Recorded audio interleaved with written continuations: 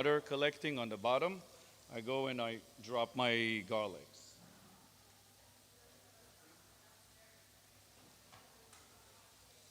My next move gonna be the upper. Please. Yeah, yeah. No.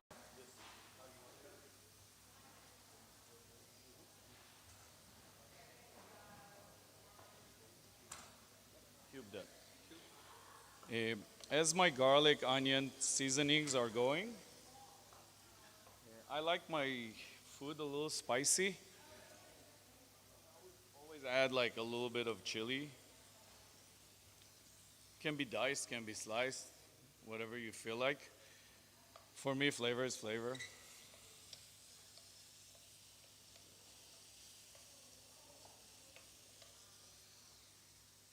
Everybody watch Sean. He's gonna kill me later.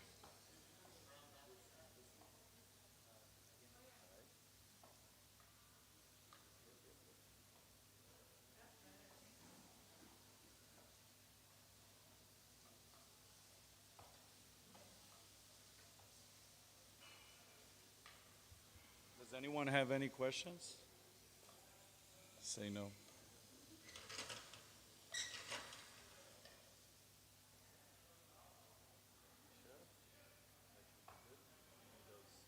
So stocks are in.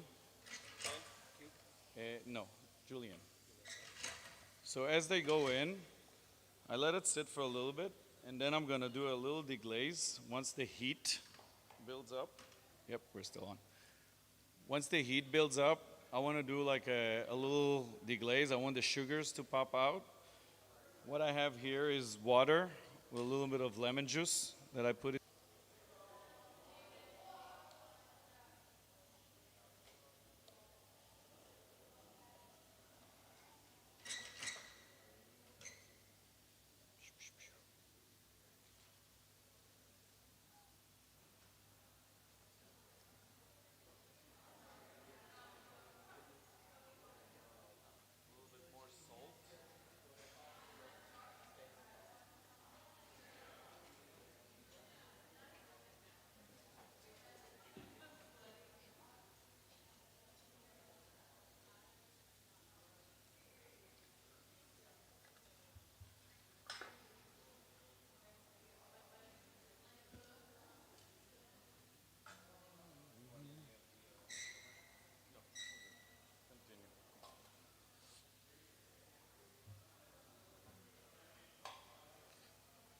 The end result, the end result should look something like that. So long, 40 minutes, give and take. Also depends on the heat. Um, with mushrooms, I don't like to go on too high. I like to start really, really high and then slowly lower the temperature. And of course, I forgot a lid. Lid would help. Um, but you don't want it to lose the flavors. You want to retain the flavors. We're gonna add a little bit of liquid as well because it's like a sponge. It soaks everything. And then anything you go with it, like you can do like a rice bowl and then top it with something like that, or you can do like a pastry, a puff pastry, and fill this up, the pastry, and bake that in the oven. It'll be amazing. Or a sauce. Sometimes we make like sauces out of it. Vegan, if you do like a vegan and you want to look for the umami, you go a little darker on the mushrooms to go a little deeper on flavors. How often I use what? I don't use soy sauce. I'm sorry. I failed you. I'm more of a Mediterranean cuisine. Um, I used to use a lot of soy sauce in my travelings. I worked in Thailand for a minute, and I have a, versatile knowledge. But soy sauce is not something that it's pronounced in my kitchen, unfortunately. Maybe I should. Yeah, that would be amazing with that. Yeah, yeah, yeah, yeah, yeah. Yeah, fish sauce too. Like there's a lot of cured salty sauces that we can go. Give me hummus plates, please. Any allergies in the house? Peanuts. No peanuts.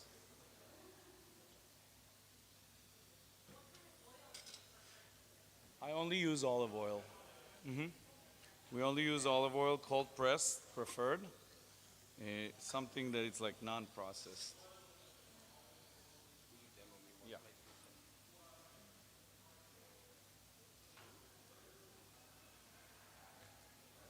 And then pass it.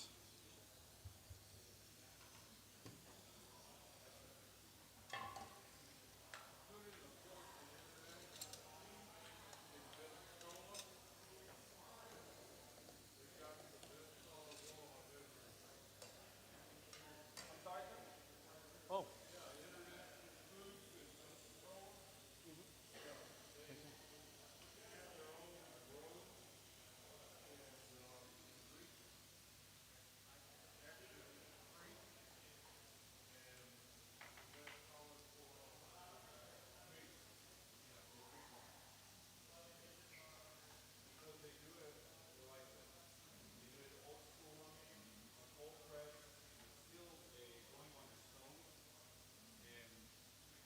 the problem with olive oil, it's the same issues we're having with tahinis nowadays. They're being processed in a hyper machines and they create a lot of frictions. Those frictions create bitterness in those oils. So when you eat them, consume them, they just have a different flavor on it. That olive oil is actually Greek and cold press, super flavorful. Yeah, I'm from Israel. We also have very similarities in those olive oils.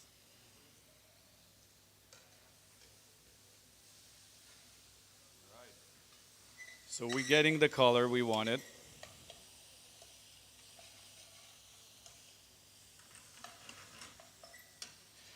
At this stage, usually that's where I'm gonna go on like a lower flame and a little bit more liquid and just let it kind of braise all together. This is my lemon water. It's the only water I brought. Sorry. So sorry.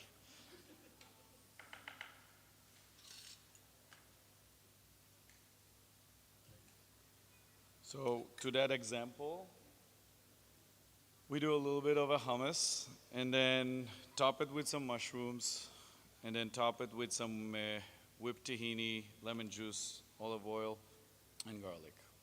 Olive oil drizzle and a pita. Boom. Perfect.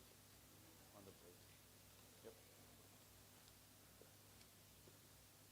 Thank you, sir.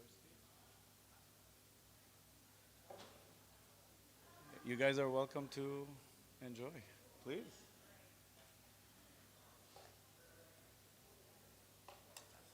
Yes. That will be incredible, sir.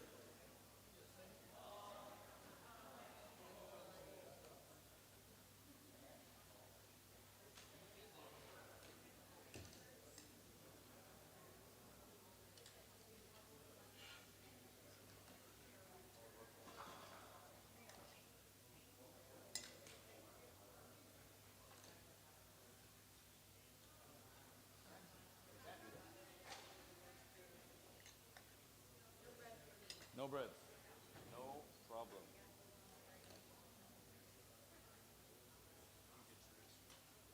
Shrooms. I'm sorry? The way I make my hummus is we soak the garbanzo beans overnight. Once soaked, we rinse them very well. We bring it to a boil and we skim all the foam out.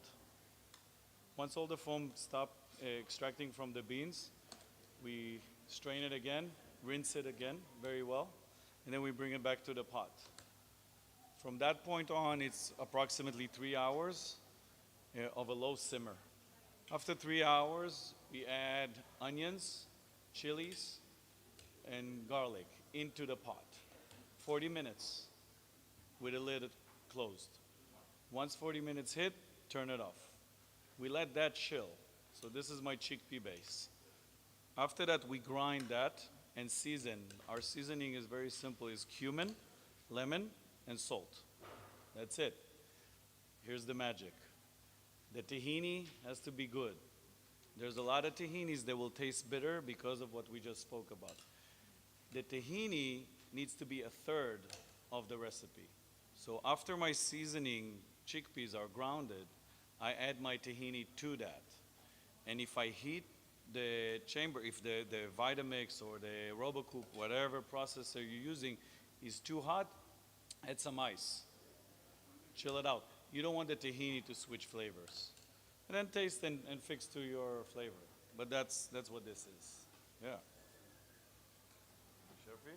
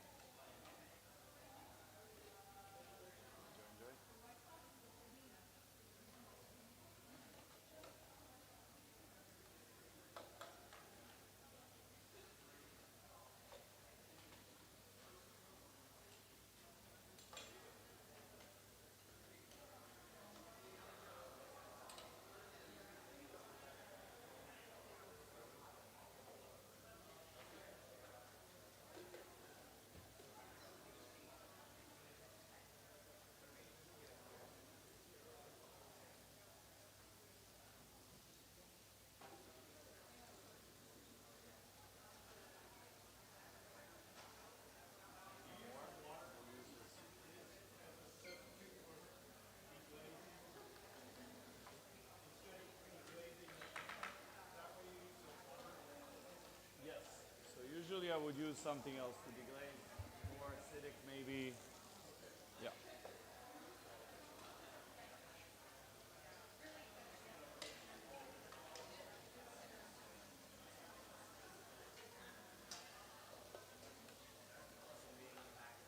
Yeah, man.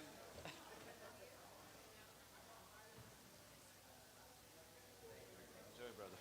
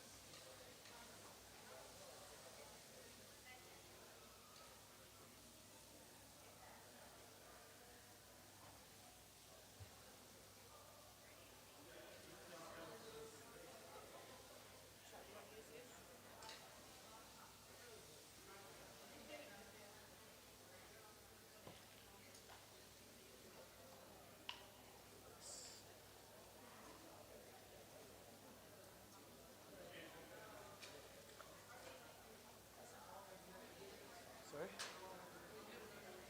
This one, for 2 years now? Yeah, yeah, but I've been doing this for close to almost 17 years.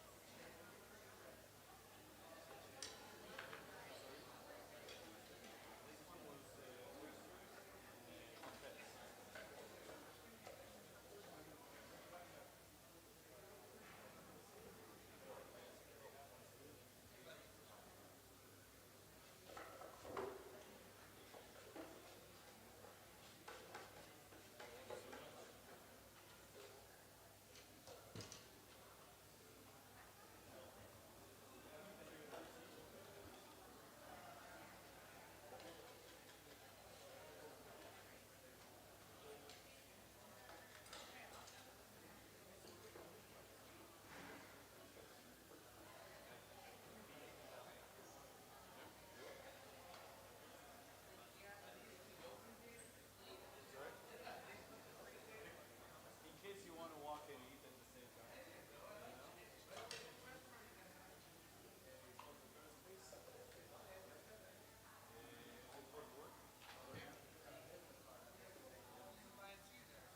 It's my PR guy.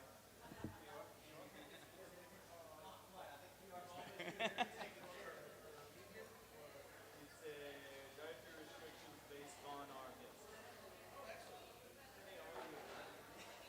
This is some hummus and mushrooms that we've raised.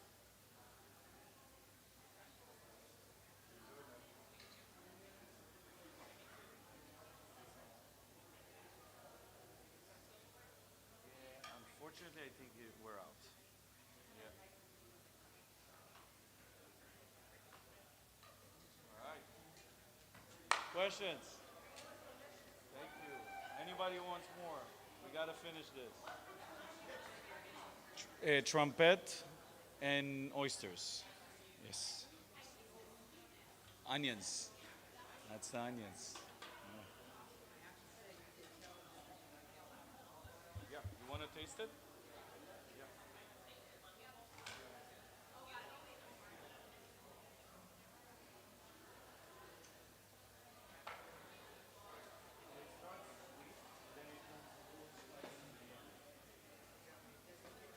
More cups?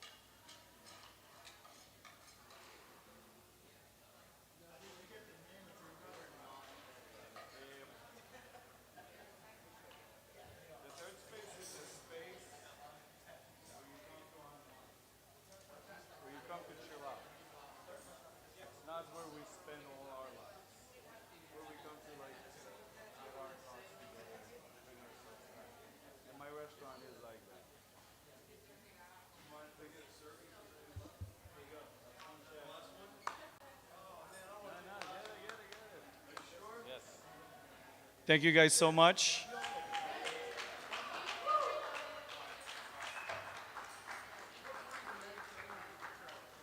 Me, Turkey. I'm half Turkish. So we used to travel a lot to see family and visit. So, guys, let's put it together for Shy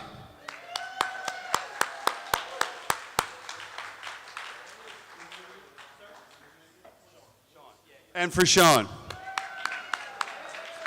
And Shy's restaurant is located on the Beltline next to the ABV Gallery, which is also next to Glide Pizza. Stop in on a Thursday, Friday, Saturday night, sit down, eat like family. This guy's the greatest host I've ever seen in any Atlanta restaurant, and obviously his food and hummus is pretty awesome.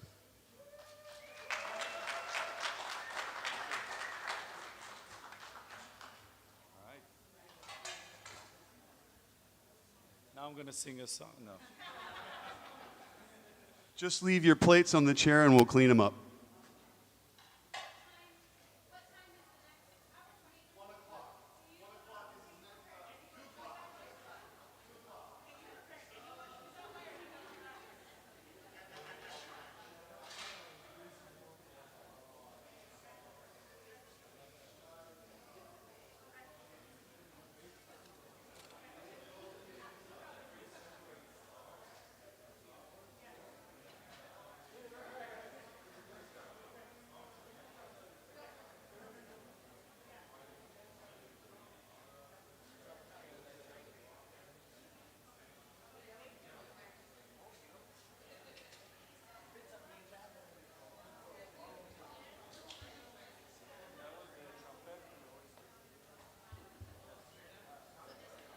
Yes, please.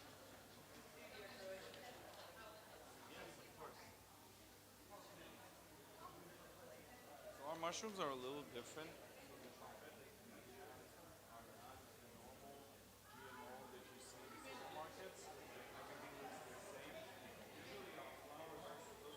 I bought the smallest ones.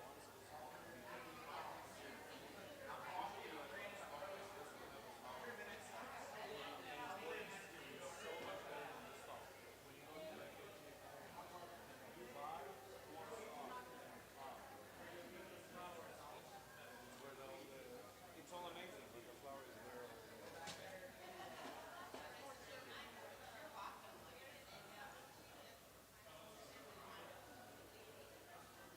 So we customize menus by our guests.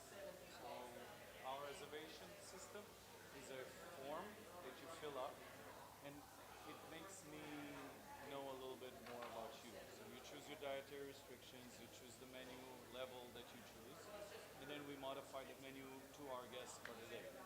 We only do one seating a night. It's 30 seats, and it's super, super intentional. Like everyone comes on their time, 6:30 and up. Yes, yeah. Please come see me. Yeah, we'll have fun. Amazing, amazing. Thank you guys. Thank you so much.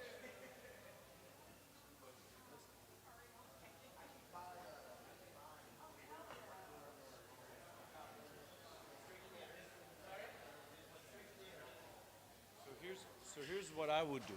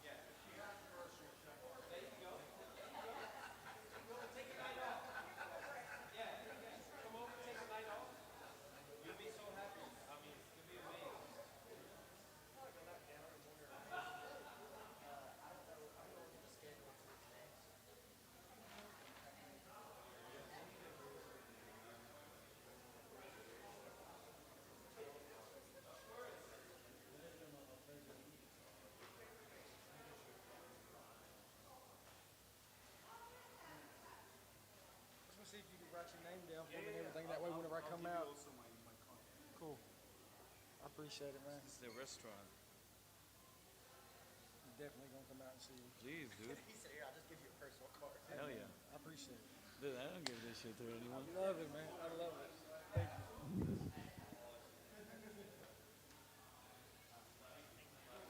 You're giving these away? Would you like one? I would, yes, please. Have you? Those are king mushrooms, right? You were using Trumpet. Trumpet. Yes. I was making. Have you ever made bacon with those stalks, or what they call bacon? If I make bacon, it will be bacon. Yeah. Well, you know what I mean. It's a way to use a fibrous kind of thing. So I do. The problem that you're having is that the mushrooms, the trumpet you buy in the supermarkets, Yeah. are GMO. Okay. So you get more stock, less flour. Yeah, yeah. My mushrooms are different. I noticed that the flour was. Usually they're huge. Well, the ones at the market are like that. So usually the flowers on the trumpet will be like, Wow. something like that. Almost proportional. Yeah. And also, if you notice, they're not even. Yeah. They're different. So you want to look for something that is hyper natural and also healthy. That's a part And of so the is things. your farm? Ellenwood. Yeah. Cool. Yeah. Which makes more money, the restaurant or the farm? I mean, we're not in the business of money. What's your recommendation for rehydrating? Morels. Yeah, I have Um, never rehydrated Okay, them. so how you want to treat it is you want to soak it Okay, in room temperature water okay. at least 6 hours minimum. hours, okay. Minimum. Okay. Once they fully rehydrated, you want to make sure that they're clean. Okay, So you go and if you see that the crevices has some, just give it a little dunk with the hands. okay, It'll get the sand out, and then you can pull them out. okay. From there, you can either saute them, cook them, stew them. I love doing sauces with those, with the dry ones. Yeah. Okay. Take this. Okay. Yeah, yeah. Oh, okay, great. Yeah, I'm excited. Yeah, Excited to try yeah. them. Awesome. And please shoot me a DM if you need any guidance. Amazing. Cool. I didn't want to ruin them, so. So what did we do, amazing. right? And we had like a little cooking demo. Are you gonna have another one? No, ma'am. I have to go back to the restaurant. What kind is this? Those are oysters. Huge. Oyster mushroom. Oh, yeah. They're giving them downstairs, I think. Cool. Yeah. Oh, I'm sorry we missed it. No, I'm so sorry. Yes, take that. Right. Done deal. It was good. No, it was really good. Proud of you. Can people visit your farm too? Only if they're really nice. If you're not nice, you can't come. Count me out. I'll let my wife go. We're very personal, but if you talk and we'll schedule, I'll meet you guys there. Yeah, we're already making plans to visit. Please come. Please. I would love to have you. Yeah. Yeah. Well, it's a fun place. It's different. I want to do something that is more heart, less mainstream of like, oh, I have to go. I need your sweet serve. You can have 24 meal, and you can stay for 5 hours. Or you can have 10 course meal. Like it doesn't really matter. For me, it's more of a hospitality. That's all it is. It's a Mediterranean place. Yes, sir.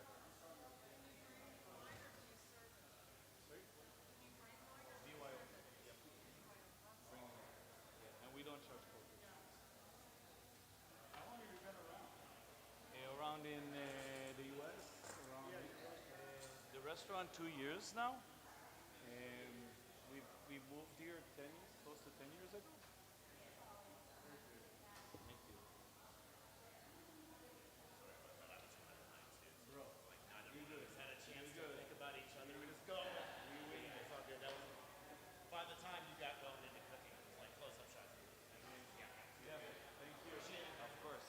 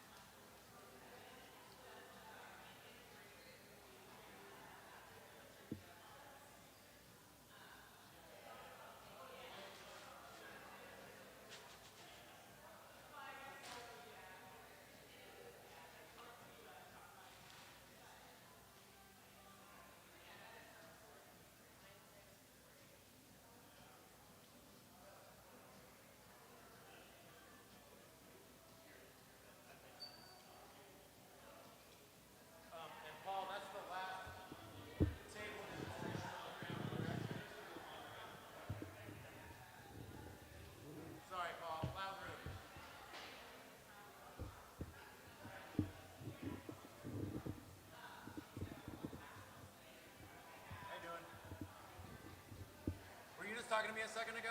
No, somebody else. All right, I don't think so. Sorry, man.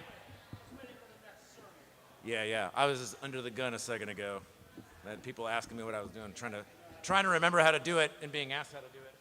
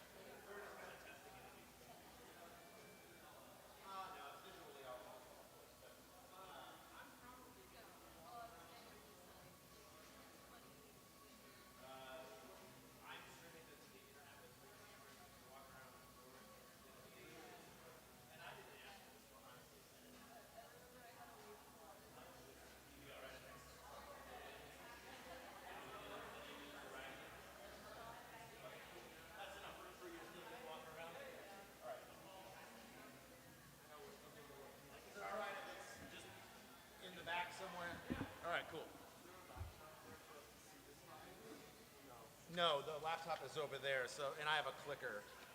But if you want, you can run the laptop from up here. I have a long enough HDMI. Yeah, are you down the road? Okay, yeah, cool, yeah. We'll get, that's good to know. I'll plan ahead for that.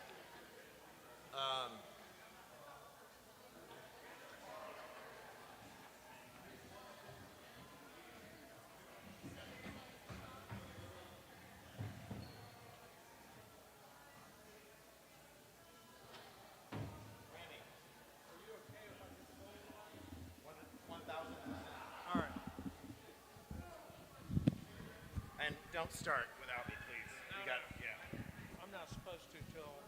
Well, that's 1 minute and 10 seconds away, so let's give it another 5 minutes. Make sure I got a couple of good angles. I keep getting pulled away from my camera. So call this. Here we go.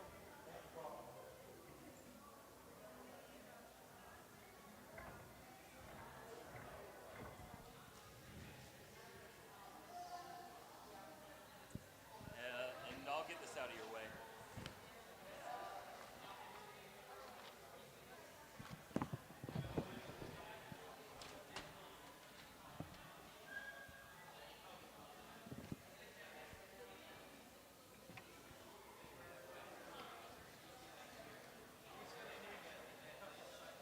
Okay, yeah, you can take your time. Yeah, I'd like to get this nice. So yeah, just give me a minute. You want me to stand here and look pretty? Can we get that back up? There's no media. Okay.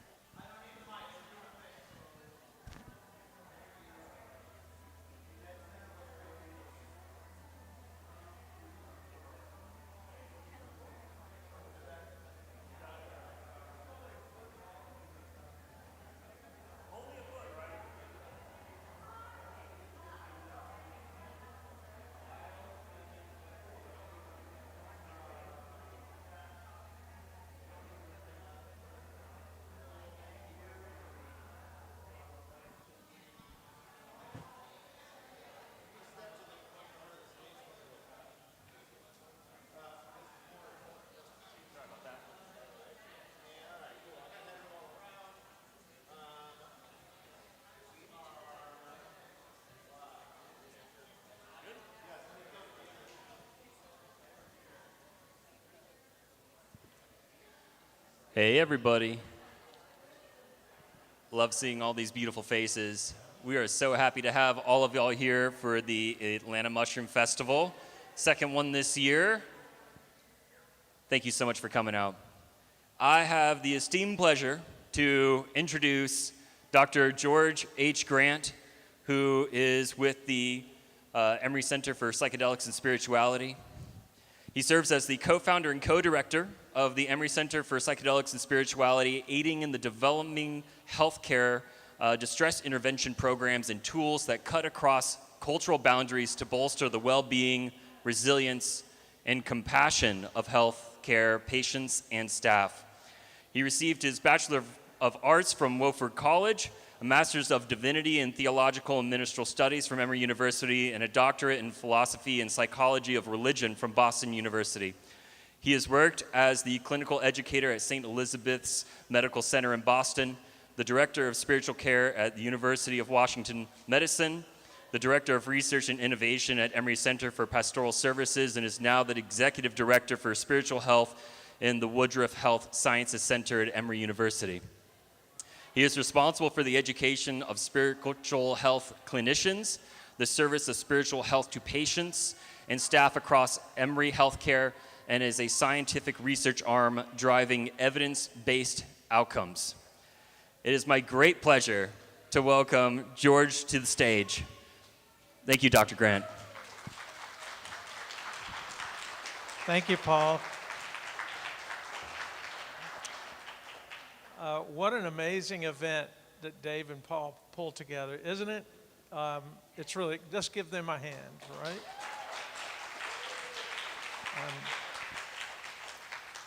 Emory, who knew, right? We will have our second birthday next month. And already we've been able to achieve a rather high demand for our expertise. And I'm going to tell you a little bit about that, but I'm also going to start by telling you I had a dream the other night. You got to follow your dreams. So my dream was I was in Hyde Park in London, and if you ever have a privilege to go to Hyde Park in London on a Sunday, then you'll know that there are speakers all over the park standing on boxes or ladders, and they're ranting and raving about the politics of the day or religion or any other topic that will gather an audience. And so it's a thing in Hyde Park on Sunday to walk around and visit all the speakers. It is a really cool thing. And I dreamt that I was in Hyde Park, standing on a box, speaking to you about the topic of the day. And I'm just delighted. I'm thing one of part one of part, and then we're going to have part two after me. Thing two, Dr. Ali John Zarabi is following me, and you'll want to hear what he has to say about his clinical study. But let me start by saying I was walking around downstairs just a second ago, and I saw a young woman wearing a green T-shirt, and on the back of the T-shirt it said, "You were raised on shit."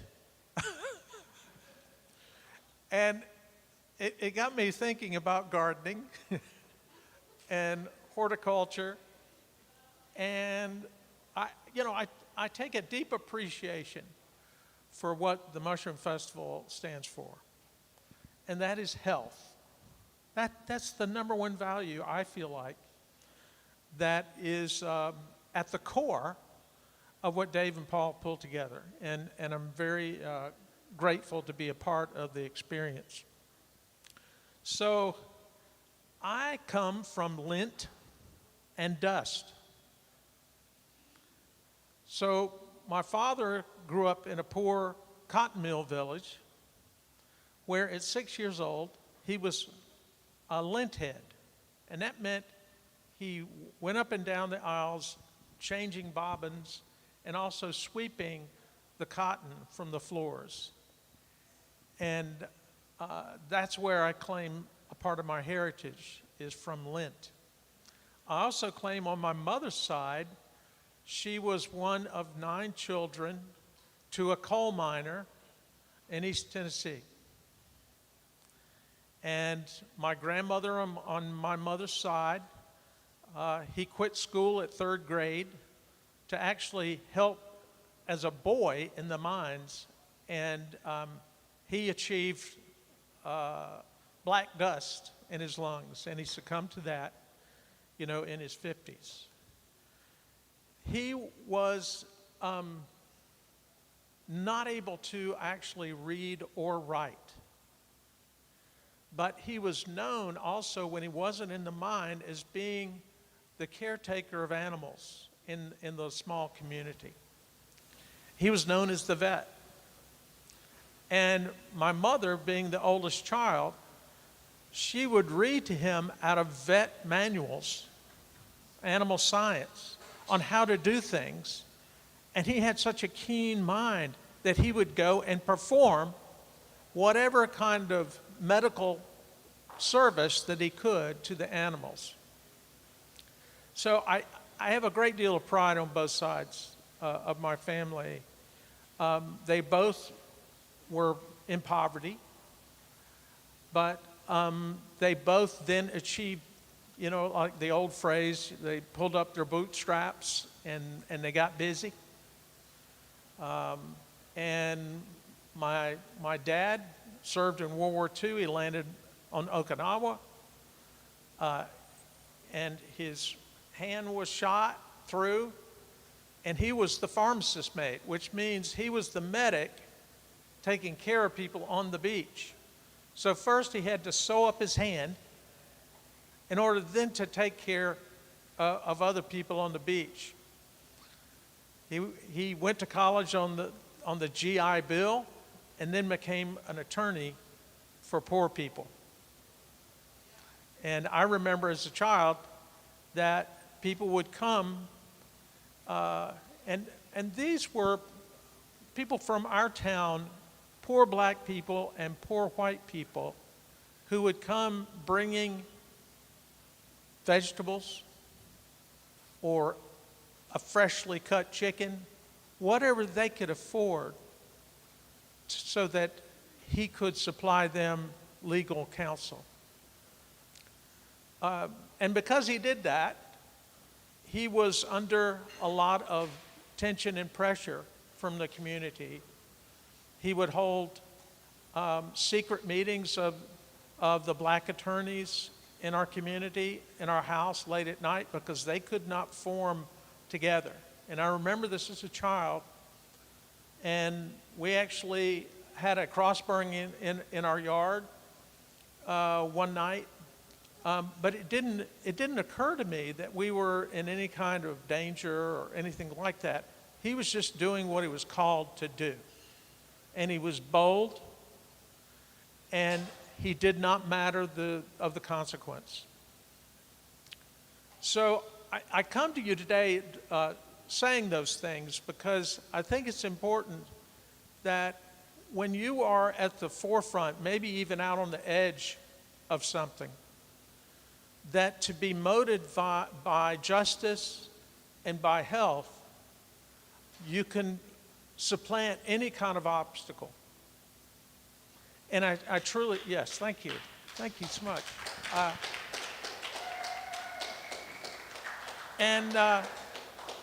You know, I never really wanted to be a minister, to be honest with you. I went and did my Master of Divinity degree just so I could say that I was in graduate school.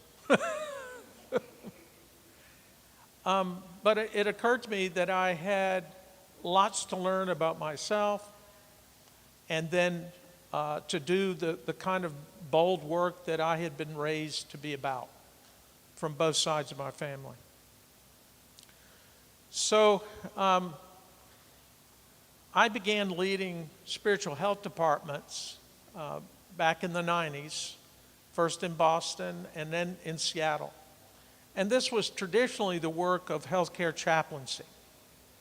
So when in the hospital, you would have a person that was actually, you might have thought they were coming from outside the hospital, they were actually part of the staff of the hospital.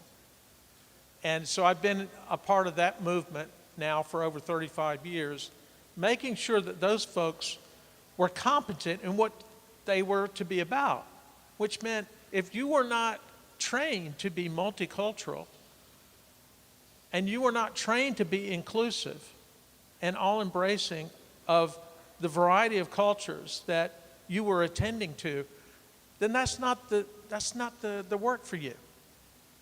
So I was a part of the training of these folks, but also if I discovered that, you know, those folks were not equipped personally or professionally to be about that work, then they really are not welcome in healthcare. And so when I returned to Emory, I took over a department that was largely based in the hospital, and it was perceived that we were like representatives of the community. Like our folks would go in to visit with someone, and the question would be asked, now, what church are you from, and who sent you here? That kind of thing. And so it was up to us to say, no, we're here for you. We're part of the healthcare team. So that's the kind of challenge that we've been about, changing perceptions and helping people to become open to a sense in their own healing while they're in the hospital in great distress. And I give you all this background so as you might understand, well, why in the hell is he a part of psychedelics? How did this come to be? Well, maybe hell is a good word to use. There are a lot of people in distress in this world, both physically and mentally. And I feel like if I'm not part of the movement to be with people who are in that kind of distress, then I'm really not doing the world much good. And that I should be out there on the end of a diving board or the end of a pier, jumping sometimes prematurely. I should be bold and take risks. I should be setting an example for my children and also setting an example for healthcare in general. To say, what we are engaged in right now with the use of psychedelic medicine and the assisted therapy along with it is nothing short than a phenomenal sea change in terms of addressing mental illness, achieving spiritual and mental wellness. And so it occurred to me that when clinical trials and studies began in the aughts, that a good deal of report from these clinical trials suggested and even had actual evidence to prove that persons undergoing psychedelic-assisted psychotherapy had experienced some kind of mystical or spiritual experience while they were engaged in this type of therapy. And there are varying percentages of people that actually attest to that. I won't get into that. Ali John might. But what I will say to you is that when I began to hear that, and I thought, okay, who are the people running the studies? Is there anyone from professional spiritual health actually attending to people in this psychotherapy? And are there any persons from the science perspective coming from spirituality or religion or any kind of transformative multicultural experience, are they engaged in the studies? And what I found out was, no, not many. Now, there were some, bold scientists that said, we do value spirituality, but persons who had been trained in this area to be attentive to where a person might be in terms of spirituality or no spirituality, because that's who, we attend to. But then they might go through this psychedelic-assisted psychotherapy and say, my God, I went in there thinking I had no spirituality. And then I come away from this experience, and what do I do with this profound spiritual experience that has awakened me in some way? What do I do with it? How do I make this work in terms of my health, in terms of following through on the goal of the therapy, which was to ameliorate the distress? So when I heard that there were, just there was not really a professional spiritual health component. I went to my director of research in spiritual health, running my research team, and it happens to be Chuck Raison, who is a psychiatrist, world-renowned in addressing depression. But also, he had taken up another side work, which was psychedelic medicine, but not with us. You know, he had all these other posts around the country. And I said, Chuck, why are we not in this game? He said, good question, we should. So I said, I'm willing for us to think about how we can implement science, not just dream up things and watch them flitter away, but also making sure that we have practical solutions that come from our science. And while this is all going on,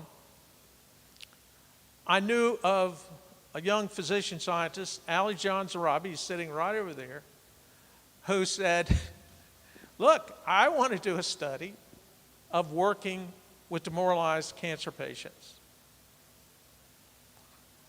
And when I knew that he was deeply devoted to the work, the science, and the art of spiritual health, I knew there was something fomenting that leads to a creation of something of value and of worth to the community, of Emory, healthcare in general, and the world.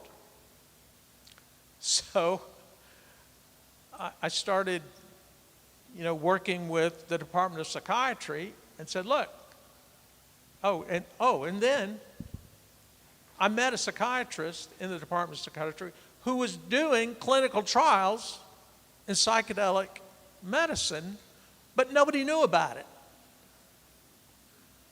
Everybody was afraid, like if it became public, that somehow Emory would be laughed off the map and it would be considered, a joke, because there was still that stigma associated with psychedelics.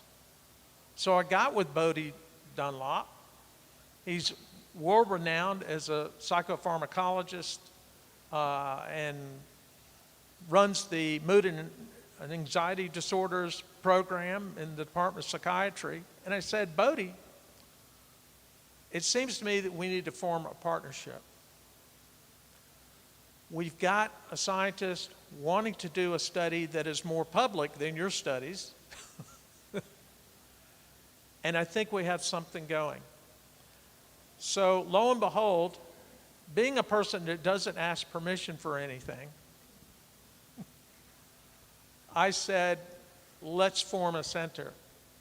And we designed a website.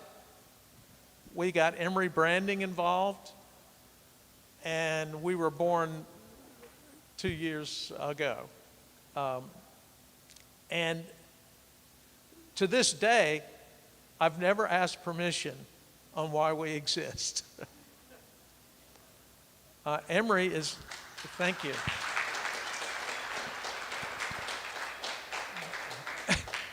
And so, if you go to Psychedelics Emory, you Google it up, you'll see that what we're engaged in is a vital contribution to health. And that's what we are about. I'd like to say, too, that, in the creation of this center, it does invite a lot of interest. So we've had a good deal of interest of people wanting to be in studies and so forth. And my colleague, Melise Crozier, she's sitting in the back. She's at a table back there.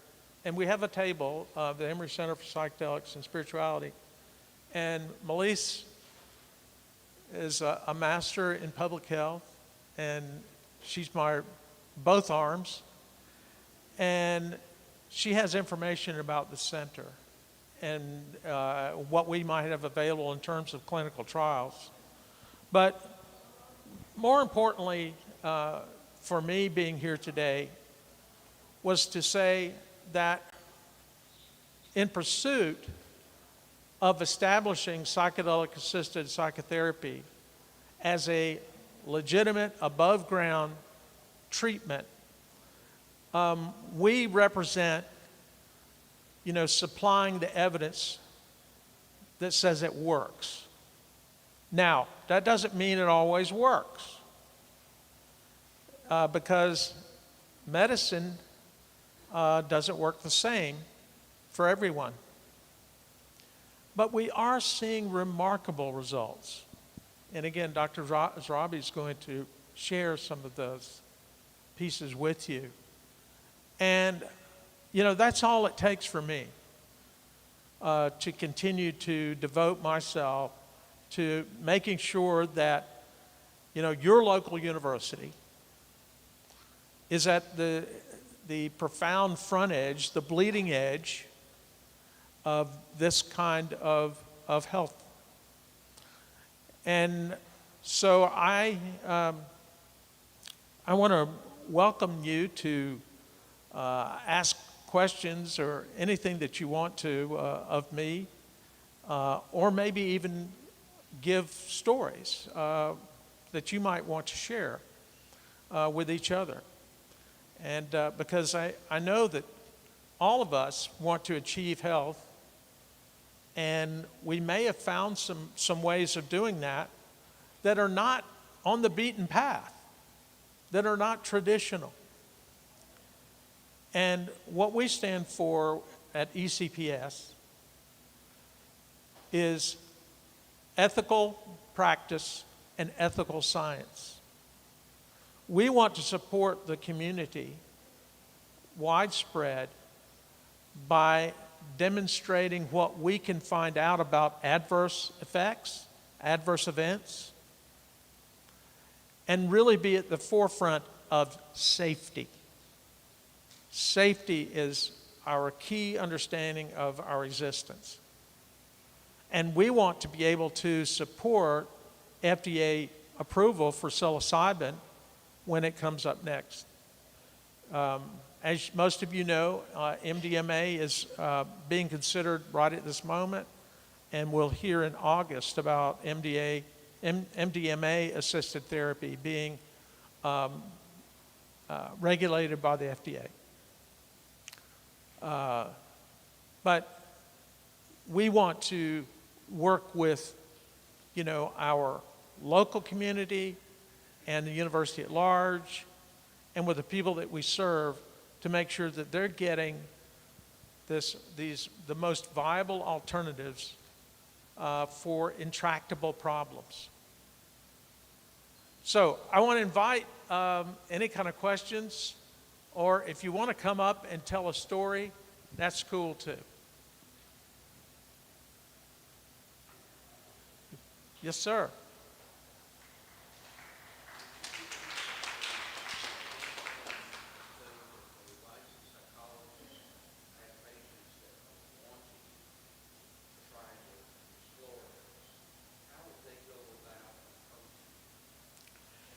What the question is, if a licensed psychologist or any licensed person, I think, wanted to achieve this kind of therapy for a patient or a client, how would you go about doing that? How would you go about even approaching us?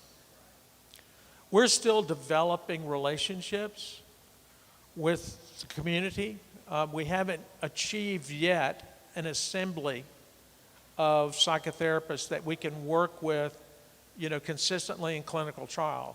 But understand this, even though we still are in clinical trial mode, which is highly regulated, our intention is to be on the forefront of training and to train people who are existing psychotherapists on the modalities that we're learning about.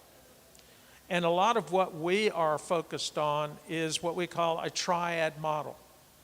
The triad model is taking a spiritual health clinician, working with a mental health clinician, and seeing the care seeker, the patient, as an expert. That's why we call it the triad.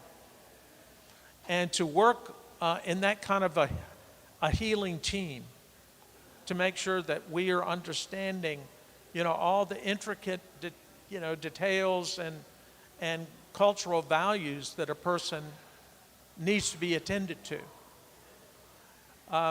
So it's not going to be too long for us to get to a point where we are actually training people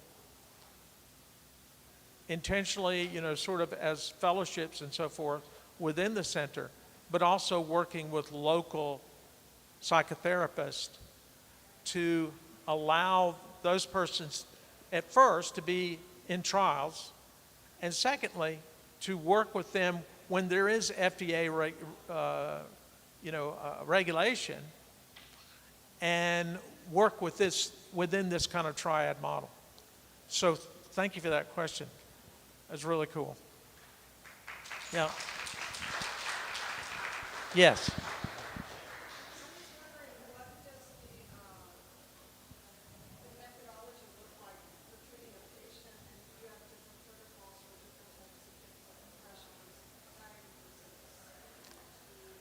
Yeah, so the question is, do you have, what does it look like? What does the method look like given that you have different problems that are being attended to, and what kind of protocols are essentially might be different from one person to the other? That really depends on the trial, the study that it becomes funded. You have to meet the criteria of the funder, and there might be restrictions based on, they're really targeting, whether it is depression, intractable depression, or whether it's PTSD, whether it's end-of-life suffering that Ali John's working with, and what might there be in terms of difference between those modalities. Remarkably, there is in the psychedelic-assisted psychotherapy world kind of a congealed moment right now where most of the trials you have like two therapists and the care seeker. And most of the trials have been necessarily involving licensed clinicians, and maybe the second person does not need to be a licensed clinician. And they mostly follow a protocol of having preparation sessions with the care seeker, so like 2 or 3 extended sessions, gaining a sense of a person's life history, again, values, and also creating a trusting rapport with the two persons, because these two persons essentially are going to be with you in the dosing sessions. And in a psilocybin trial, usually it's been like one long dosing session of about 8 hours. And so you're in this experience with the two therapists for that extended period of time. And then there is post-dosing therapy that we call integration. And in the integration piece, you might have several sessions that extend out. And they differ according to, again, what study has been designed. But that's been kind of the accepted model. We don't know yet if that's the kind of model that is realistic or, will be with us in the long term. I mean, Ali John and I had these conversations a good bit, and it could be that it's okay just to have one clinician maybe in the dosing session, and that you have psychotherapy on both sides of that dosing session, and that there will be a variety of helping supportive modalities, such as spiritual health clinician, attending to a person in the long term. So we're advocating for kind of a mixed model. And Alijan and several other scientists are engaged at thinking about the triad model as existing in different formations. And so we're like open right now. It's like open season with regard to understanding what's going to be most effective. We don't yet know because we haven't had the number of clinical studies yet. To build on that a little bit, this research isn't new. They were doing things like this in the 60s, so it's not like a tabula rasa. Right. And then it became illegal. Yeah. So I'm wondering, where did a lot of that research leave off, and where are you building on some of that research? You know, the comment is, you know, in the 60s, there was a good deal of research before a lot of these compounds became Schedule 1 and it became illegal.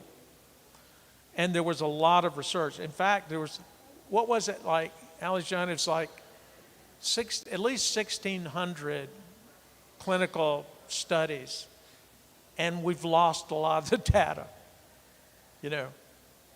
It's almost as if the field had to start from scratch because it became so defamed because of what occurred during the, you know, all hate drugs season, and without real differentiation about what the healthy compounds and what's not so healthy. And a lot of the public perception too, as you know, is that a lot of psychedelics were assumed to be very harmful and addictive. When they can be abused, but it's not the case that for most psychedelic compounds, they're not addictive as what you might have in another Schedule 1 compound. So it wasn't really fair to lump, you know. But in addition to the drugs, the configurations too, like how, like what you were talking about, how you have doctors or scientists Yeah. and even artists involved. Right. Is that some of those configurations available? Like how you set up these? Yeah. I mean, I think we're a good example of kind of taking on, say, the status quo, which has really been, to a large degree, run by psychiatry, and making sure that we have these qualities of persons from other disciplines engaged, so that a person feels welcomed and not so much an experiment, right? So that's why I use the terminology care seeker, you know, as the expert. And, you know, if we're not paying attention to the person as you know, bringing in the rich story of what has worked and what has not worked in their lifetime, then we're missing out. We're just treating a symptom and not a person. So I truly believe that ECPS at least aspires to be a bridging toward multicultural experiences. And when I say multicultural experiences, I'm talking about what has been, you know, termed as underground or above ground indigenous experience with plant medicines and fungi. Because they've been going on for, you know, thousands and thousands of years. And what we're attempting to do is bridge as a scholarly and scientific movement to make sure that we, not having to invent, you know, and think that we're inventing the wheel when the wheels have already been invented. So it's a very good point, and we hope to be, you know, in pursuit of that kind of value to the community. Yes?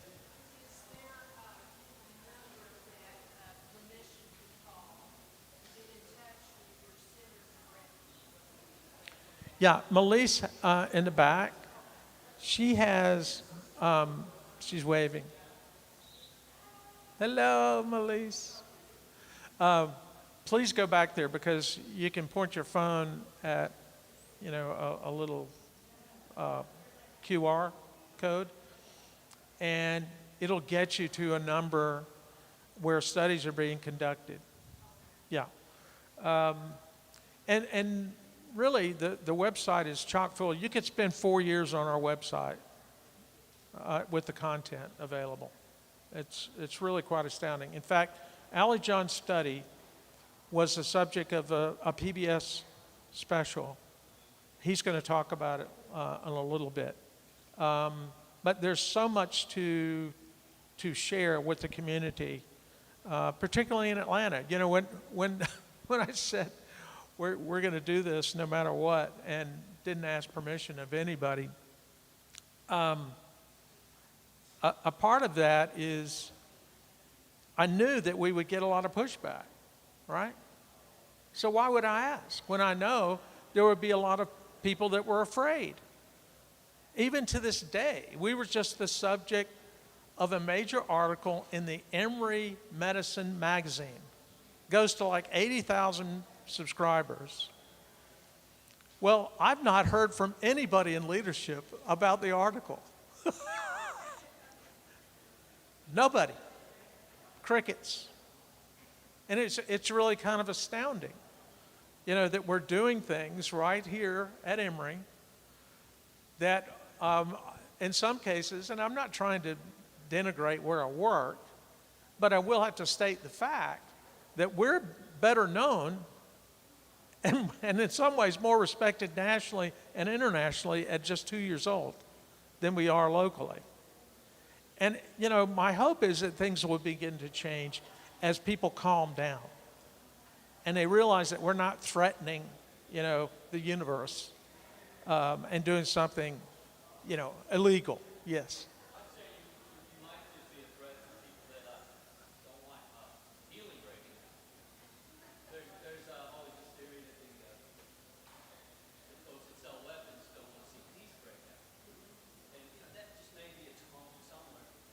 Yeah. I wanted to ask, maybe we're getting ahead. Is there any trials that are close to coming out? I was investing in my medicine a couple of years ago, hearing good studies were in there, and I believe that they're really close. Is there any that you're privy to talk about? That we would be conducting? Well, that you know of. I know my medicine is just one. Yeah. You can invest in that has PTSD and anxiety. Right. In late stages. But is there any like any other products you can talk about? Any studies? Well, not cogently, to be honest. Again, there are non-profs and for-profit companies that want to rule the universe. And one of them being Lykos, which was a derivative of MAPS, the Multidisciplinary Association for Psychedelic Science. And Lykos is the one who's applied for FDA approval for MDMA-assisted therapy. Now, it's a for-profit, you know, they call it a public benefit corporation, but it's a for-profit company. And if they get approval, they already have a plan to build brick and mortar services all over the country. In fact, the regional rep for Lykos, you know, had a meeting with me about a month ago to tell me what might be coming. Now, to some degree, that's a good thing, right? People are, you know, can be helped, you know, particularly with PTSD. That's what the application is for. But, you know, there's no one size fits all. You know, MDMA is not for everybody. And we're doing a study actually at Emory with MDMA and prolonged exposure therapy combined for the treatment of extreme PTSD. And we are signing up people to be registered for that trial currently. So there are developing movements, around psilocybin, around DMT, which is, Alex John probably knows more about this, but a derivative of the horned toad in the Southwest desert. And now all of these companies you see are developing their compounds synthetically. So they can get, the chemistry going and develop all these compounds and then sell the compounds. It's like the ketamine movement, infusion, pump houses is what I call them. I'm a person, I have to tell you this up front, I'm a person that feels like assisted therapy needs to happen along with any kind of compound that is altering. And my own daughter, she went to a pump house, while she was in college. And she signed up for 5 sessions for $2,500 or something. Now the ketamine compound that they use, it costs $5 to make. So people are making hand over fist for ketamine infusion therapies. And I'm not saying that that's necessarily a bad thing, but we don't know, sort of the long-term effect without some sort of psychotherapy being engaged while you're, undergoing a treatment like that. And Ally John and I are thinking about utilizing ketamine-assisted therapy inpatient for people who have prolonged, extended inpatient experiences and they're under a lot of stress, and particularly around end of life. So, in terms of, pointing toward one or another, it's really the Wild West when it comes to people trying to find the right kind of foothold for their community.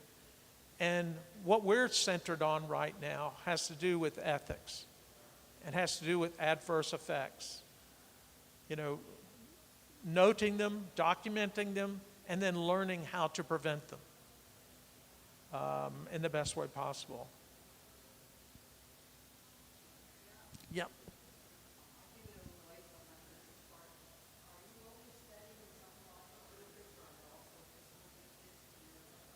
No, we're hopefully developing measures of the spiritual benefits, spiritual health. So that's another thing that I did when I took over as executive director for the hospital chaplains. Overnight, I didn't ask permission. It was called the Emory Center for Pastoral Services. And overnight, I said, tomorrow, we are spiritual health. And people were looking at me, well, what does that mean? Well, I wanted us to be recognized within health science and to be engaged in research and to develop interventions that work at the bedside. Not just coming, and I say this kindly, not just coming to hold your hand or throw a Kleenex at something, right? But to really be developing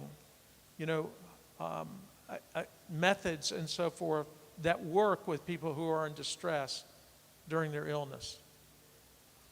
So now I've forgotten what you were saying.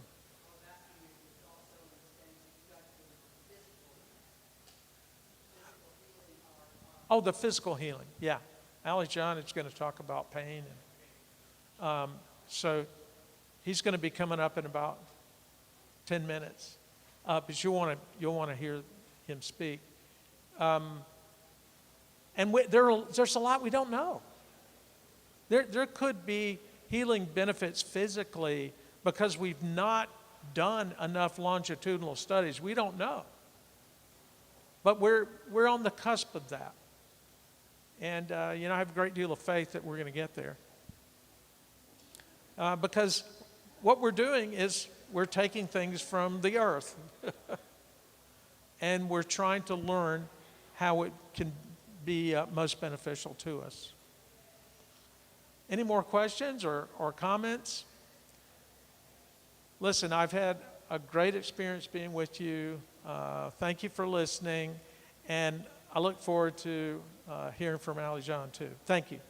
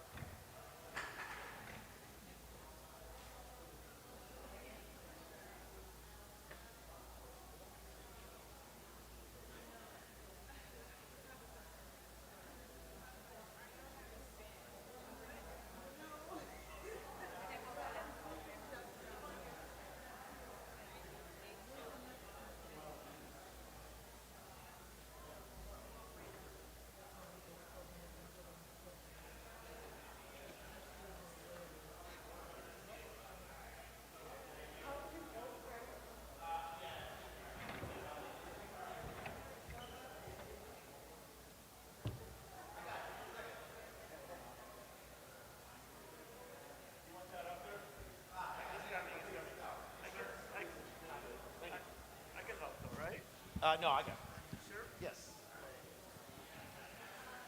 Just go to the restroom. Yeah, no worries. That'd be pretty lame if we made you guys do this. I don't mind. No, it's all right. All right. It's not that heavy.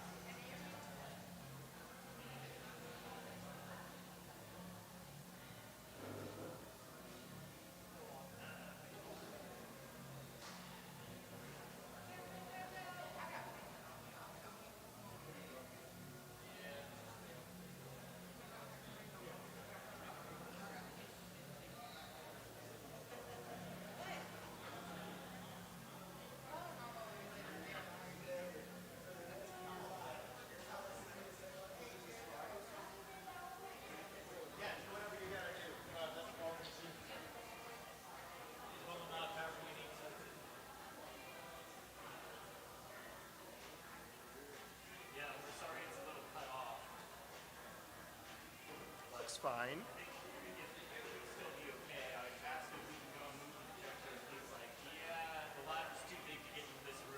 Oh, people can see it. All right.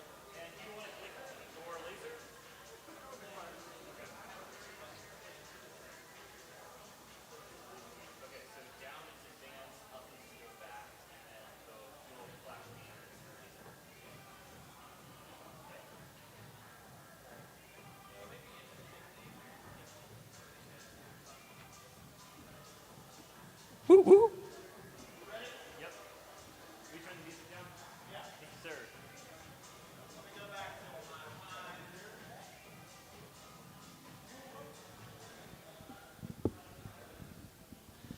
Hello, hello, beautiful people.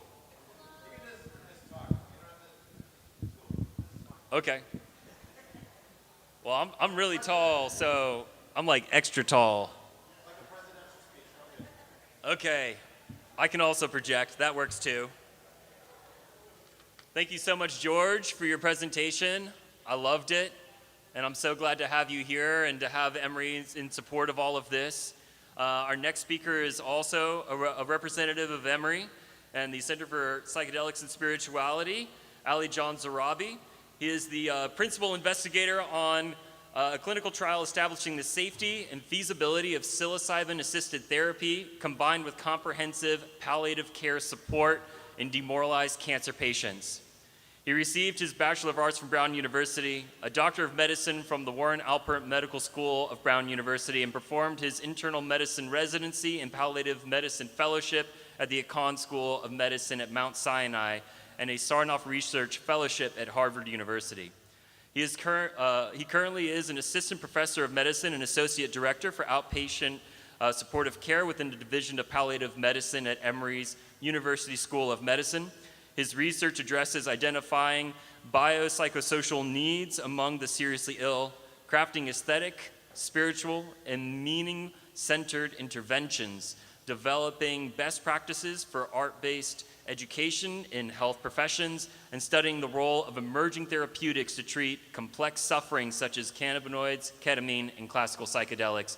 Thank you so much. Welcome to the stage, Dr. Zarabi.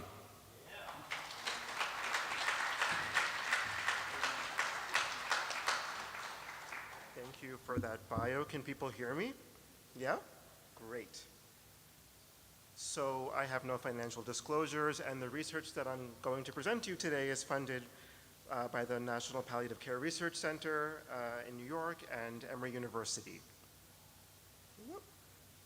So just to start, just tons of gratitude, a lot of serendipity and magic had to really come together, as George just described, for all of this to come together. Did that go away? No. So, 2-year anniversary of our Center for Psychedelics and Spirituality. The Department of Psychiatry had to come together, the Department of Palliative Care, Spiritual Health, the Winship Cancer Institute. Maybe a decade or two, the Michael Carlos Museum at Emory had an exhibit about shamanism that brought together so many of the cast of characters that came together to create this. And finally, the USONA Institute, are things working? Yeah. Too close, okay. All right. The USONA Institute provided the medication for this study. So the USONA Institute's based in Madison, Wisconsin. Chuck Raison, who's the director of spiritual health at Emory, actually lives in Wisconsin and is their main scientific advisor and director. So in this study, and I just realized we don't have a slide about this, we're using a psilocybin capsule. It's synthetic, it's 25 milligrams for people who are familiar with the Psilocybe cubensis mushroom. Depending on how much psilocybin is in the mushroom itself, that's anywhere from 3.5 to 5 grams of magic mushroom for someone using it in this study, oftentimes for the very first time. Some people have really strong opinions about synthetic psilocybin compared to the natural Psilocybe cubensis mushroom. What I do know is a sliver of history. So some of you know, and some of you may not know, that Albert Hofmann, who discovered LSD, also synthesized psilocybin from the Psilocybe cubensis mushroom that was brought to him over from Mexico from actually Marina Sabina, and that was used in her veladas. Then one day in the early 60s, they actually brought that capsule of psilocybin back to Mexico, back to Oaxaca, and she took the capsule and believed that the spirit was also in the capsule that was synthesized in Switzerland. So we are using the capsule that's synthesized in Wisconsin. So I'm a palliative care physician. I've taken care of thousands of people with serious life-changing illnesses, life-threatening illnesses, generally from diagnosis through end of life. I've been here for 7-ish years. I've had some patients for 7 years, and I've had some patients for 7 days.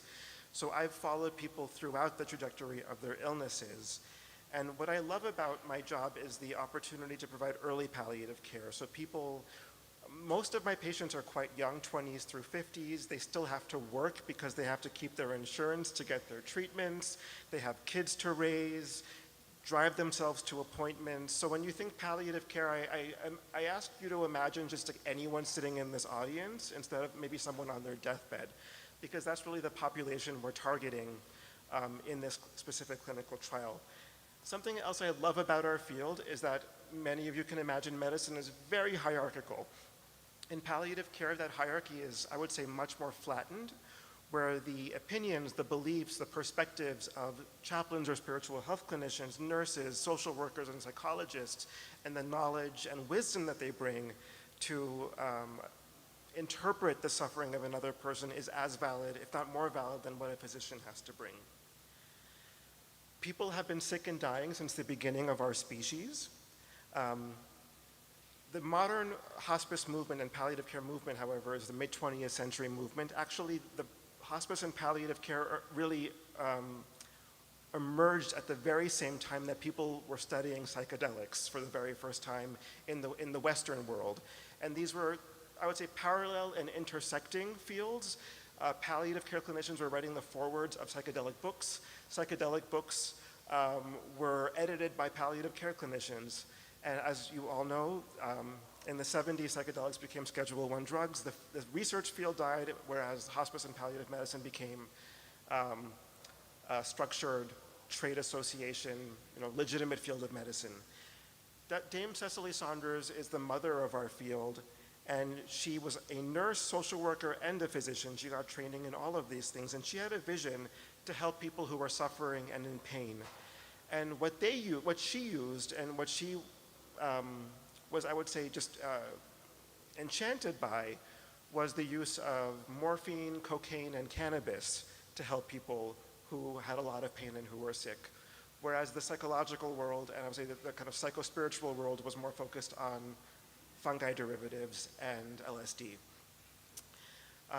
And something she noticed, she spends a lot of time at the bedside speaking to patients. She actually ended up falling in love with one of her patients. You could read all about that in her memoirs.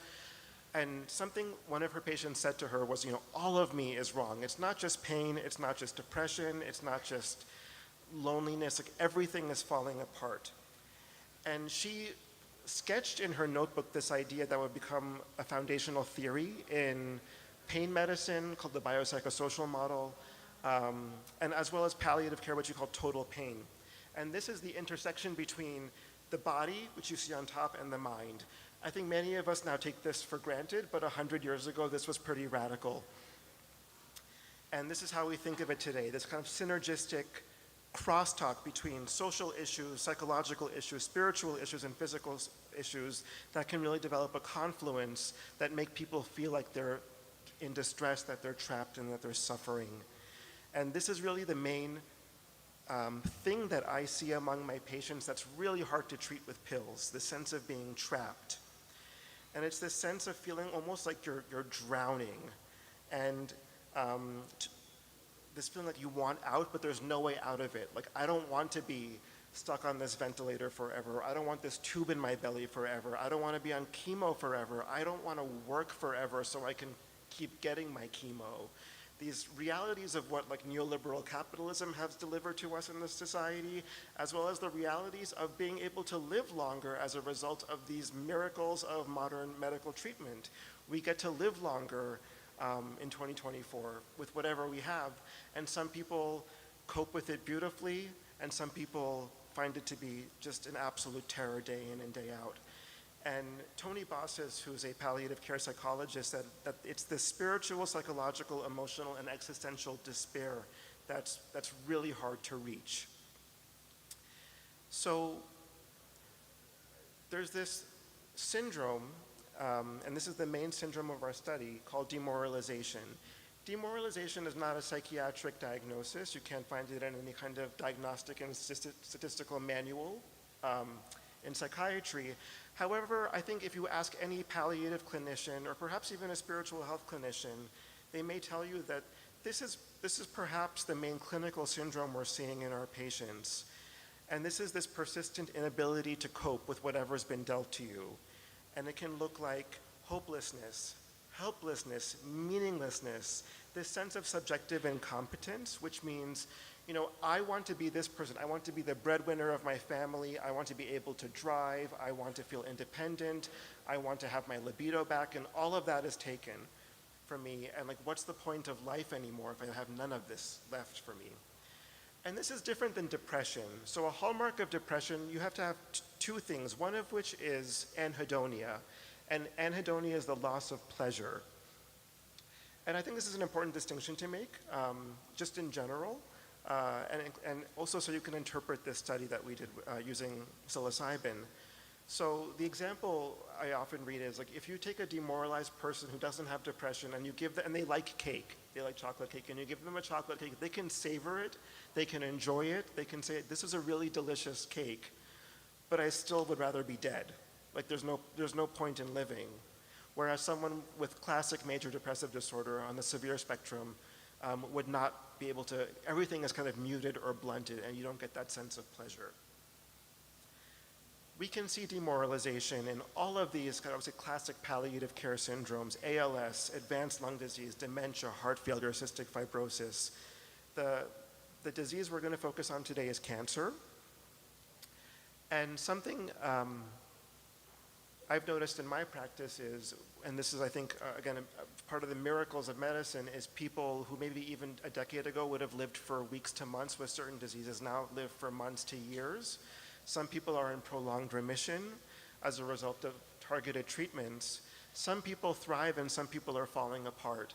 And we still haven't really been able to characterize what this syndrome is, of people who are ostensibly cured and better and yet can't go back to normal, what they would believe to be normal life. Like, what was the trauma that hit you, or the sequence of traumas that hit you during your diagnosis, during your illness, from which you've ostensibly recovered, but you're still not better again. So one example of studying this was done by Brian Anderson in California.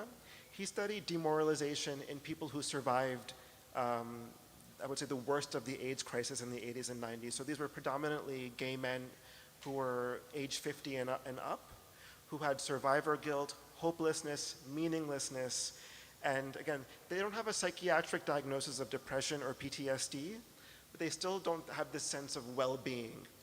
And in this study, they received 25 milligrams of psilocybin with support, and this really informed the study, going back to looking at the mind and body, back to the kind of the forefront of what palliative care was, to look at demoralization in cancer patients receiving early palliative care. So I'm going to talk a little bit about studying our patient population in Georgia who have demoralization and cancer, and then we're going to go into talking about our mushroom study. So about 40% of our patients at Emory have demoralization, and they have incurable cancers. That being said, almost 40% of people who have curable cancers or who have also been cured by their cancer also have this sense of hopelessness. And I think this is wild, right? Because in so much of our vernacular, it's like, you're a winner, you're a survivor, live strong, go run a marathon, go run a 5K. And yet so many people feel broken. Among that group, people with demoralization, 90% of them had physical symptoms like chronic pain. Just froze. 90% met criteria for a psychiatric diagnosis, major depressive disorder. 50% were lonely. 80% had significant anxiety around death. And this, again, included people who were cured from their disease. 44% had PTSD, and 44% reported poor quality of life. And our group at Emory, a group at Harvard, a couple other places are really trying to quickly describe what this syndrome is. That's becoming more and more prevalent in our society that still doesn't really have any strong acceptability in the medical community or the psychiatric community. So this brings us back to, when was this? The 1950s, when she was at the bedside hearing this, all of me is wrong. And I hope that some of this data can kind of give some light to what someone might mean when they say, everything is wrong, I'm miserable, my life is falling apart. A couple more snippets of data. So among people with demoralization, 11% had severe depression compared to just 2% who didn't have demoralization. 49% were lonely compared to 17% without demoralization. 82% had death anxiety compared to just 40% without demoralization. Just a couple more. PTSD, 44% had PTSD with demoralization compared to just 3% who did not have demoralization. And this result is this result. I share all of this because when someone feels broken, everything can just, again, I'm really trying to emphasize this, it can touch so many physical, emotional, spiritual domains. And it's really, I can't give you an SSRI for that. There's no clear talk therapy to help with that.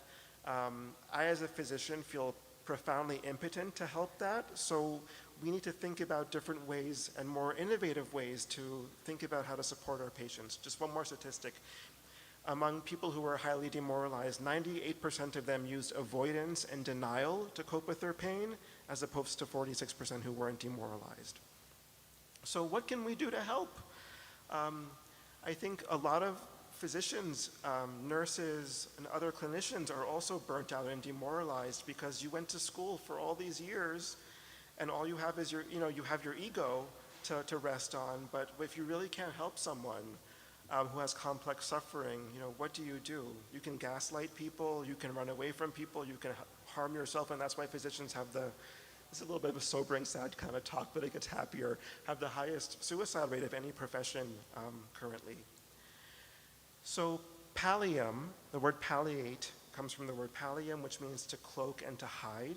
So many of the drugs that we use in medicine, like benzodiazepines, SSRIs, morphine, fentanyl, et cetera, are designed to numb you and to help you cope with your pain.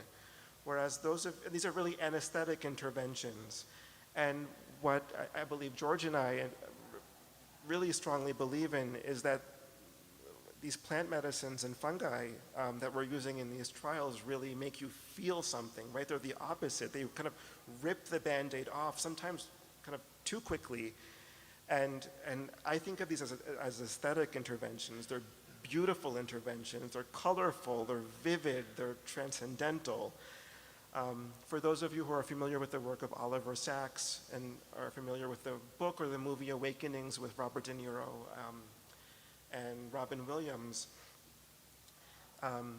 back in the day, where was this, in the Bronx, Oliver Sacks gave people who were basically frozen in these wheelchairs, frozen in their bodies because of an encephalitis, L-DOPA. And all of a sudden they were able to play ball, they were able to dance, they were able to relive their lives. And this book, this movie really inspired me to approach George and approach others to say, can we do something like this using psilocybin? For those of you who remember this movie or remember this book, you know how it ends, so I'm going to go back to how it ends towards the end of this talk. So 2 years ago, we got together and thought of making a different kind of trial for people surviving, people living with palliative care conditions, whether you have a year of life left or whether you have 50 years of life left. We brought together, again, the best of palliative care. So in our team, we used what we call gold standard palliative care, chaplains, social workers, psychologists, and nurses. We brought them all together to be part of a comprehensive team to support the care seeker, the patient going through these trials. So George talked a little bit about psychedelic psychotherapy. How it looks and how it's so novel is that it's combining a pharmacologic with a behavioral intervention. So there are two variables at play. and it's spiritually integrated. We recently submitted a paper about this trial to a journal, and one of the reviewers asked us in a kind of snooty and harsh way, like, what if the person's not spiritual? And the way we define spirituality is we are all spiritual beings, whether or not you believe in a higher power or not. If you are connected to yourself, you are connected to art, if you are connected to mushrooms, if you are connected to fungi, to nature, you are a spiritual person. And that's why anything that helps us seek meaning and purpose in life is a spiritual endeavor, and that's why we're calling this a spiritually integrated intervention. We're addressing total pain, again, all the confluence of suffering, and we're doing it across the lifespan. So this is a picture of what the dosing room looks like at Emory. And you can see there's George on the left. And you can actually watch the dosing on PBS. You can find it on the Emory website, or you could just search like PBS, Your Fantastic Mind Psychedelics, and you can watch this care seeker's experience. And the way we think about our models, we have the care seeker, the patient, we have our spiritual health clinician. Again, at least 1 out of 3 people report a transcendental, spiritual, or religious experience using psilocybin. So we wanted someone who actually had thousands of hours of training in this to be present for them, who actually really was qualified to be in the room to support our patients, as well as a licensed mental health clinician. I can speak anecdotally from what our mental health clinicians tell me, is that they have generally not been trained in helping people with transcendental, transpersonal, or spiritual issues that come up. So I think this triad model is a wonderful creation of our group and something that we're manualizing and will study further. A little bit about the structure of the study. So our participants had 3 preparatory sessions. That's about 6 to 8 hours of therapy with the spiritual health clinician and the mental health clinician prior to dosing. Again, 1 dosing session with 25 milligrams of pure psilocybin. Again, for those familiar with the mushroom, that's anywhere from 3.5 to 5 grams. And then 3 integration sessions where people are invited to talk about their experience and identify any insights, any emotional breakthroughs, any spiritual or transcendental experiences that they could then translate into cognitive, behavioral, and really somatic, bodily felt changes to their life. Again, we're looking at cancer patients. We're calling them survivors because anyone living with cancer is a survivor. Living with chronic pain and demoralization, who was expected to live for at least 6 months. We dosed 10 patients over, I think 14 months, 5 of whom had incurable cancers and 5 of whom had curable cancers. Since this was a pilot, we're primarily looking at safety and not so much whether or not the treatment works. We just applied for a grant that's going to get discussed next week, so fingers crossed, we can do that study next. So we were looking at safety. We were hoping that none of our patients would die from mushrooms or go to the hospital from them. And so we were hoping to have no serious adverse events. We were hoping that people would show up. And we were hoping that people would find the intervention to be acceptable. And then we were looking at a bunch of exploratory outcomes. Were there any changes in hopelessness or helplessness, demoralization, any changes to pain, any changes to anxiety and depression, and any changes to global flourishing, the sense that you have such a sense of well-being that like your life has more meaning and purpose, and that you feel like your life is going in a different kind of upward trajectory, however that may look like. So looking at the demoralization scale, so we have day 0 on the left. Dosing is the 3rd one, is the middle one, and then we're looking all the way out to 98 days after, so over 3 months. And you could see demoralization scores plummeted on average in our patients. And you can, if you see those bars, the single line string bar, that shows the variance or variability. So some people had dramatic shifts, and some people had less dramatic shifts. And that's fun to science, right? One day we'll be able to hopefully identify who are the people who are most likely to respond to mushrooms and who are the ones who may not respond or maybe require multiple dosings or higher doses. So there's so much to learn scientifically from this. Of note, just 2 points is considered to be meaningful clinically. So going from 18 to 5 is pretty wild. Regarding pain, none of our psychotherapy really addressed issues about pain or pain coping. A future study I hope to do is actually going to manualize pain-related psychotherapy, but just focusing on demoralization, people had, statistically significant drops in pain intensity and interference. Again, huge variance. So some people's pain dropped to 0, and everyone in this trial had moderate to severe pain when they walked through the door. Some people had no changes to their pain. Again, this is something that we'll study in the future.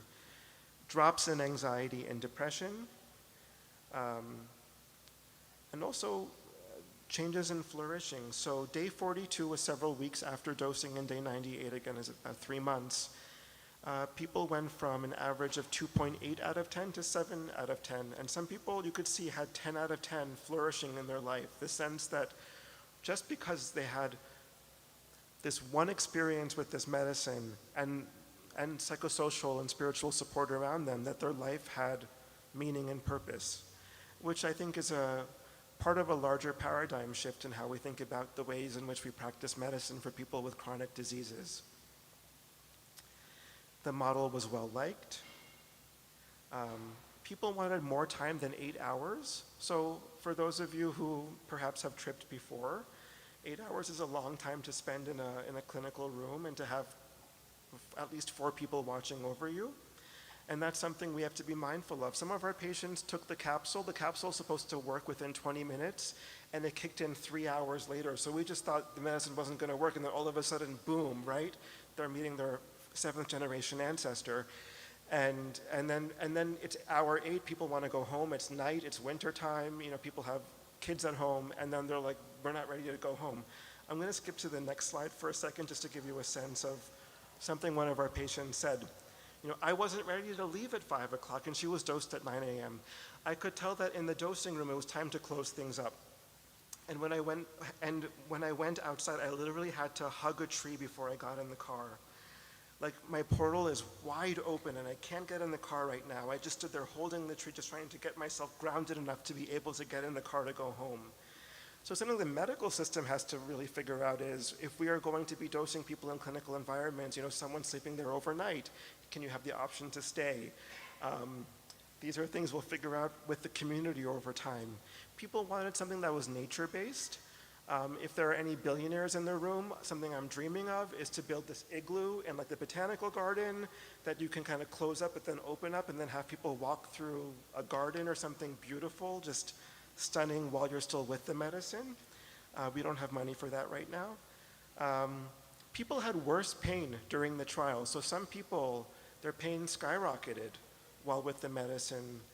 And that's something we as a field really need to figure out. If you're, over time, if your pain is going to decrease, but in that moment, your pain is worse, should we be giving you morphine or oxycodone or Dilaudid to get you through the experience? And we have some data to show about that in the future. People also wanted better transitions post-trial. The trial ends, right? And then some people are still wide open, and some people's metaphysics have changed, and fundamental beliefs about the world have now changed. And as a physician, what am I supposed to do about that? Or as a spiritual health clinician or a psychologist? So it's only 30 minutes in. Okay, we have a few more minutes left. So some people ended up getting acquainted with Christian psychedelic communities, others with Jewish psychedelic communities, others are now in a process group at Emory using formal psychotherapy, and they get to actually now meet each other and support each other through their cancer journeys, and then there are also personal journeys and psychospiritual journeys. Last couple of slides. Unique considerations of giving psychedelics to people who are sick. So in psychiatry, people tend to study psychiatric constructs, depression, anxiety, PTSD. In geriatrics and palliative care, we get to think a little bit more broadly. I think anyone gets to, but we feel compelled to think about things like chronic pain, which has physical manifestations and also very much psychospiritual and somatic manifestations. Quality of life as an outcome, and of course demoralization. The NIH, the National Institutes of Health, that basically run the national agenda for what science looks like, just released a call for proposals. They are giving one research group $22 million to study psilocybin in people over the age of 65, and they are very curious about people over the age of 80. And Emory is going to apply for this with some other institutions. So, you know, the government's hearing this, they're seeing this, and they're interested in this, and they're especially interested in this for older adults and people with chronic medical conditions.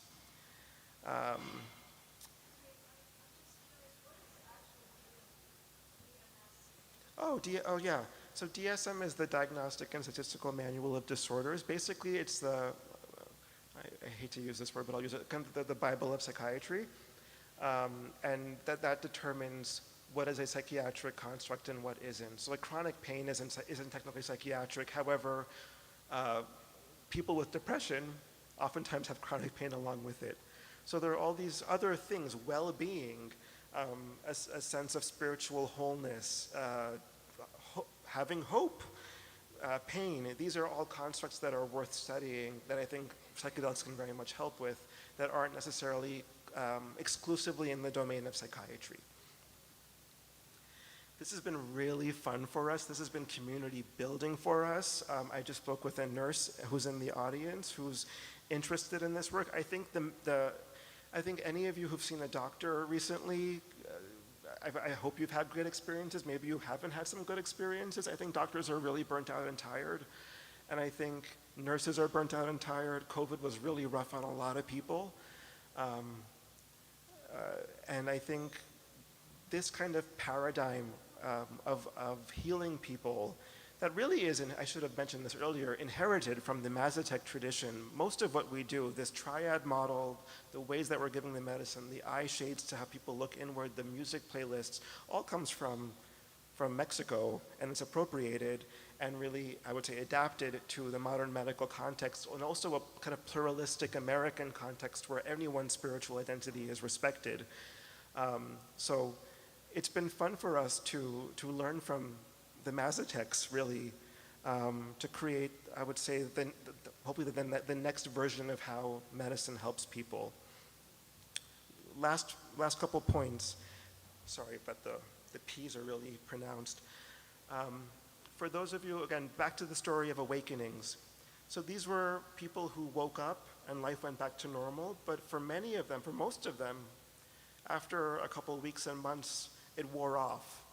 Yeah, some people remembered are nodding, and they went back to, kind of went back to black, things went back to gray. And I just saw one of our study patients a year after dosing who said, like, you know, I was riding this wave for a whole year and she was just so much gratitude, and she's like, I'm starting to see the technicolors becoming black and white again. She just went to Mexico for a medicine ceremony using a different plant medicine. She didn't use a fungus. But something that we as a society, I think, can imagine is when someone is opened up that way, when someone does see the light, see spirits, see something beautiful or sacred within themselves, how can we as a community really rally and support that person to find ways, identify ways within themselves, within other human beings, within art, within nature, within mushrooms, within a power greater than themselves to feel that light, that once it starts to wear off. I think the modern medical framework is just give people more drugs, and it just can't be like give you more psilocybin. That would be, that's gonna be the end of this movement, and then it's gonna be outlawed again. So how can we as a society allow the mushrooms to evolve us to better support each other? And this is our wonderful team who worked on the study. This is just 10 patients, but it took a whole freaking village to do this work over 2 years. Almost no one got paid. George didn't get paid. I didn't get paid. So people woke up at 4 in the morning, did their regular day job, and then went and did this work because of a belief that this can really help people. I hope we actually get money in the future so people can get paid. But I have a lot of gratitude and love for everyone who's part of this, and I hope we keep this going. So thank you so much.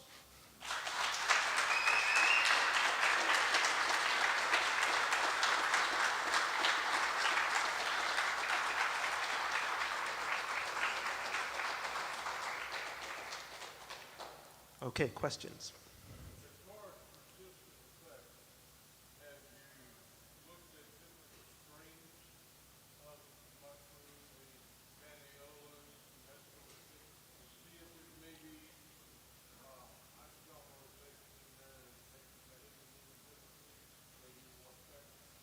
Yeah, so the question is, are we looking at different strains of mushroom? So we're not even near that because we're all using synthetic psilocybin. So we're not, so although I said the spirit is in the molecule, we're giving people a molecule. There's someone in Scottsdale, Arizona, her name is Sue Sisley. She became kind of a legend a few years ago because she sued the government, the federal government, because she wasn't allowed to research cannabis. And she didn't win. They kind of tossed the suit and allowed her to do her work. But right now, with her notoriety, she's creating capsules out of actual psilocybe cubensis. So thinking about things like, yeah, I'm not going to name all the strains, but many of us know that different strains have different effects. And some people believe that's just the ratio of psilocybin to other components in it. We don't really know exactly why some strains feel a little bit different. I think that might be several decades away, unless there's a gigantic cultural shift and more people study this. Yeah. In the back.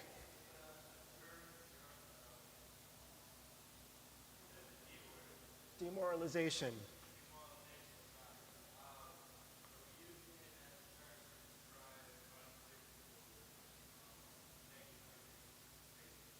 Did you just say a physical negativity?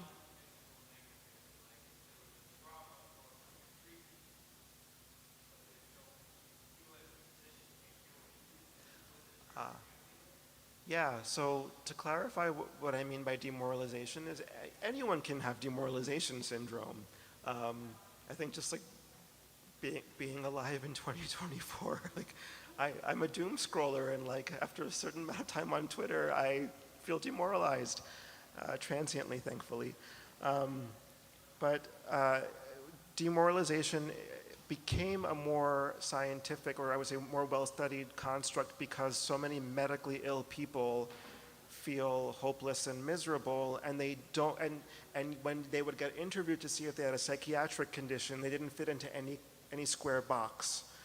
But I mean, certainly chronic pain, physical conditions, substance use disorders, any of those populations can have demoralization. You and then you. Oh, so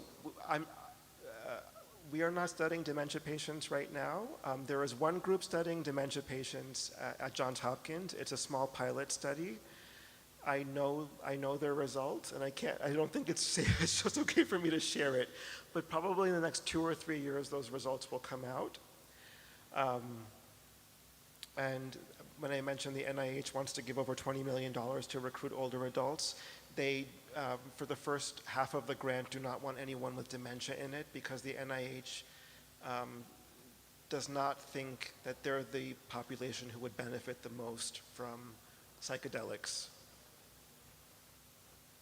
I was going to ask you about another word. I think you were mentioning spiritualization. You were talking about brand. That's a really tricky word in my mind. But one of the things I was thinking about was, have you ever experienced a patient that has talked about feeling nothing, everything at the same time? Feeling like they were nothing and feeling like they were everything? Yeah. So there were I think 2 things there. One was the very word itself, spirituality, and then the other is feeling. Well, I think it's connected is why I brought it up. I'm wondering if that might be a definition of what Oh, connectedness. Oh, a spiritual experience. Well, spiritual experience is however you want to define it. So we have a series of questionnaires that were designed in the 60s, one of which is the Mystical Experience Questionnaire that asks about feelings of being nothing and everything, as you just said it, among many other domains. The issue of a mystical experience or a spiritual experience is one I somewhat lazily defer to theologians. That being said, Buddhist traditions really did influenced the ways in which scientists thought in the 60s that ended up creating the questionnaires that we currently use. That being said, we're doing quite a bit of detailed qualitative work trying to ask people what they felt to begin with without putting words in their mouth. Like, you had a spiritual experience, or you had a noetic experience, or one of oneness or sacredness or whatever. So something that I don't know if George alluded to it earlier, is we don't really give anyone a vocabulary about what their experience is. We're trained to mirror their vocabulary, however that may reveal itself, because the last thing we want to do is to start proselytizing, brainwashing, and converting people to whatever our own personal metaphysics is. Sure.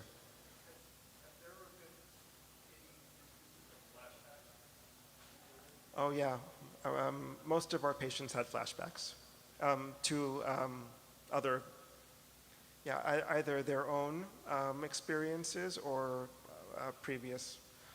However you want to, whatever word you want to use, I'm going to say previous lives. Yep. I was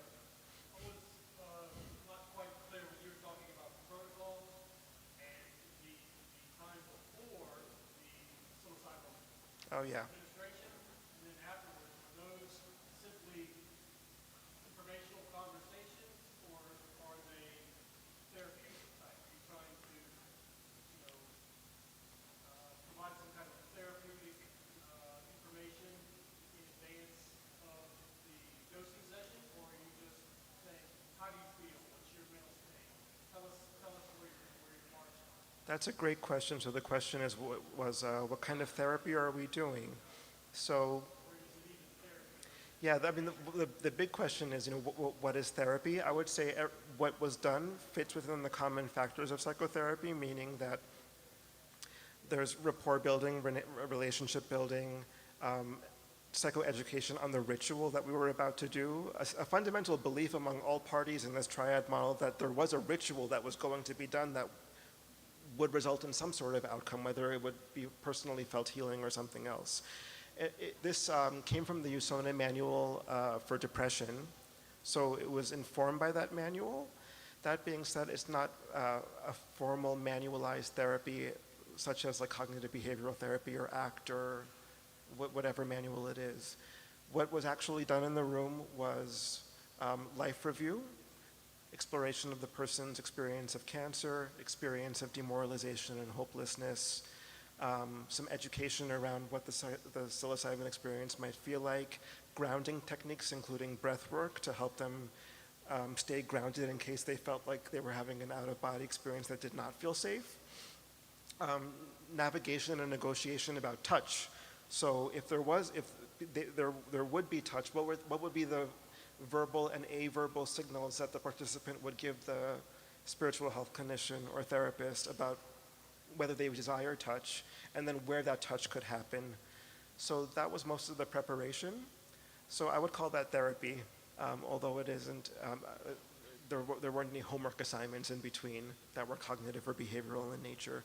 And then the integration was very similar. By the third session, there was some sort of plan for going forward. So based on this entire experience you've had with us over 42 days, what will you take away from this? And then currently they're doing acceptance and commitment therapy at Emory. The people who graduated from this trial are doing acceptance and commitment therapy. It's called ACT. With 2 physicians. Not everyone is doing it. It's not part of the study, but like I mentioned, people wanted something more after the study was done, so we're giving them what they wanted. Yep. I was curious if there were other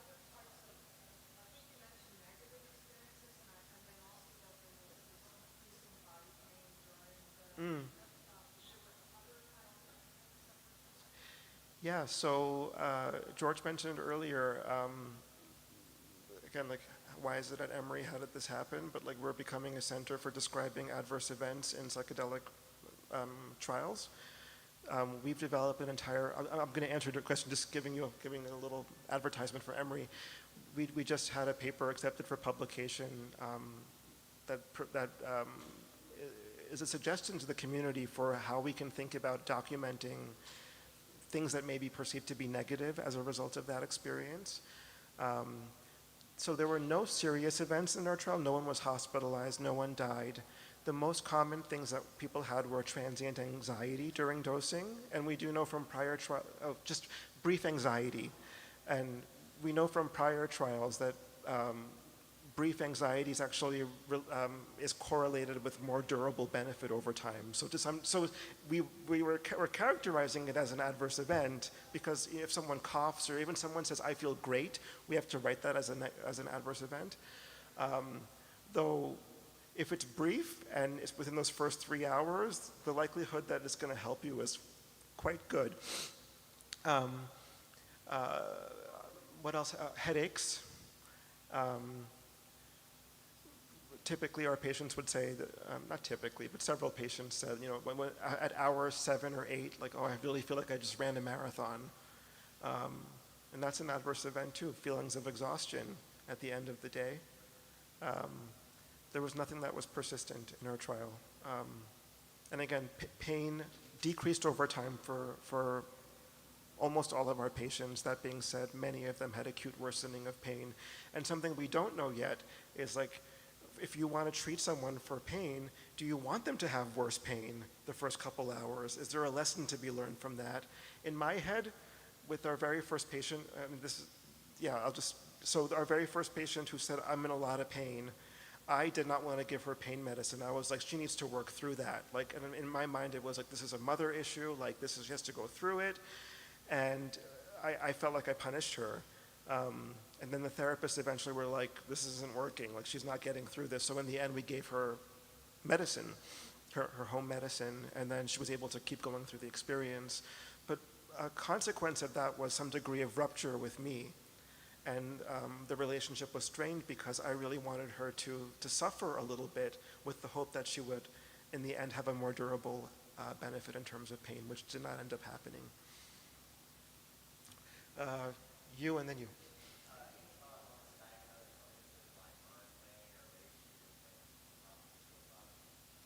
Yeah, we're not there yet, but that's a great idea. There's so many, I think, like, just like email us ideas. Just adding adjuvant fungi to the capsule itself. I think we're like,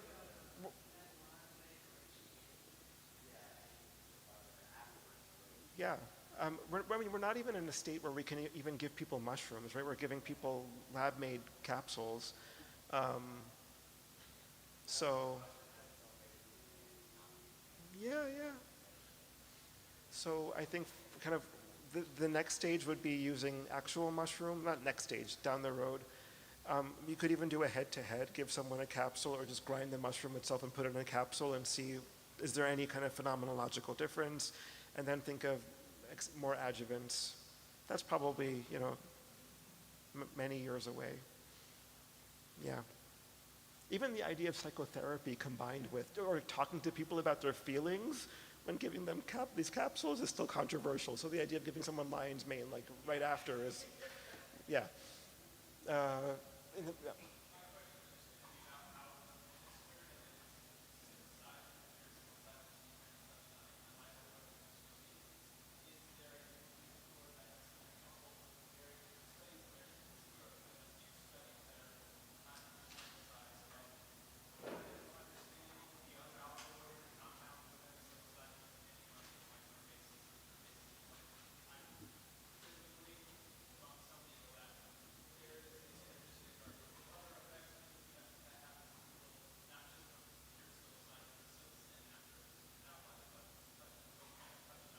Yeah.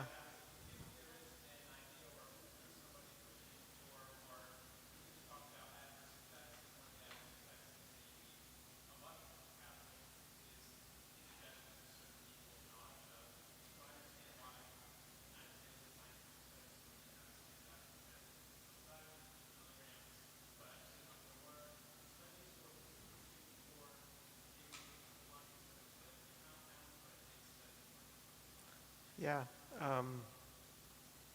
Yes. At University of Wisconsin-Madison, there's a pharmacology group that's exploring some of this. In Scottsdale, Arizona, people are exploring some of this, but for that to actually be like part of something we do for humans is not there yet. Yeah, but it shouldn't be that far out. We'll get there soon. Yep.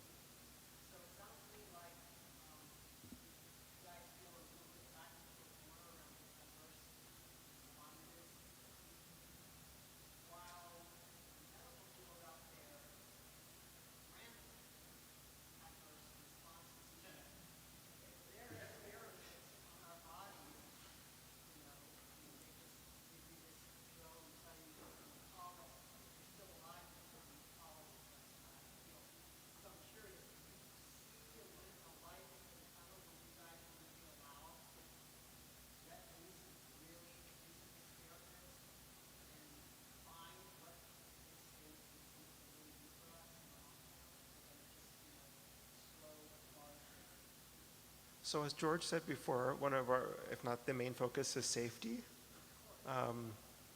So I don't think of recording adverse events as necessarily a bad thing in our trials. It's just recording all the things that people can experience. So we just ask people, how did it make you feel? And I don't know what letting wild or can you explain what you meant by that? Because I feel like this is wild enough for medicine.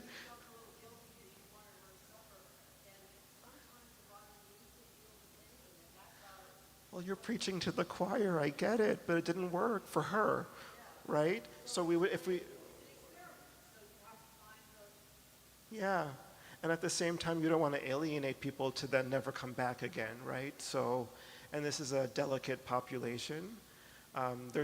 If you like search, if you go on Google or whatever your search engine is and look up psychotherapy for the dying, there's this transcript from the 50s or 60s of the psychotherapist with this woman with advanced cancer, and she had all of this pain, and he wouldn't give her pain medicine, and in the end, it was like something relationship that she had with an ancestor that then came to light, and then all her pain went away, and right. So that's one story, and then there's another story too. That's her. So there's.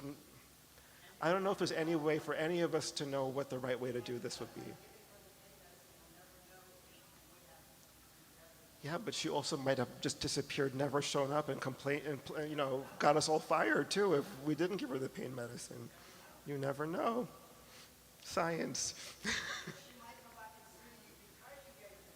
Preach. I get it. Yeah. I wouldn't say it's a mess. It's just it's hard to make things perfect when there are so many variables, and then there are humans involved, and then you have a palliative care population on top of that, right? So we want to be especially sensitive. Okay, you. Yeah, you first. Outside of what we're talking about here, are there any studies being done on things such as ADHD and autism? I don't know anything about ADHD studies. There is a young guy so there are people with autism who are enrolled in these studies, but the indication isn't for autism. And one guy, like 2 weeks ago, just wrote a book about it. If you just yeah, I forgot, if anyone knows his name, just say it louder. Yeah. Yeah.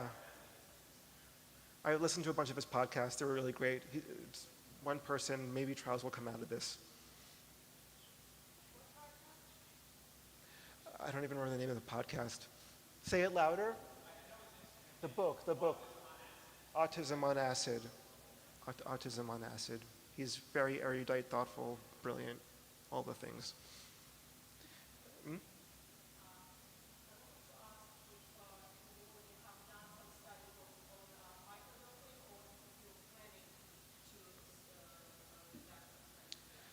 There's no one on our team is thinking about microdosing right now. There was one study that came out a couple months ago. It was pretty well, or maybe a year ago, pretty well designed, where people created their own capsules, one with placebo and one with psilocybin, or one with psilocybe extract. and everyone benefited. So the placebo group did well too, which is not to say that microdosing doesn't work. It's just suggestibility and the placebo effect and the power of the mind is extraordinary. So after reading that study, I'm going to stick to macrodosing. And you. So based off the results of the data that you presented, it seems like there's a variety of intensity of the effectiveness or the effects of psilocybin on the patient. I know that this is a preliminary study, so for people that's not enough people to like really give out, oh, this is objective data for like how different factors that contribute to the variety of effects. But was there any anecdotal things that you noticed with patients that would cause like, they had more pain, they experienced during the trial and less pain? Was there anything like that that you saw? That would correlate with what? That would correlate with how effective the psilocybin was at reducing their depression or reducing their pain. I forgot the other thing. Oh yeah, for sure. So, and this is consistent with other studies at other institutions. So the more of a sense of an emotional breakthrough, whether that had what they defined as like a spiritual flavor or just any kind of narrative story about their life flavor that didn't have anything more transcendent about it, the more durable the benefit.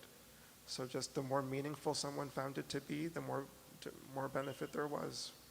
But it wasn't like any one specific thing. There, Bodhi Dunlop, who co-leads our center with George, is a co-author on a paper looking at the emotional breakthrough inventory. I know you're pre-med, so if you look up emotional breakthrough inventory, people who score high on that, and you actually use like natural language processing combined with that one inventory, the sense that you really like tapped into something huge in your life, or something bigger than your life. That was most that had the strongest association with long-term sense of well-being. Mm-hmm. Follow-up to that, do you think any of the preparatory sessions aided in their ability to take in psilocybin? Yeah, that's a big question, and that might be the last one too, because it's 3:59. So the only way to really study that is to have one arm of the study be minimal support. And the idea, even with healthy volunteers, is, to what degree is like giving too little support unethical? So you could have enhanced psychotherapy where you're getting like 20 preparatory sessions compared to, let's say, what we did now. But there is no clear way to scientifically answer to what degree did the therapeutic component help. And that's why FDA and all of these regulatory agencies scratch their heads about these trials, because it's not just about the drug, it's about the relationship and the psychotherapy as well. Thank you so much.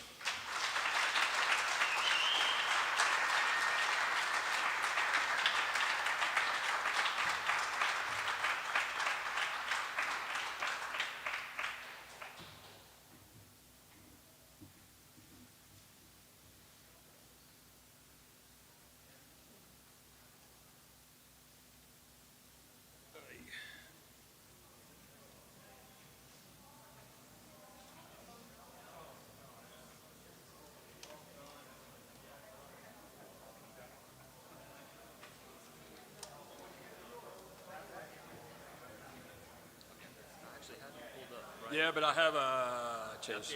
Yeah. This should do it though. If you want, you can also use the clicker. Down is to advance, up is to go back, and then Okay. the little light is the laser pointer. Okay. And I'd love to give you an introduction if you want. Sure.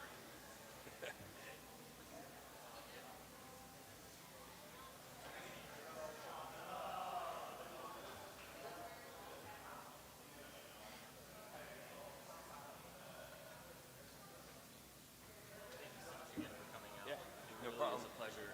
And having, did my fellowship at CDC, it really brings me a lot of joy to have you out here doing this. What branch were you in? I was in the Division of Tuberculosis Elimination Applied Okay. Research Team. So I was running their typing assay for 5 years. Now they're doing WGS using light seeks and high seeks for every single TV isolate in the United States. Yep. So before that, there was a Paul who did this. I mean, you can hear my thumb. Yeah. So I developed some, I don't know what that is, clicking my thumb from doing this. Like literally on a day, I counted almost 1,000 times. Because, you know, you're plating out 99 well plates and Been there, done that. you know what I'm saying? It's like, oh, I got 10 99 wells to do. I was like, yeah, I literally have clicked my thumb like 2,000 times today. So you know. Simon, let me have a set. So yeah. And I've been reading your book, or at least your additions to the book. And it's been really such a pleasure to learn about, because I've been practicing mycology at home for such a long time. And as I'm flipping through, I'm like, holy crap, most of this stuff I'm finding is contamination is actually pretty damn dangerous. Like, thank God I haven't gotten sick from it. You know, so, but yeah, I really, really appreciate you coming out. Yeah, thank you so much again for being here. No problem. And yeah, it's really a lot of fun. Well, let me go ahead and give you your intro. We ready? Do you want this up, or is this a good height for you? Or? That's perfect. Okay. You got it. Hey, everybody. Thank you so much for coming. We're super excited to have Dr. Lockhart here. Dr. Sean Lockhart is the Senior Clinical Laboratory Advisor for the Mycotic Disease Branch at the Centers for Disease Control and Prevention. He received an undergraduate degree in biology from Bellarmine University, a PhD in molecular biology from the University of Kentucky, and was a postdoctoral fellow at the University of Iowa. His research focuses on clinical mycology and antifungal resistance, with his current emphasis on international fungal laboratory capacity building. He has lectured on every continent but Antarctica, authored and co-authored on over 270 manuscripts and book chapters, and recently co-authored on the book, the 7th edition of Laron's Medically Important Fungi, which is a definitive guide for identifying fungi from clinical specimens. And he's here today to tell you all about how the CDC is doing their part in keeping us safe from fungal diseases. And thank you so much for being here. I'll let you take it away. Thanks for the intro, Paul. And thanks for the conveners for giving me a chance to speak to you today. I don't usually get to speak in front of an audience that isn't filled with microbiologists. So this was a chance for me to think about what we do and how we can explain it to lay people. So let's just start out. Fungi really, they have an image problem. When we think about fungi, we're either thinking about Uncle Fred's nasty toes that he gets out at Christmas and nobody wants to see those. Or we're thinking about the Chinese food in the back of the refrigerator that's been there for 6 weeks and now has a layer of fungus on it that thick. Or maybe we're thinking about the fungi, like many at this festival, I'm sure, that we go out in the field and collect, like these morels. And just as a side note, I lived 15 years in Iowa, and they go crazy for morels. My best friend named his daughter Sierra Morel because he's that nuts about mushroom hunting. But typically, this is what we think about when we're thinking about fungi. Now, there's somewhere between 1 million and 6 million fungi. This is the number I chose, but depending on what you look at, it's between 1 and 6 million different species of fungi. And we've only named about 100,000 of them. So there's a huge, huge fungal world out there to be discovered. And the majority of the fungi we encounter on a daily basis are these. They're not the mushrooms that we see in the store or in the ground or even in our refrigerator. They're these microscopic fungi, these spores that we encounter every single day. Each one of us breathes in hundreds of fungal spores every single day. And because we have an intact immune system and we have white blood cells that live in our lungs and do absolutely nothing but gobble up fungal cells all day, we don't ever get sick from these fungi. But there are approximately 600 or so species, and we just keep discovering more every day, but 600 or so species that will cause infections in mammals. And out of those millions, there's a fairly simple reason that very few of them actually cause fungal infections, and that's because, for the most part, fungi just don't grow at physiological temperatures. And if you can't grow at 37 degrees, you're not going to cause an infection in a body that's 37 degrees or higher. And by the way, 37 is same as 98.6 for those of you who don't use Celsius. But we can think about fungal diseases in three different ways. We have the superficial. Those are ringworms or tinea. Those are the ones that most of us have encountered as far as fungal infections go. About 1 out of every 4 people around the world will have a tinea infection at some point in their life. And then we have subcutaneous infections, these minor infections. They may cause a festering wound. This particular one was due to a cat scratch, and the cat had been infected with a fungus in its claws. But then we also have invasive fungal disease. And thank goodness, invasive fungal disease is a fairly rare event. The typical patient that we have who has an invasive fungal disease is somebody who's already got a whole lot of other things wrong. It's usually a patient that's older than 50. They have other comorbidities. They recently had surgery. They're immunosuppressed. They're on chemotherapy. The new one you guys might be familiar with, you're watching commercials, and the commercial for a drug you've never heard of that they never tell you what it cures, but at the end of the commercial they say, if you live in a certain area where fungal infections are common, do not take this, whatever IMAB. These are immunosuppressive drugs, and we're making tons of them right now. They work great, but they also lead to fungal infections. So we're seeing more and more infections, more than we've ever seen before. Now, when you think about infections and you think about outbreaks, you're usually thinking about measles or SARS or Ebola, monkeypox, and for the bacteria, Legionnaires and cholera. These are the sorts of things that cause outbreaks. You don't really think about fungi causing outbreaks, right? It's just not something we think about. But the fact of the matter is they've been causing outbreaks for a very, very long time, just not in us. So, Cyphernectria parasitica is a fungus that came over right around the beginning of the 1900s from over in Asia, and it wiped out all the chestnut trees in the United States. 4 billion chestnut trees. The Appalachians were a completely different set of mountains. It was all filled with these giant, giant chestnut trees all the way from New York down to us.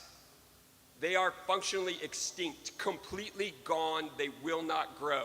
You can't plant new ones because that fungus is still in the soil, and 4 billion trees were wiped out by a fungus. Right now we have bat white nose syndrome, Pseudogymnoascus destructions. In some hibernacula, 90% of the bats are now dead due to this fungal disease. And I'm sure you guys have heard of the amphibian decline, the chytrid fungus, Batrachochytridium dendrobates and Batrachochytrium salamandervorans, literally wiping out amphibians all over the world. These are fungi, fungal infections causing these outbreaks and spreading across the world. And the last ones are pretty important, Magnoportha risei and Puccinia graminis. These are fungi that kill rice and wheat and destroy the world's food crop. So if we didn't constantly spray our foods with fungicides, over half of the rice and wheat would be completely destroyed by these two organisms, and it would cause worldwide famine. So whether we know it or not, fungi are all around us, and they're causing these outbreaks that we're just not aware of because they're not in us. But then came the last of us, and it's not going to happen. Cordyceps doesn't grow above 37. We're not going to see this, fungal-caused dystopia. But it's been really good for us because it gives us a chance to go out and talk about the fungi that we really are worried about. we're always ignored. Everybody thinks viruses and they think bacteria first, and no one ever gives any thought to fungi, especially fungal infections. People who get them are old, they're already sick, big deal. But with The Last of Us, we now have a chance to go out and say, hey, look, there's a whole group of people that we could save if we just identified these fungal infections. If we start thinking about fungus first, there's a lot of people whose either lives could be saved or lives could be extended just by thinking fungus. So I'm going to tell you about some of the outbreaks now that we've worked on here at the CDC. So the first one I want to tell you about is Fusarium keratitis in contact lens wearers. So keratitis is an infection of the cornea of the eye, and it can lead to blindness or even enucleation, where they literally take the eye out because the fungus is so bad they're afraid it's going to spread. And we had these keratitis infections among contact lens wearers in 2005 and 2006. There were over 250 cases reported. Many people lost their eyes completely. Many had to have corneal transplants. And it all came down to this Bausch & Lomb, this lens cleaner they were developing. This was supposed to be this magic stuff. You spray it in the tray, and you don't really have to clean your lens. You just put it in this lens cleaner, and everything's fine. The outbreak was caused by a fungus called Fusarium.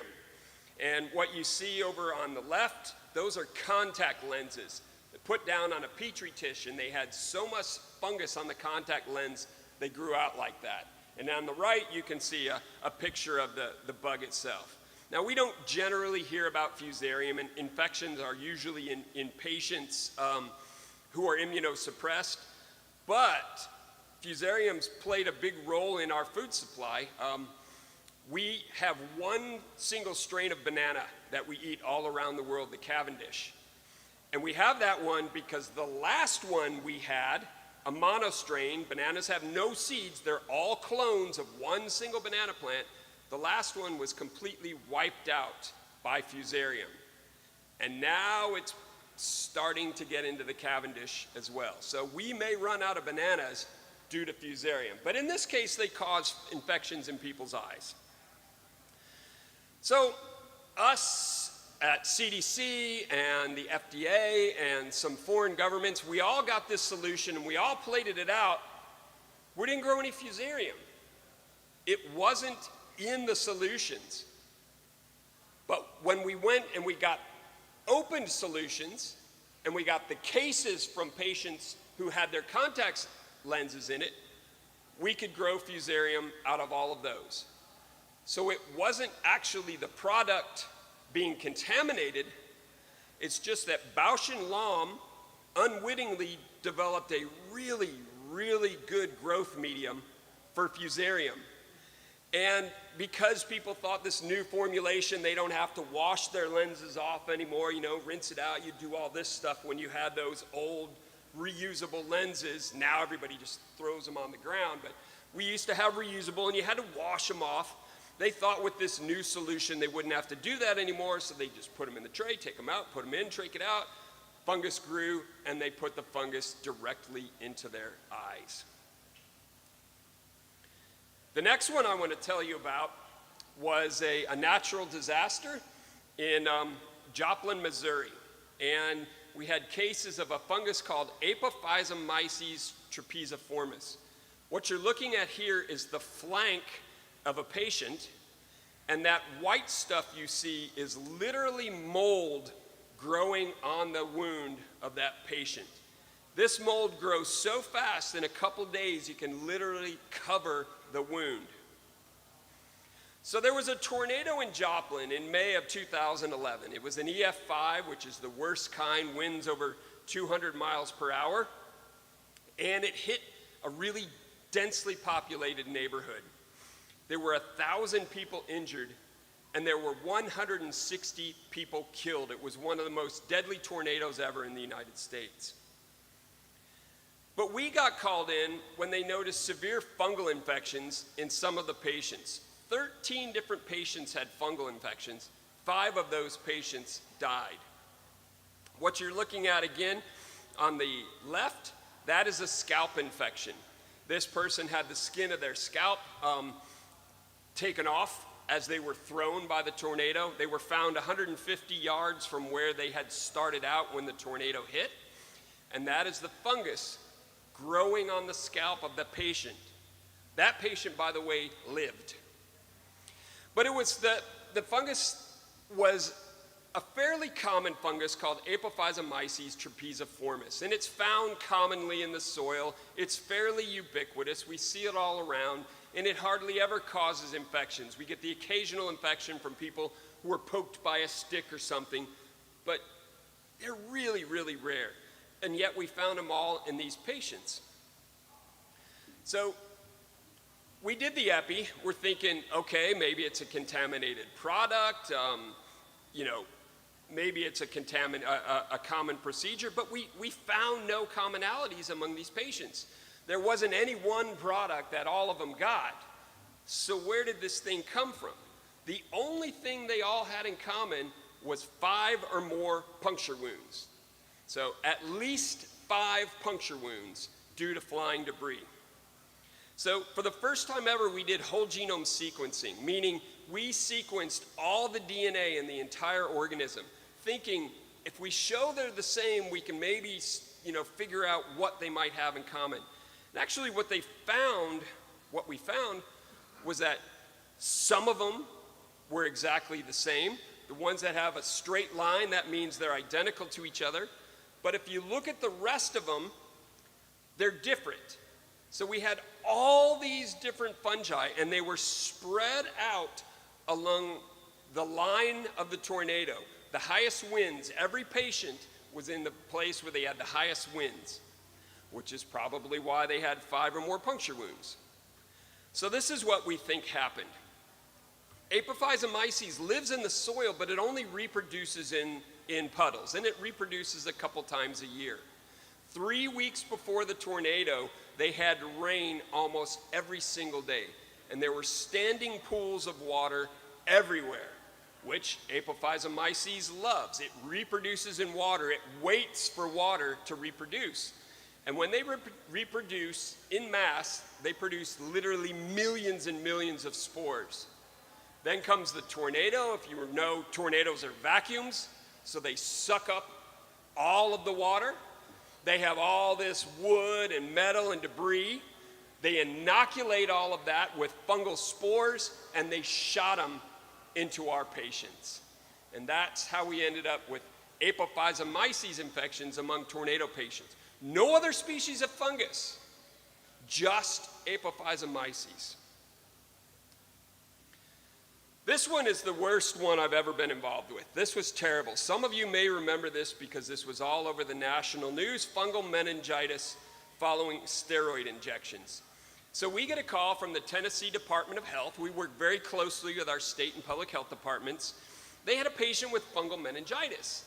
And fungal meningitis is very, very rare. It's a contamination of your cerebral spinal fluid and your brainstem up into your brain, but mostly the cerebral spinal fluid. And you usually only see it in immunocompromised patients. You don't see it in normally healthy patients, but this person was a normally healthy patient. What we know about the patient, though, is they had received an epidural steroid injection for pain. So what they do, I've had a few, they hurt like heck, so this is something you only do if you have chronic pain. But they take a needle and they put it right above your spinal column and they shoot painkiller. In this case, it was a steroid. Within a week, we heard about 3 other cases, and a couple of the patients grew this fungus, Exarchylum rostratum, from their cerebral spinal fluid. So Exarchylum rostratum is a plant pathogen. It causes leaf and root rot, not human infections. It is heat tolerant. It'll grow at 37 degrees, so it can cause infections in us.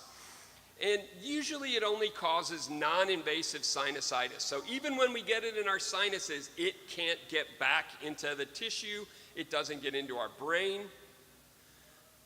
But when you inject it straight into a patient, What we found is this drug that was being made by a company in New England was contaminated with Exorahilum rostratum.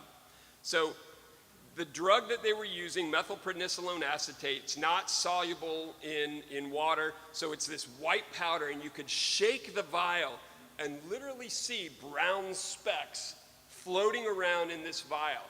They then took the vial and injected it straight over the spinal column of patients who are having pain issues. Almost 14,000 patients were injected with this contaminated medication. So we opened the Emergency Operations Center at CDC, and our colleagues and our local public health partners literally contacted almost 14,000 patients, either by calling them or if we couldn't get a hold of them, showing up at their door, knocking on them, making sure that they didn't have symptoms, because by this time patients were dying. It ended up with 753 patients infected and 65 patients died from this fungal infection. It's the largest healthcare associated outbreak of anything, virus, fungus, bacteria, of anything, largest healthcare associated outbreak ever in the world. Here's a picture of Sanjay Gupta. We know him, a local boy. This is what was behind the building where they were making the medications. This is a recycling center, essentially a dump. The building had windows open, so all the fungus sitting in this dump is going into the windows of the building where they're making medications that are being injected into patients. When we looked inside these ampules of drug, we found a number of different fungus in there. Luckily, Paecilomyces formosus doesn't cause infection. Rhodotorula laryngis and Cladosporium cladospores don't grow above 25 degrees. And Rhizopus stolonifer, the last one on there, also only grows as high as 30 degrees. If this had been anything else, if this had been Fusarium or a different species of Rhizopus or one called Aspergillus, we would have had thousands of death. So we got lucky. We got lucky in that we had a plant pathogen and not a normal human pathogen that had contaminated this medication. Ended up in 5 people being charged. The CEO was sentenced to 15 years in federal prison. The chief medical officer was caught trying to get on a plane to Hong Kong. They caught him at the airport. He also got 15 years, but they were convicted of gross negligence. I was supposed to go up to the state of Michigan, which was one of the worst hit. Almost half the deaths came from Michigan, to testify because they couldn't believe these guys weren't charged with murder. So I was going to go up there and testify, and they pled guilty. So now they've been convicted of second-degree murder in a state court for gross negligence in making these drugs. The next one's a really weird one. It was bizarre for us, bipolaris surgical site infection. So we got notified by Texas about 4 cases of a fungus called bipolaris, and it was surgical site infections in patients who had cardiothoracic surgery. So that's open heart surgery. So we had open heart surgery, had surgical site infections. We thought it was due to construction because there was construction going on at a hospital. We very frequently get calls from hospitals saying, hey, you know, we're seeing this, we're seeing fungal infections, we don't usually see them, and then usually when you ask them a few questions, yes, there was some construction going on next door, and you know, construction produces dust, dust is filled with spores, they get into the hospital. So that's pretty typical. They did some remediation, and it kind of went away. So bipolaris, very, very similar, very closely related to Exorahilum. Again, it's a plant pathogen. but it's a much worse plant pathogen. In the southern United States, this is a real problem on crops. But it's not a good human pathogen, and like Exorhyllum, it only causes, a superficial sinusitis. But it wasn't over. Within 1 year, we jumped to 21 cases, 10 different hospitals in 3 states. And they were all heart patients who had just had open heart surgery. We didn't see any other molds, no Aspergillus, no Exorhyllum, no Apophysomyces, no Fusarium, just Bipolaris. And the weird thing is we didn't see any Bipolaris in patients who had other surgeries, just these open heart surgeries. Well, it wasn't a common emergency room or operating room because it was at 10 different hospitals. What in the world happened? So we're thinking, okay, another contaminated product? Nope, we could not identify a common product across all these patients. So again, we thought, well, let's do DNA fingerprinting. And so, like we did with the Apophysomyces, we did DNA fingerprinting on these isolates. And what we showed, not only were every isolate different, and I said before, if it's a straight line, they're the same, and you can see there's very few straight lines. These are all different. Not only were they different from each other, but we had 3 different species of Bipolaris. Now, if you look at that blue bar down in the bottom, that was an outbreak of Bipolaris keratitis, a different outbreak. And you can see that all of those straight line identical to each other. So we can identify when things are identical. We did in that other outbreak, but all these were different. So what the heck? So we went into the plant pathogen literature, and it turns out that Bipolaris has cyclic blooms. Every 4 or 5 years, you'll have a giant bloom of Bipolaris. We don't know why, but the farmers end up having to go out and spray like mad every 4 or 5 years because Bipolaris blooms like this. We didn't know about that. I don't read the agricultural literature. And knowing that there were blooms and cleaning up the hospitals, having increased awareness of the possibility of spores, stopped all the infections. But what we think happened, similar to the very first one I talked about, the Bausch and Lomb, all of these patients, the open heart patients, their wounds don't get closed. They keep them open, and they cover them in this gel. And although they didn't get the same gel, the gel's always the same formulation. And we think, once again, we just created a very good growth medium specifically for Bipolaris, and that's why we only saw it on these cardiothoracic open heart surgery patients. But those aren't the ones that keep me up at night. The ones that keep me up at night are this new one, Candida auris. Candida auris was just added to our current threats report at the CDC. Candida species, Candida are a yeast, and they're in us and on us. There's lots of different species. We have them in our gut, we have them on our skin. It's part of our normal flora. They're mostly antifungal susceptible, meaning when you treat them, they die. And they very rarely cause outbreaks. They used to a long time ago, but now that we know more about infection control, you almost never see outbreaks of Candida. I got this email in February 2015 on a Friday. It's always on a Friday, right? Always 4 o'clock on a Friday.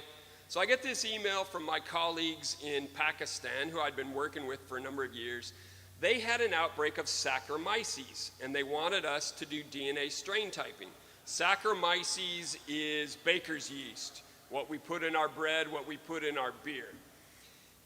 It's a rare cause of infection, but it does occasionally cause infections, bloodstream infections in susceptible people.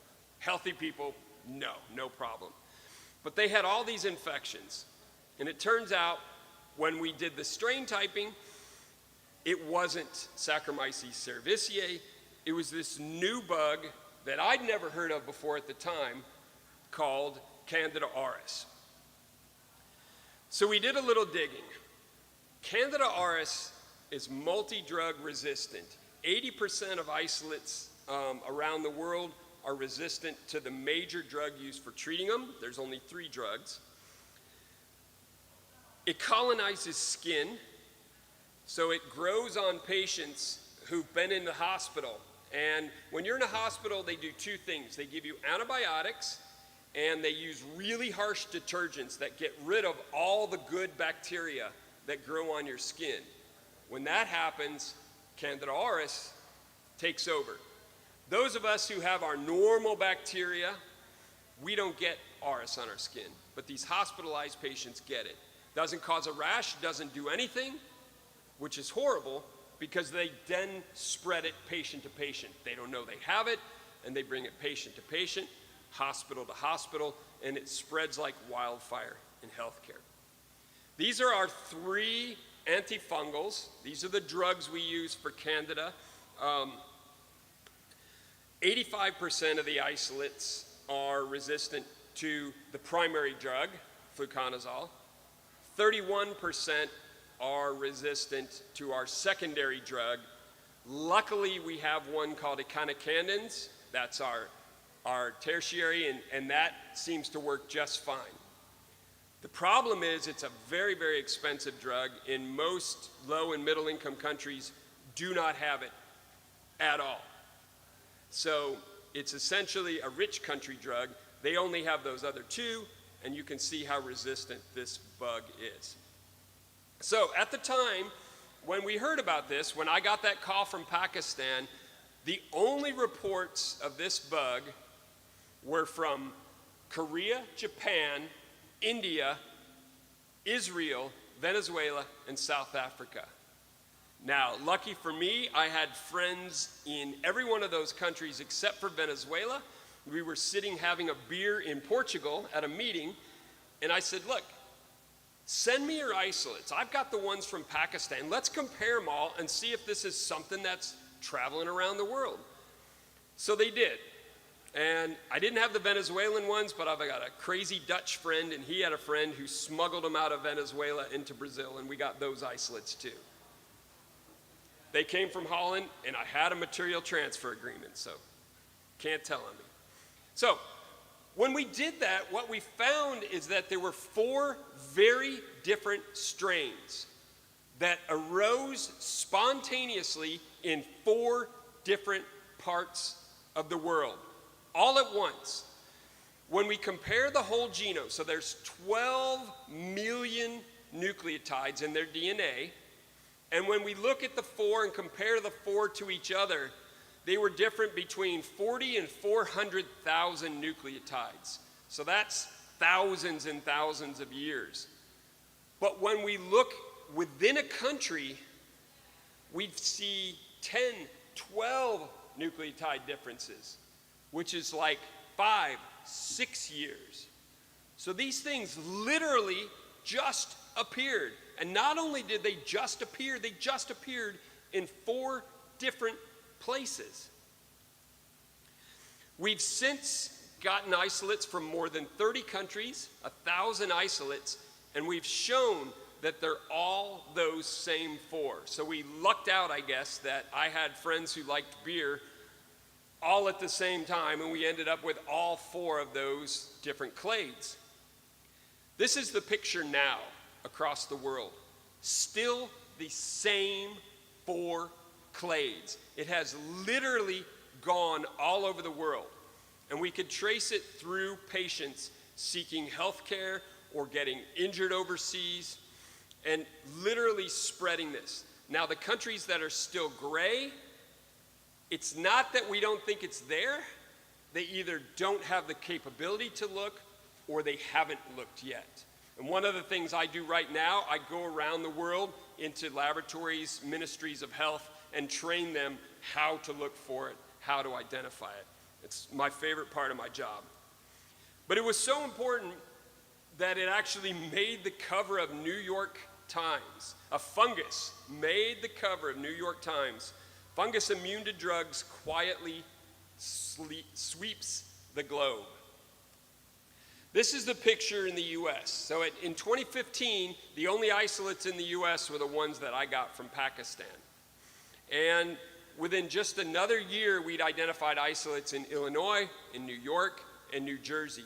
And we could trace each one of those back to a single patient that received health care overseas. Over time, we started seeing more and more and more, and each time it went to a new state, it was brought over from somebody who received health care overseas. That was the picture until about 2019. In 2019, all of a sudden, we're seeing not only patients bringing it in, but we're seeing spread from state to state inside the United States. At this point, it's shown up in over 40 states, and every single year since 2021, we've doubled the number of cases in the US. 40% of patients who get this infection die. And it's not because it's a really deadly bug in and of itself, it's because the people who get fungal infections are already sick. They've already got something wrong. They're already in the hospital, and on top of that, they get this fungal infection that can't be treated. So it's devastating for the patients who get it.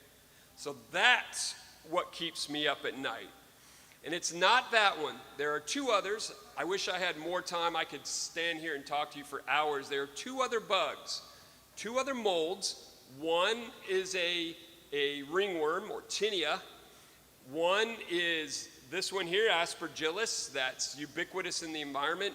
Both of those are not only drug resistant, but once again, circulating the globe from a single common source. And we're finding it in country after country after country. In 2014, there were 0 human pathogenic fungi that were spreading. Now we've got 3, and all 3 of them are drug resistant. So something's going on. And with that, I will let you get back to the rest of the day, and I'm happy to have questions.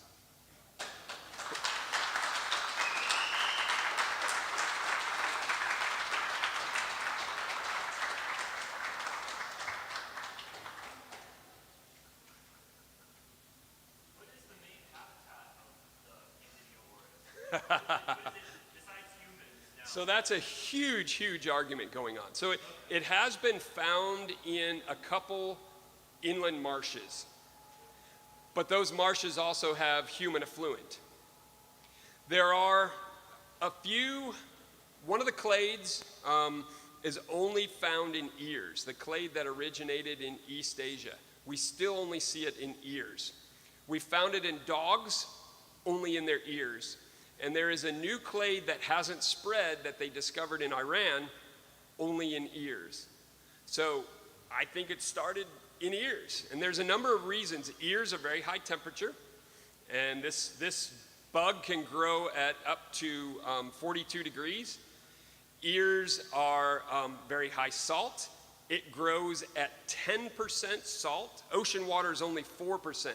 This bug tolerates 10% salt. And ears are filled with antimicrobial peptides.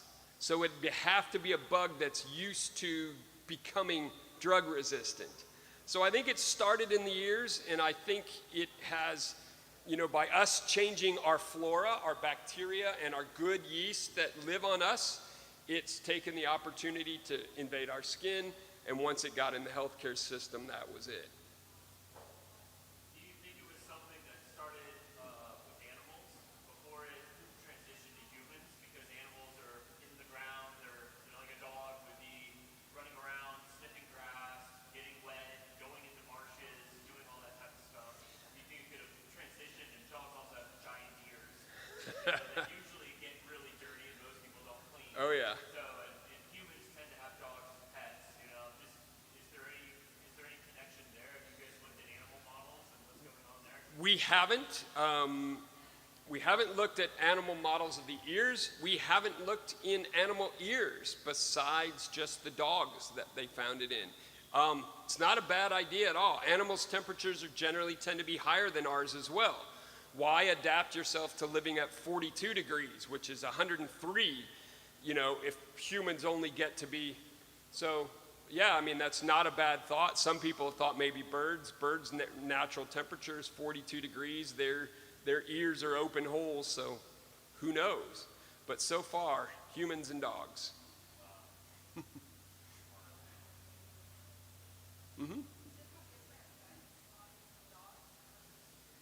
We've never seen an infection in a dog. We've only seen colonization in the ears. And in the majority of people that get colonized, there's never any effect. But about 10% of people who get colonized go on to have a bloodstream infection, which is deadly. So what happens, and I'll give you this as an example. In California, they had 0 cases, but they decided to start screening patients.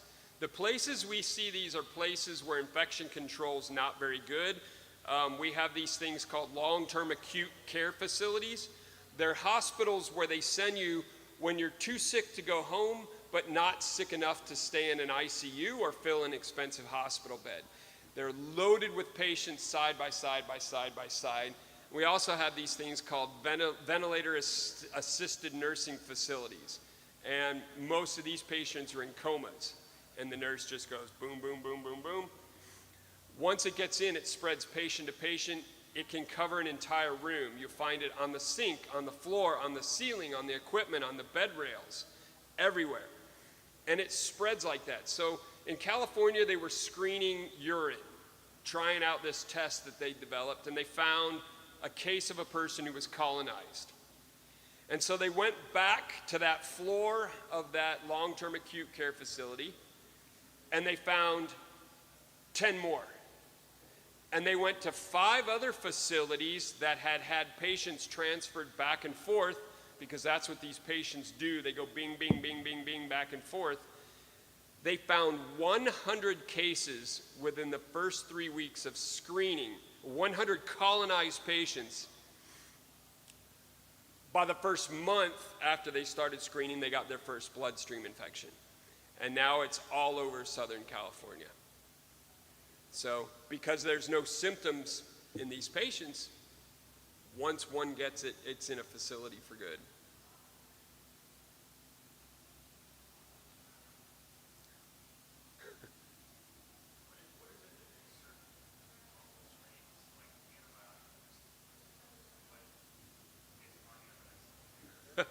So there's a lot of different ways that they become antifungal resistant.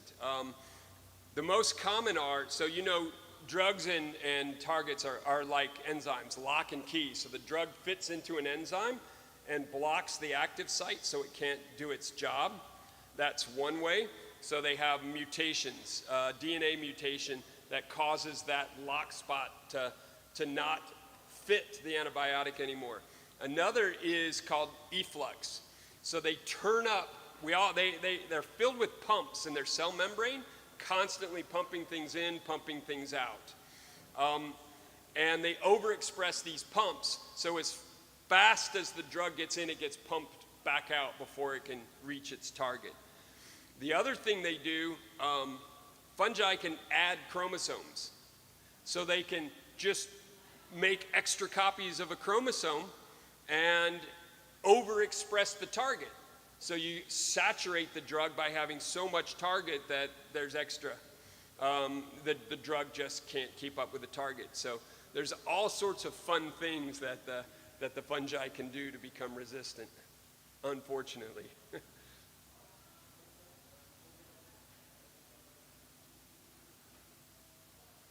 Sure.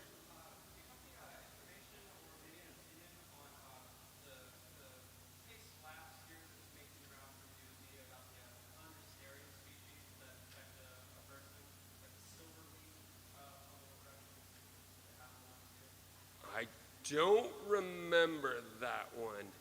But, I mean, we see brand new fungal species infecting people every single year. Number one, we're going into places we've never been before. But number two, the more successful we are in keeping people alive, the more petri dishes for fungal infections we're creating. So You know, it's a real conundrum. We're keeping people alive that years ago would have died, you know, a long time ago. But at the same time, we're also making them susceptible to fungal infections. We didn't used to see them because we didn't have transplant patients who lived until they were, you know, 10, 15 years post-transplant. When I was growing up, we didn't have CF patients that lived past the age of 15 or 16, and now they're living to be 50, and their lungs are filled with fungus.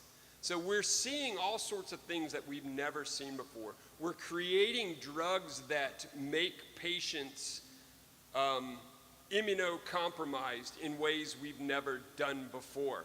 And so we're going to keep seeing new rare fungi in these same patients. If you read the medical journals, there's, you know, a new fungus causing infection every month or so, depending where you are in the world and how serious you want to call that infection. So it's going to keep happening.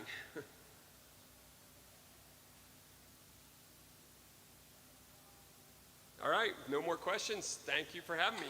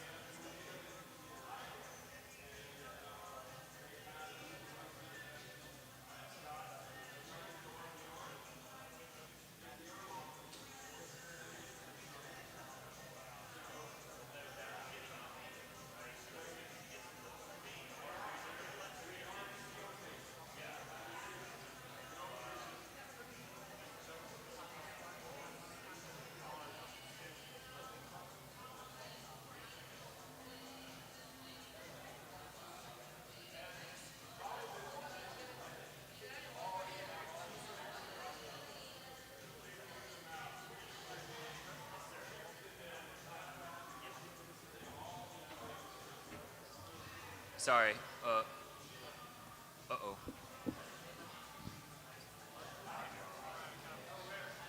Yeah. Oh, you know, I love talking to myself.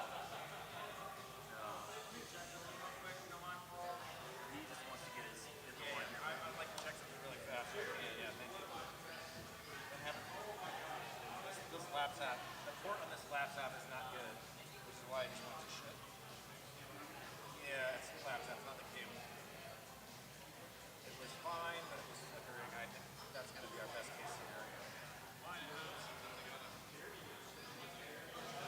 Yeah, it's not, that's a cable issue. I don't want to, please don't pinch my cable.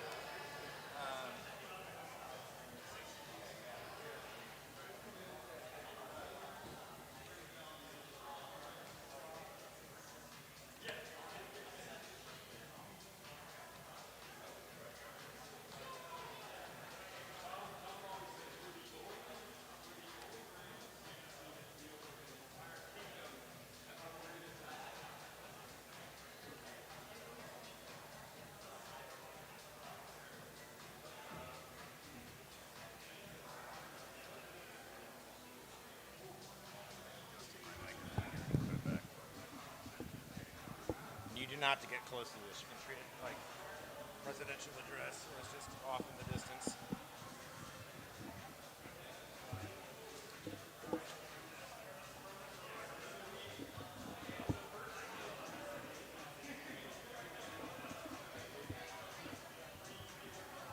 Are you going to stay put at the podium for the most part?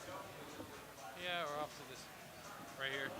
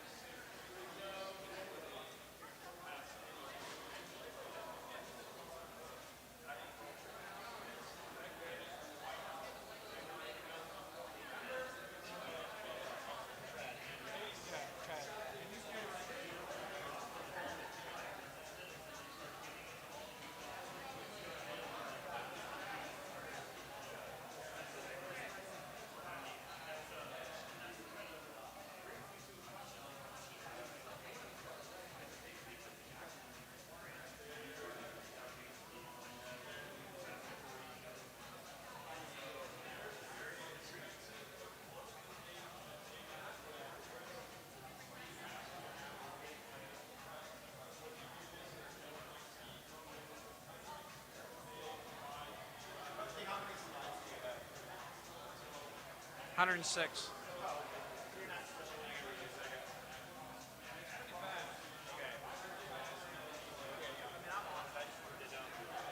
had like 40 slides. I should have my finger closer to the button.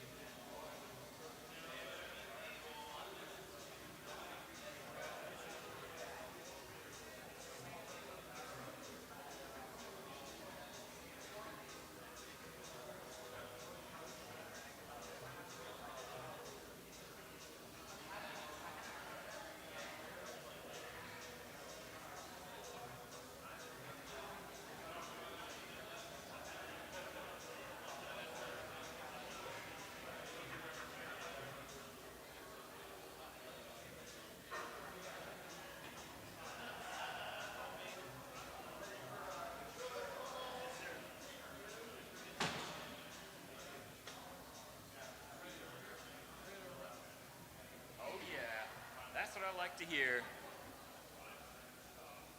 Hey, everybody. Oh, okay.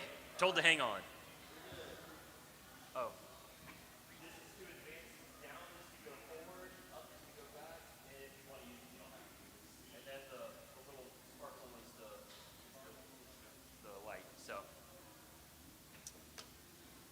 But I'll let you use it at your own discretion.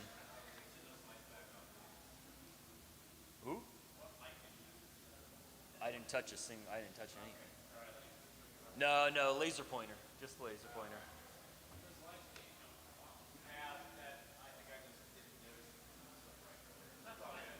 Yeah, sun is setting and all that, but okay, everybody, I am so glad to be able to kind of introduce one of the really famous people here in the Southeast that does mycology. We managed to get Trad Cotter. Thank you very much for coming down here to come and give a talk to y'all about all of the really interesting projects that he's done. He is a microbiologist, professional mycologist, and retired landscape designer who's been cultivating mushrooms both commercially and experimentally for more than 30 years. He is the author of the best-selling book, Organic Mushroom Farming and Mycoremediation, and has won numerous awards for his work, including the prestigious 2013 Clemson University Entrepreneur of the Year Award, the 2011 EPA Euro Fellowship Award, and the 2021 Gary Linkoff Award at the Telluride Mushroom Festival. His ongoing research projects include bacterial infections with fungi, mycopesticides, novel antibiotic discovery, and the isolation of native mycorrhizal species for bioregional specific inoculants for plants. In 2022, Trad sold Mushroom Mountain, which he founded in 1996 to pursue his interest in psychedelic-assisted therapy and focus on research in the medical field. He now currently is co-owner of Blue Portal, a mycological-focused company specializing in psychedelic therapy and cultivation, medical innovations, and industrial applications of fungi. Everyone, Trad Cotter.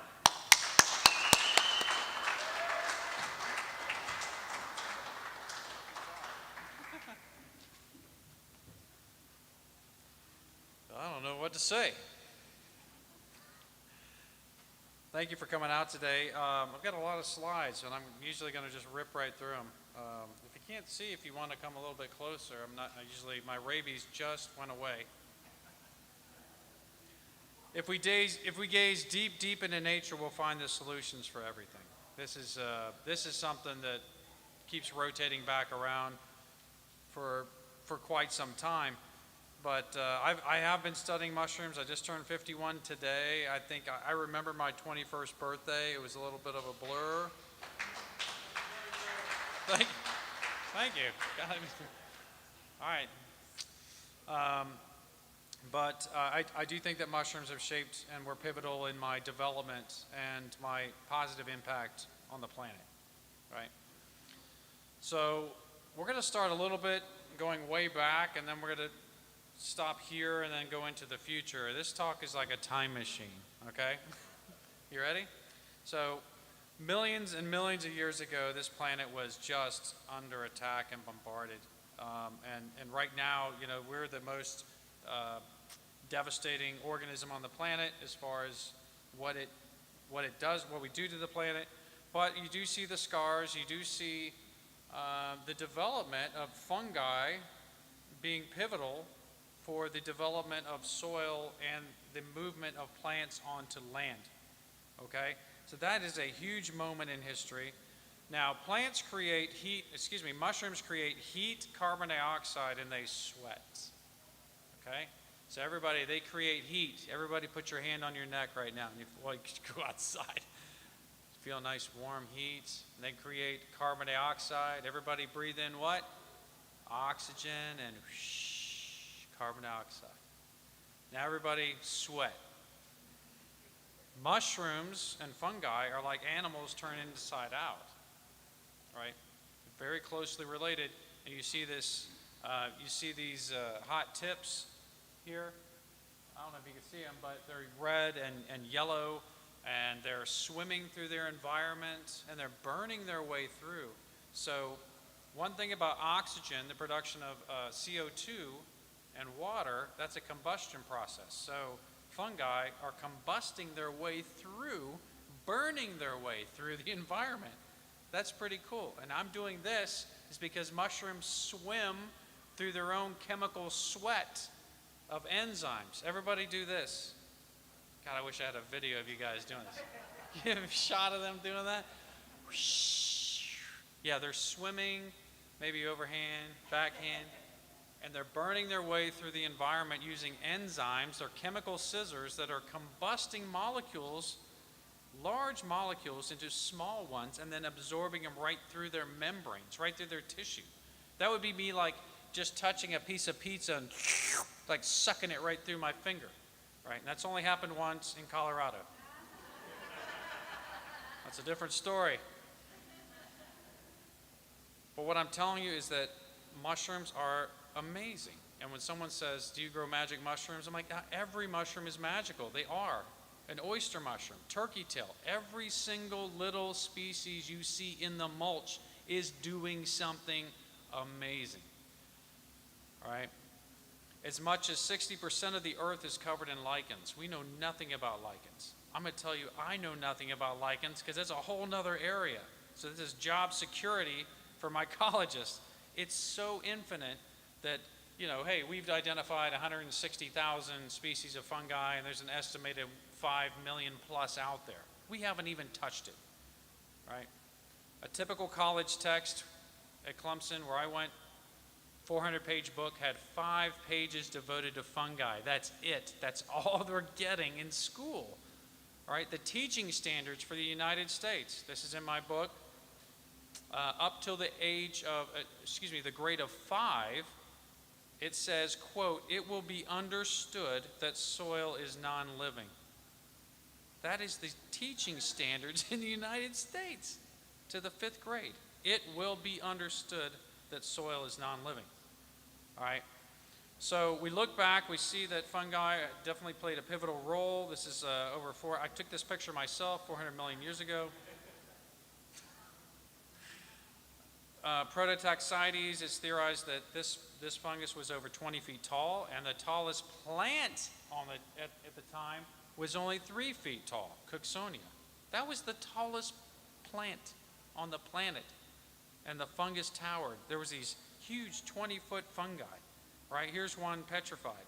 So these are out there, well, not anymore, but what you will find is, listen, you have to reconnect to nature. I saw someone downstairs like mushrooms and always stay connected to nature, and that's what they do. All right, they tune you in. If you how many of you hunt mushrooms? All right, how many of you have a really good morel spot? Where is it? Somewhere, right? That's fun. Mushroom people are some of the most beautiful, honest, caring people on the planet, except for during morel season. Doesn't matter if they're your best friend. You're like their phone goes to voicemail. They're out in their morel spot. That's all right. But this is me hunting morels, and I love going out in nature. It's been really dry, guys. I don't know. I'm up near Clemson, and I went out. Everything's crispy, right? So, but the good thing is that mushrooms feed. They recharge their batteries while it's dry, because when dry soil is aerobic, there's more oxygen, so they're absorbing and charging their batteries. So the chanterelles are fully charged and ready to pop. So if you get a good rain, it's probably going to be like epic, okay? That's the good news. So every little mushroom that you see on a little pine needle, walking around the parking lots, like this is like me walking around campus, like, you know, like, is this you? It's like a form of autism, you know? You're looking down, you're looking at people. You're just looking at the mulch. But then you turn off the lights, and then you find something really cool, are bioluminescent fungi, right?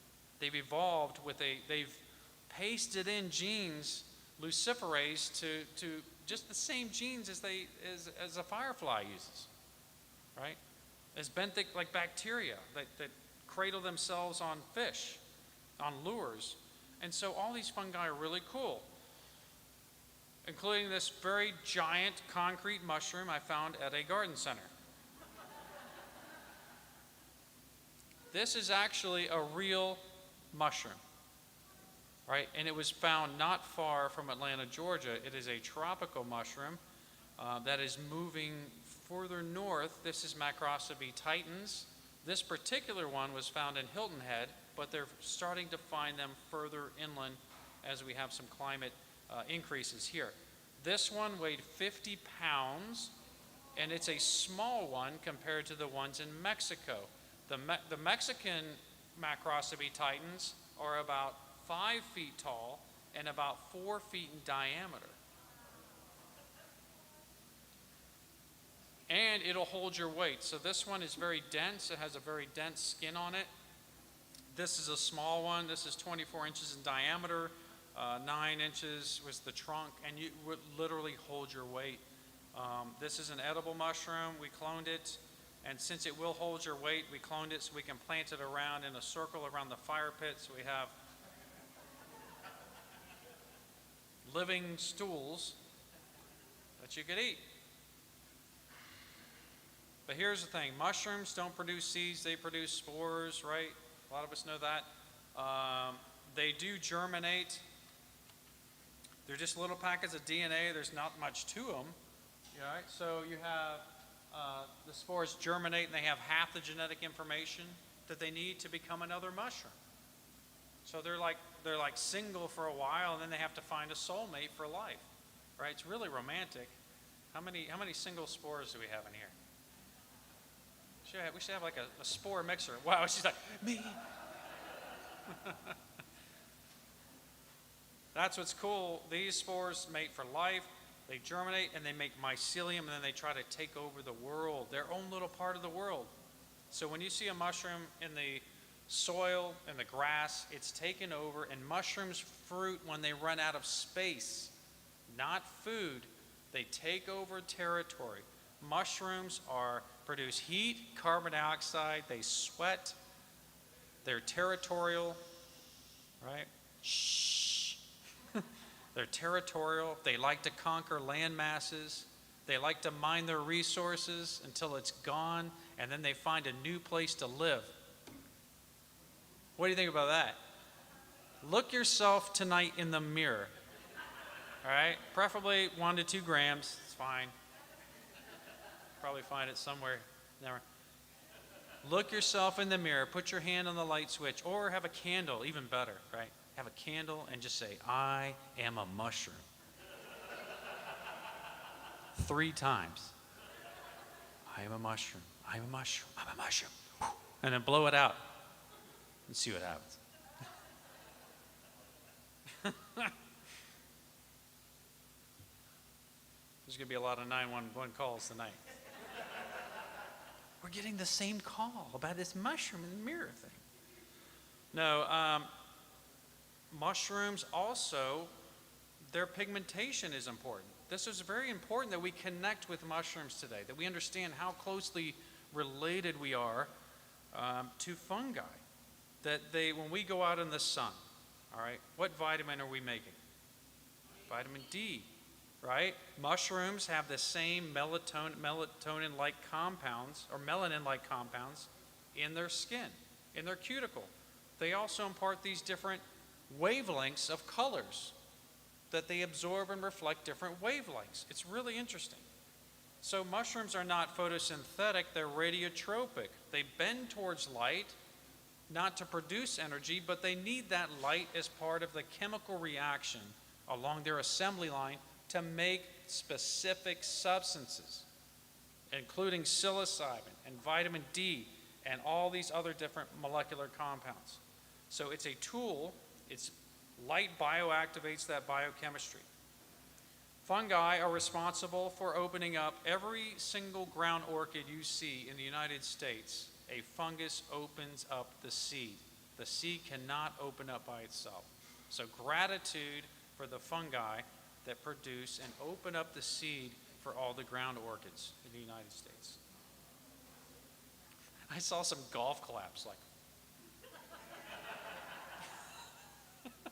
not quite ready to go all crazy, huh? Mycorrhizal fungi, very cool. These are, so a lot of mushrooms break down dead material. Those are saprotrophic. Mycorrhizae are amazing. Most plants, vascular plants, associate with this. Chanterelles, boletes, truffles, they just go on and on. It's a very large group, thousands of species. And the tree photosynthesizes, produces the sugars, and then down the trunk and into the roots, a plant will sweat out as much as 60% of its paycheck from photosynthesis, sweats it into the soil, and the fungus gives it something back. It gives nitrogen and phosphate and protection from pathogens, right? That's a good trade. That's a really good trade. So that's why mycorrhizal fungi have paired up. One of the biggest ones you should be aware of, how many of you do not know how to identify a destroying angel? Raise your hand. Do not. How many of you do not? This is a very easy mushroom to identify. It's all white. It's one of the deadliest mushrooms in the area. It's out now. I found a few a couple weeks ago, so it's now out during the summer. It's white, and it has a big bulbous cup. You have to dig up a little mushroom near the stem to find the little bulbous cup. So if you find a white, bald, white stem gilled mushroom with a cup on the bottom, it is probably a destroying angel. Okay? Don't eat it. I get a lot of calls about dogs and cats. Generally not cats. Cats are better identifiers than dogs, by the way. So you have this extension of mycorrhizae on a plant. This is what's going on in nature. And I would tell you that if you fertilize your plants right now, if you go home and you're fertilizing your garden with Miracle-Gro and Osmocote and all these things, it is not letting the partnership happen at all. So you can cut back on the phosphates and the nitrogen that are from natural gas sources, and you can use natural fertilizers like fish fertilizer and things like this, because if you have a mycorrhizal relationship, the fungus distributes the nitrogen and the phosphate at the rate that the plant asks for it. It's not shoved down the throat of the plant like a fast food, right? This is a symbiotic relationship, right? And then you look at traditional soil of like a soybean, cotton, anything that's out there that's heavily sprayed with fungicide and pesticides.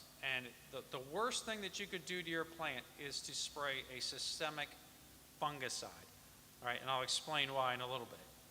But look, this is sterile soil. So once you apply chemical fertilizer, you lose the relationship. The plant does not allow fungi into their cells. It's done. All right? And now it's addicted to the fertilizer, and it can't go back. It will not allow it to happen. All right, so cradle that relationship. Be aware that it exists. There's also corn smut. Has anybody ever had corn smut? Shot out for corn smut?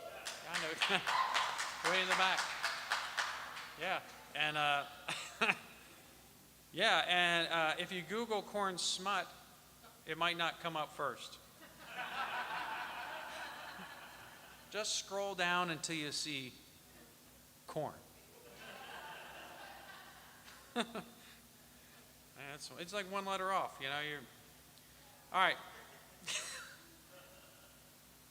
So, inter-kingdom interactions. This is where I had like my serendipitous moment years ago, as is with bacteria and fungi, and I'll get to that in a little bit with the research. But understand that fungi and animals are branching from the same tree of life, essentially. But when you look at this three-dimensional model, it's not accurate too, because a lot of these branches are codependent on each other, and I am not Trad Cotter standing here. I'm like a coral reef of a lot of different bacteria and organisms. I don't know what's the next word out of my mouth is. I don't know what the bacteria is going to say, because I'm outnumbered.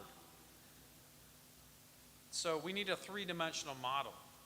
We do, that we could swim through and see the connections. And so you have two mushrooms here fruiting in your backyard, and you have to eat one of them. Which one would this group eat? The one on the right. Left, the white one with the bulbous cup. Interesting choice. Listen, either way you will see a light. Because the one on the right is hallucinogenic, and the one on the left is a destroying angel. Except the one on the right you'll come back from enlightened, right? They will, like the jack-o'-lantern here. Did you see? Anybody ever pick a jack-o'-lantern? Usually, typically fall mushroom. Beautiful, poisonous species. I have grown this one commercially indoors. I think I was the first person to grow it indoors just because I wanted to see if it could be done. But there's other reasons we grew it for antibiotic purposes. But this one, when you turn off the lights, it glows a beautiful green wavelength. Right? I think it's 433 nanometers, I'm not sure, but it's like beautiful, dark green. And if you have a cluster, there's enough light to read a book or a magazine. It's like, and I pick these in the fall, and if I'm at a party and all these people at the party, I'm like, hey, you want to go into the bathroom and turn the lights off? And they're like, I don't know. What's going on in there? Just a glow-in-the-dark mushroom. And they're like, I don't see anything. Oh my gosh. It's like as soon as your eyes adjust and it just starts glowing. It's absolutely beautiful. All right, so I've got these, Amanita muscaria. Y'all have seen these. There's different cultivars down here. The really, really red ones here I collect out in Colorado at the Telluride Mushroom Festival, but we have like the yellow-orange down here in the southeast, and they're sometimes in arcs and fairy rings, all the way down to Charleston, South Carolina. They're there. But I do get phone calls. I am the toxicology call person for NAMA, North American Mycological Association, so I get calls for dogs, cats, people. So one night I get this call. It's a Sunday night, and my phone is like ringing off the hook at 12 midnight, and they don't leave a message. They just call and hang up, and I see this number from Virginia. Finally, I pick it up, and this guy's like, thank God you picked up. And I'm like, what's going on? I'm in Florida. And he goes, I ate Amanita muscaria, and the walls, the shadows are moving. I vomited. Everything's like distorted. And then he goes, this is the funniest. I don't get paid enough for this. And my cat won't stop staring at me. Right? And I'm like, what are you talking about? I'm like, what kind of cat do you got? I mean, he can't be that bad, you know?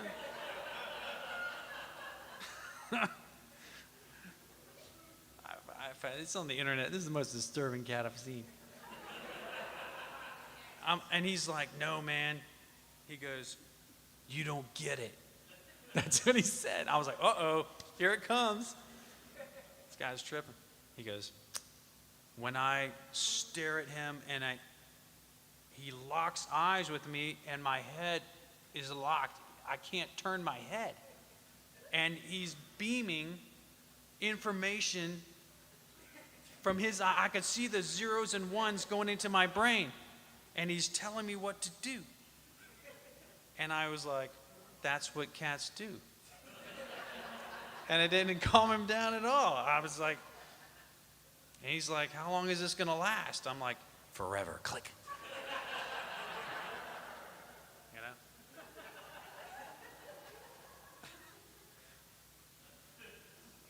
That was a real call. I didn't say forever. I don't mess with people like that anymore. All right, so here's something to take home with you very serious besides the cat picture that you probably think about in your sleep. degree of onset. This is important, and this is the amount of time when you eat a mushroom that you could get a symptom if you do make a mistake. So it's called degree of onset. Rapid, which is less than 4 hours, typically 2 hours, is poisonous. That's easy.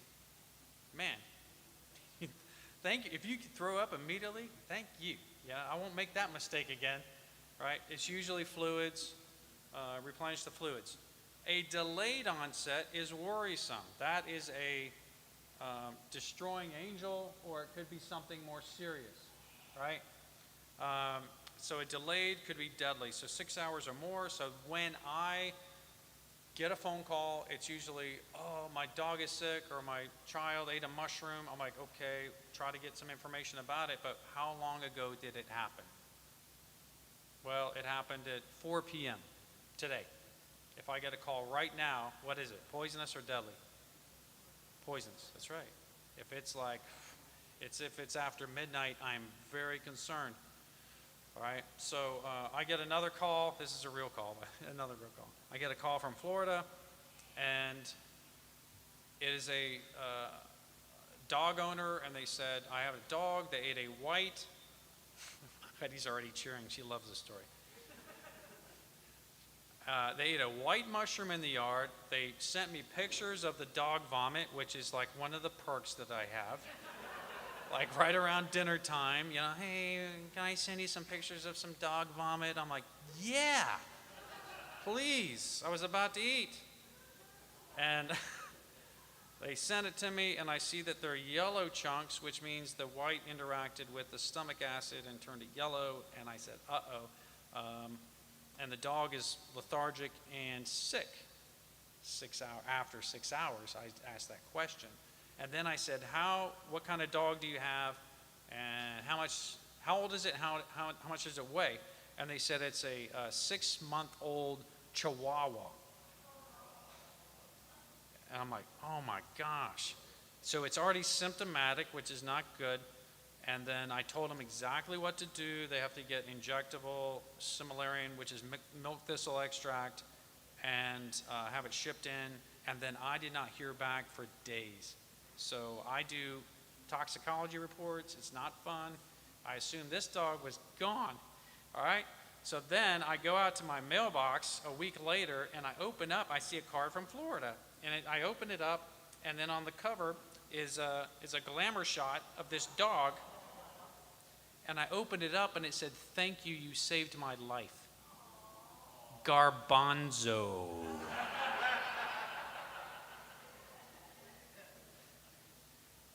And then the wife calls me 2 weeks later, and she goes, Chad, I need you to identify another mushroom. I'm like, are you kidding? What? And she goes, Garbanzo's eating mushrooms again. I'm like, sprinkle some hot sauce on that stuff, man. He's out of control. So going back to the different fungi, one of the things that just blew my mind was the discovery that there was almost like 3 levels of biology, and maybe even further than that. Like, we don't even know.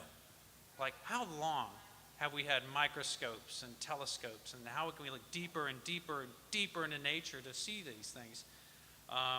So they found these plants on the edge of these little vents in Yellowstone, and you see the plants right over here, and that water temperature is about 150 degrees Fahrenheit. So what plant do you know that lives in 150 degrees besides on like Mars or something?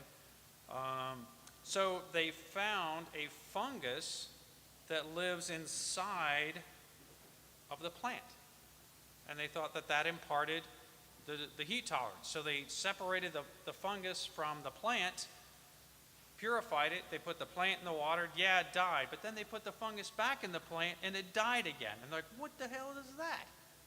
Well, then a virologist was in the room and said, let's look deeper into the fungus, and then they found a virus living inside of the fungus that was living inside of the plant that made the heat tolerance possible. This is a beneficial virus, probably one of the first beneficial viruses that they've discovered. Gosh, I wish I could just inject those into, never mind. So now you start looking deeper into these things, now you have an appreciation. Everybody today is getting x-ray vision because now when you walk around, every single leaf on these elms and this holly outside is a mosaic of fungi. They're endophytes. They're braided into the tissue and they're beneficial to the plant. All right? They also provide surface area for absorption, photosynthesis, and disease resistance. Why is it that one tomato plant in your garden does terrible and one right next to it is so healthy? It's because of the endophytes. And when you see this, this is some patented stuff. I don't like it, but some companies have patented the ability to put endophytes into seeds purposefully. Now, when you plant an heirloom tomato, for instance, that you're not just planting a tomato seed, you are planting a fungal endophyte that tomato seed has chosen to carry forward. And that's why those heirloom seeds are so important and seed collecting is so important. Now does it start to make sense? It does, right? I got goosebumps because it's so simple that a plant will decide which one does better. You're not going to save seed from the diseased plant. You're going to keep saving the ones that do good. So they're selecting fungal endophytes. So the fungus fights its way up into the next group of seeds. Save those. Kudzu. Oh my gosh, this spreads everywhere. What a beautiful plant, huh? What a good idea. Hey, we need a plant for erosion control. Let's bring it over from China or Japan. Let's plant a couple 100,000. It won't go anywhere. You know, it spreads all over the world. It just takes over and chokes out all the competitors. Oh, wait a minute, that's Walmart stores. Sorry.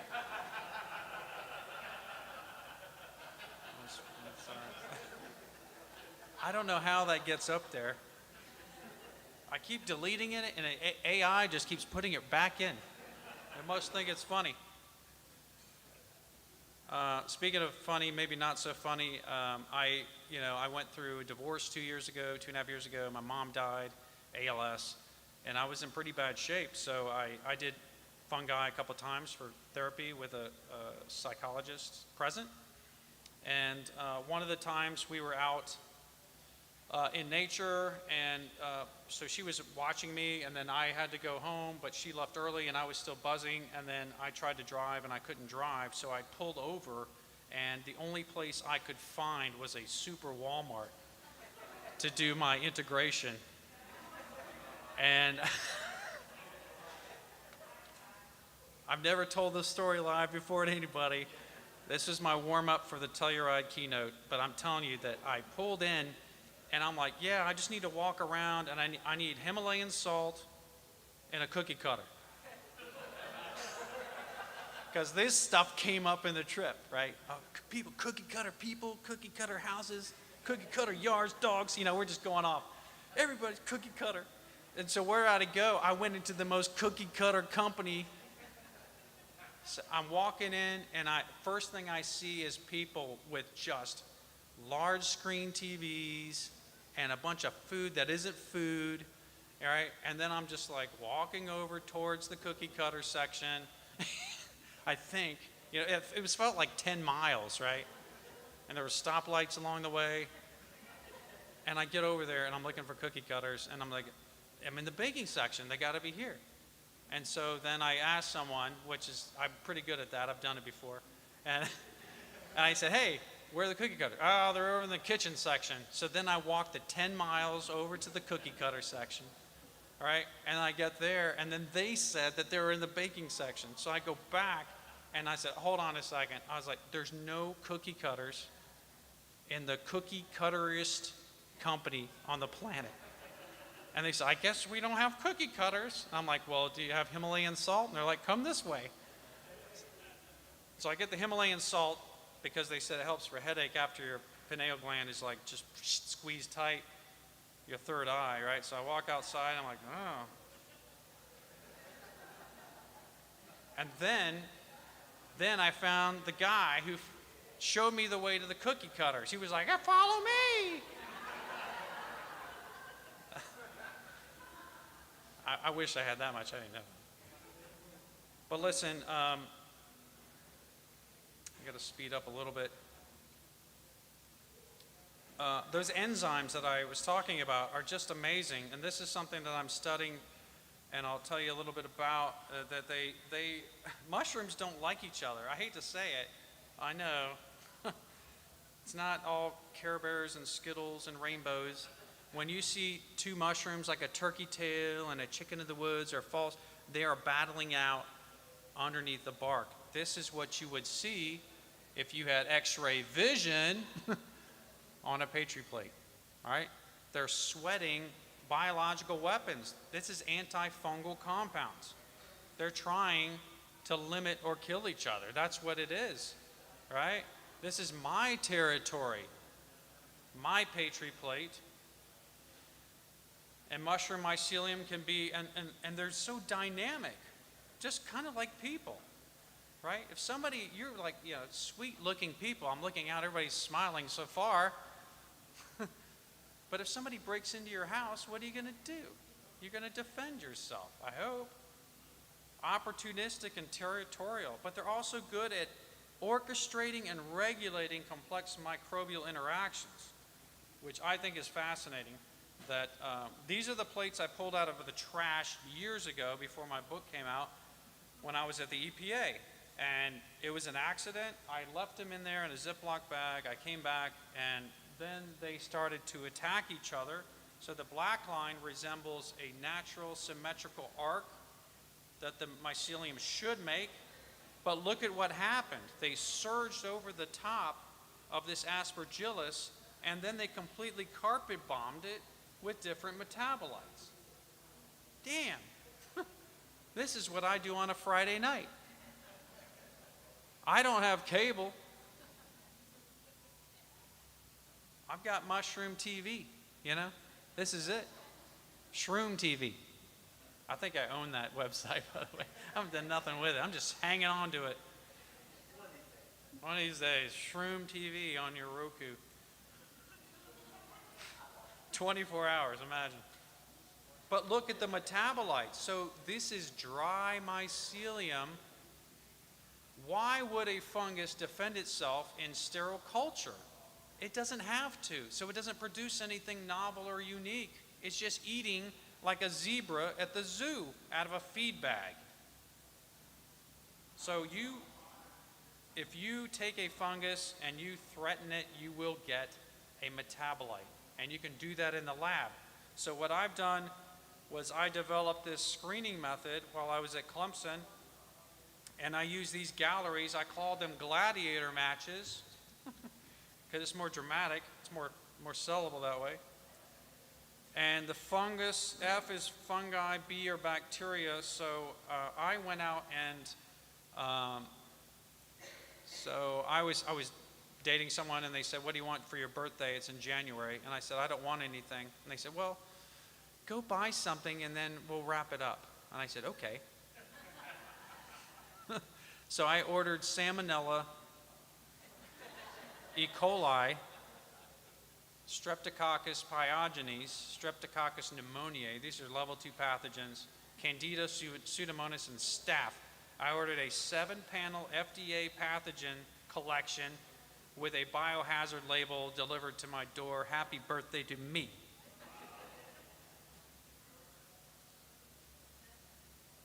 And so the reason I did that was because that's really what I wanted. I wanted to see what bacteria and fungi could do against each other. So I made these galleries. That's shiitake fungus, by the way, I remember.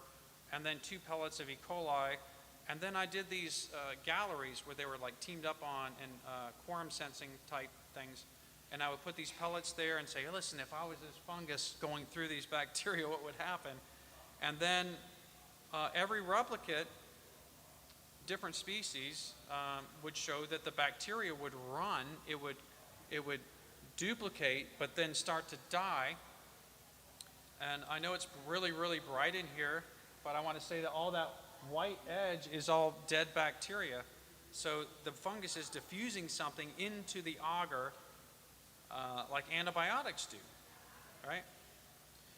And it happened replicate after replicate. So then I started to culture other stuff, and then I really wanted to do wild type bacteria, like right off of people. And I'm like, well, where am I going to get bacteria right off of a person? And I'm like, so I started swabbing nasal cavities, that just sounds gross. Armpits, belly buttons. Do you know what's living inside of your belly button? I'm a microbiologist. It's creepy. So please wash your belly button tonight. And I see people doing like tequila shots out of people's belly button. I'm like, oh my God. They just got a whole mouthful of dead bacteria. No, but it's, they found all kinds of stuff. It's like deep sea fishing. So there's polypores. They're really awesome. And so I looked up some studies with particular species, but what hasn't been done, what I looked at, was I created a block of mycelium. So now I'm at the point where I created an opportunity for us to take biopsies or throat cultures, and then I injected them into biomass bags that are sterile, and then within 24 to 48 hours, I get this metabolite that you see on your left. If you see this fluid that floats in the bag, which is over 20 milliliters. So the idea is that you could take a throat culture or a biopsy from a patient, and then you would be producing a patient-specific and target-specific antibiotic within 24 to 48 hours. So that was patented, 2 patents filed last month by myself. For us, not myself. That is a big deal because that circumnavigates the one of the fungus bacterial interactions that we did was MRSA at Clemson. And I want to go back to remember the jack-o'-lantern I was growing? Remember the jack-o'-lantern? Jack-o'-lantern performed extremely well, and also chicken of the woods. Chicken of the woods hyperaccumulates sulfur, and MRSA has a very hard problem with an antibiotic scaffolded around the sulfur atom. So it's very interesting that if you use a fungus, you see, if you look deep into nature, we'll find those solutions, right? This is only a 4-gram idea. So we tried all these different species of mushrooms on and some perform better than others. So then this evolved into prototype number 2, which is a bag with injectable ports. So this is where the water, if this was at a hospital, it would be injected with water because it needs to sweat. It can't be dehydrated. You inject the pathogen with a nutritive selective solution, and then out comes the metabolite. And now you have a 20 to 40 milliliter, 20 milliliters of that antibiotic can be diluted 10 to the 6, which is 1,000,000 times.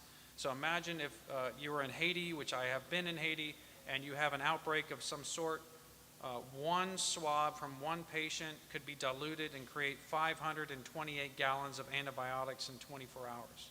That's how strong it is. So I'm extremely happy about that, and I'm protecting it as much as I can. Now they went from the size of a bag to the size of a vial, so now they're in a 50 milliliter tube. They're extremely portable, and they can be injected in any village anywhere in the world, and they're super cheap. So that's my intent, is to keep it that way and not to license out to anybody that's going to shelve it. It's a discovery patent that creates discoveries, as you can imagine.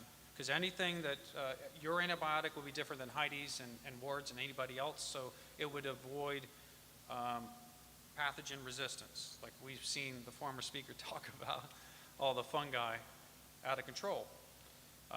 It could be a direct result of, listen, we are injecting animals and the agricultural system with antibiotics and antifungals. It's going to happen, and people are taking antibiotics for a virus. You know, it's a miscommunication, miseducation. This can also be used with, with plant pathogens, which I realized. So not only did I have to look at that, I started getting botrytis samples from Clemson, and we started testing botrytis and my antibiotic system. So it works with plants, animals, fungi, bacteria, livestock, pets, you know, all that. So it's very well protected, and I want to bring it to the people too. I think that would be a very good affordable system. Be nice. The drug companies are not working on antibiotics anymore. I hope you didn't know that. Merck and some other names that I won't mention. Syngenta. Syngenta. Sorry, I coughed into the microphone. And morel mushrooms, just awesome. Just a quick note about morels. I love morels. And this past year, if you don't know anything about morels, it's the, you all know morels, right? Y'all, who hunts morels? So raise your hand. Who does not have a morel spot? Raise your hand. I know who you are. I saw you. Oh, look at the sadness. They're like, right? Yeah. Well, let me tell you, so after I split, I was single for like 2 years, and then I don't know if you guys are single, but there's actually dating apps out there which are horrifying, right? And I was on there for a minute, and then I'm like, okay, I'm a little different. Let's do something different, right? So I'm going to say, hey, you know, do you like morels? That's a good pickup line, right? You don't see that very often. Do you like morels? Except you send it, right? And it auto-corrects.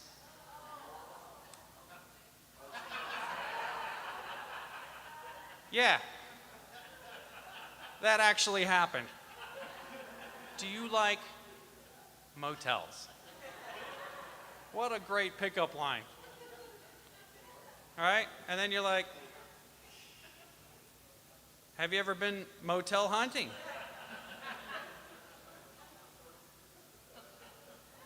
Because I have a couple of motel spots we can hit that are close to each other.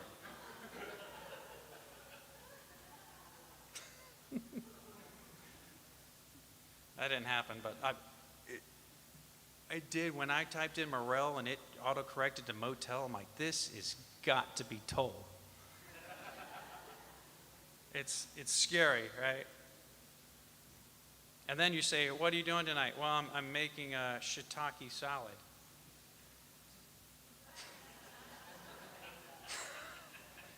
Autocorrect. Before you hit send, please check it. Psilocybe cubensis, one of my favorite mushrooms on the planet. I work well with it, and it really has gotten me through some tough times, you know. Way back, 1920, when I was in a band and, you know, lost, you know, music, but also, you know, for the ups and downs. Antidepressants are the #1 class of drugs consumed in the United States, right? And it's almost completely preventable, right? I run the Blue Portal, which is Blue Portal Wellness. I'm not sure if I have that at the end or not. We do retreats. I've got one coming up in Jamaica, July 21st, and also in Costa Rica, and we have maybe some stuff going on in Colorado. How vague is that? Maybe. So I work with, my business partner is Irene Dubin. She's a psychotherapist. She's Ukrainian, and she is a hard one. She really does the root canal, so that is what you want. You don't want to come down to say, I want to see pretty stuff. You want to get to the root of your trauma, and there's a reason that we have depression and smoking and nicotine and alcohol, like all these different things. It's a cover-up because there's a trauma. There is a mole digging around your garden, snatching your carrots, right? You ever seen those cartoons where whoop, whoop, whoop, and they all disappear? We got to find the mole, all right? We got to do a root canal and get to it.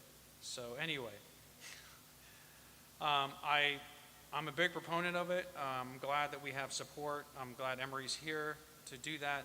And, you know, Schedule 1, a Schedule 1 drug that are classified as highly addictive and no therapeutic value, right? Something is definitely wrong. Mushrooms do not belong in Schedule 1. They don't even belong in Schedule 2 or Schedule 3. They should be free for everyone. They should be legal.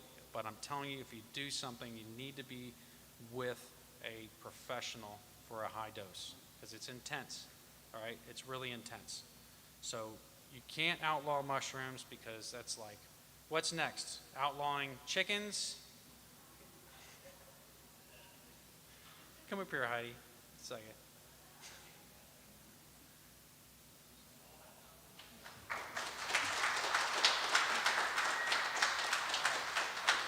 Thank you. You can go back now. Speech. Heidi, yeah, come up here real quick. We got a minute.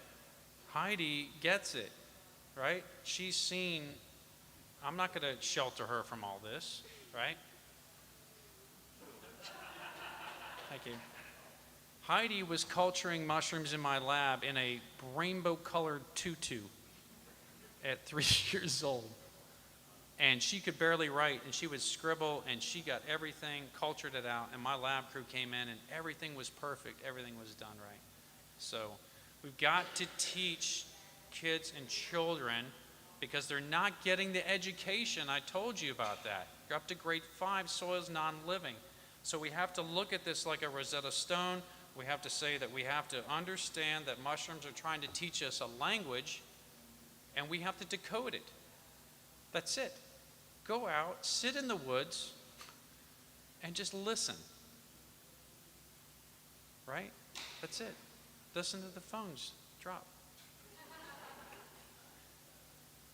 And I lived in Egypt when I was little. I was highly affected by what happened when I was young, and I still see the writing on the wall. It's like we've lost the ability, we lost the connection with wisdom in our past.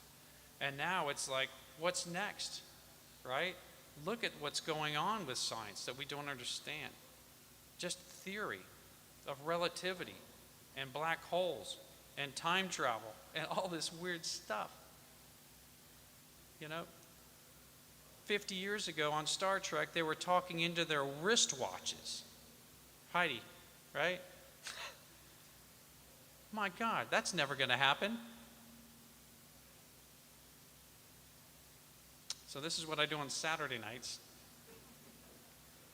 I believe that there can be peace on earth, right? I'm an optimist, and I will tell you that I'm not a pessimist, except I'm pretty optimistic that this ain't going to work. But I'm going to put my money on mushrooms and peace, and also when you culture this out in the lab, it grows symmetrically in the shape of what you choose to cut it out. I choose love and happiness. All right, so let's take care of this little planet together. I also want to say that I'm with the Mushroom Spot back there after I get off here, and I have some of my books. They're available, and we've got just a few minutes for questions. I know I kind of went long, so I want to thank you for coming and listening. Appreciate it.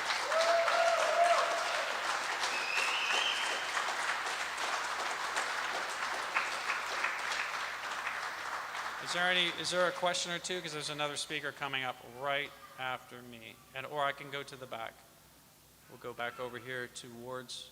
Now I moved my lab from Colorado. I lived in Jamaica, Costa Rica, Colorado, and now I moved back to Clemson area. And now my laboratory and my mushroom home is at Ward's Mushroom Spot in Greenville, South Carolina. It's like a candy store for people who are addicted to mushroom stuff.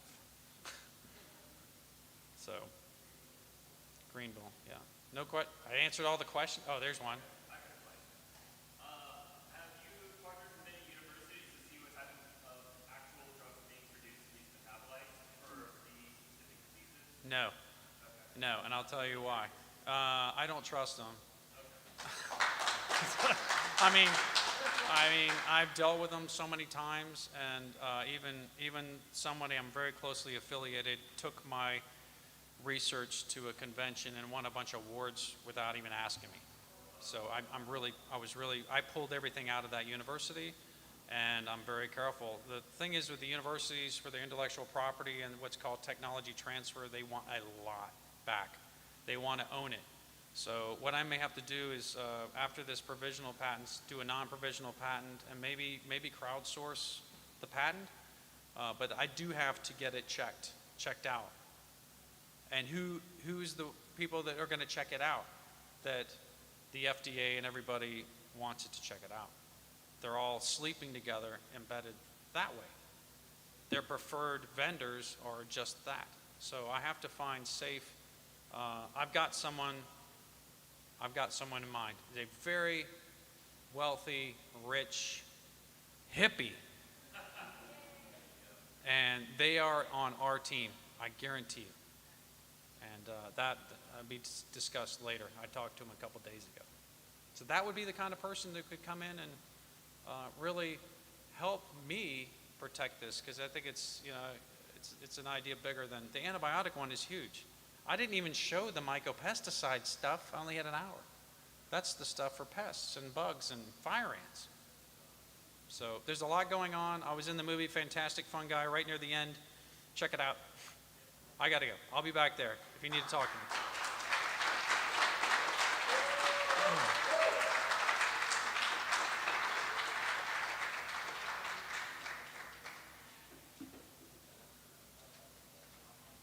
Now go out there and be somebody. I'm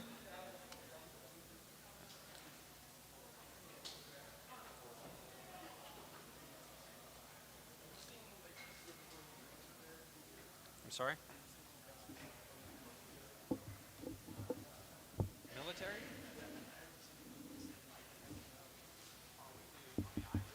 Hey, Paul, can you come here?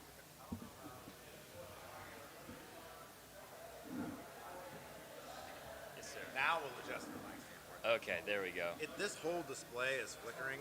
I don't know whose laptop this is, but that's why the screen is flickering. It's mine. It's probably because it's low on battery. It's been doing it all day. The HDMI port, I don't think. What I think it is the switch that's inside the HDMI port that makes it think about doing stuff. So like all I did was, it's not the cable. I just touched it and then it fucking resets. So I think it's whatever's, it's cheap laptop problem. I don't know. What the hell is that? I don't know, but it's cheap laptop problem. What's going on there, so. Okay. Yeah.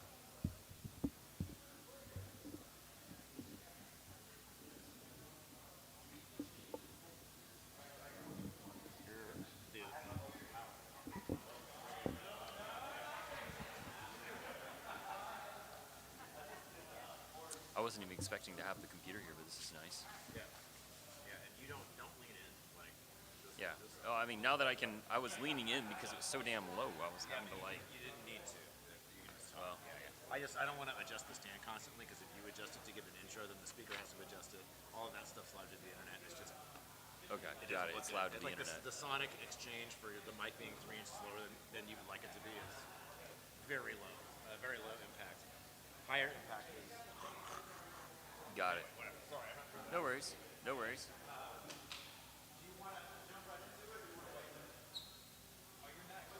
I am. Yeah, but I mean, pretty much the end of the lesson. You can run on your so I'm just giving a little spiel about the kind of history of psychedelic mushrooms. And I really appreciate this coming down and doing a lot of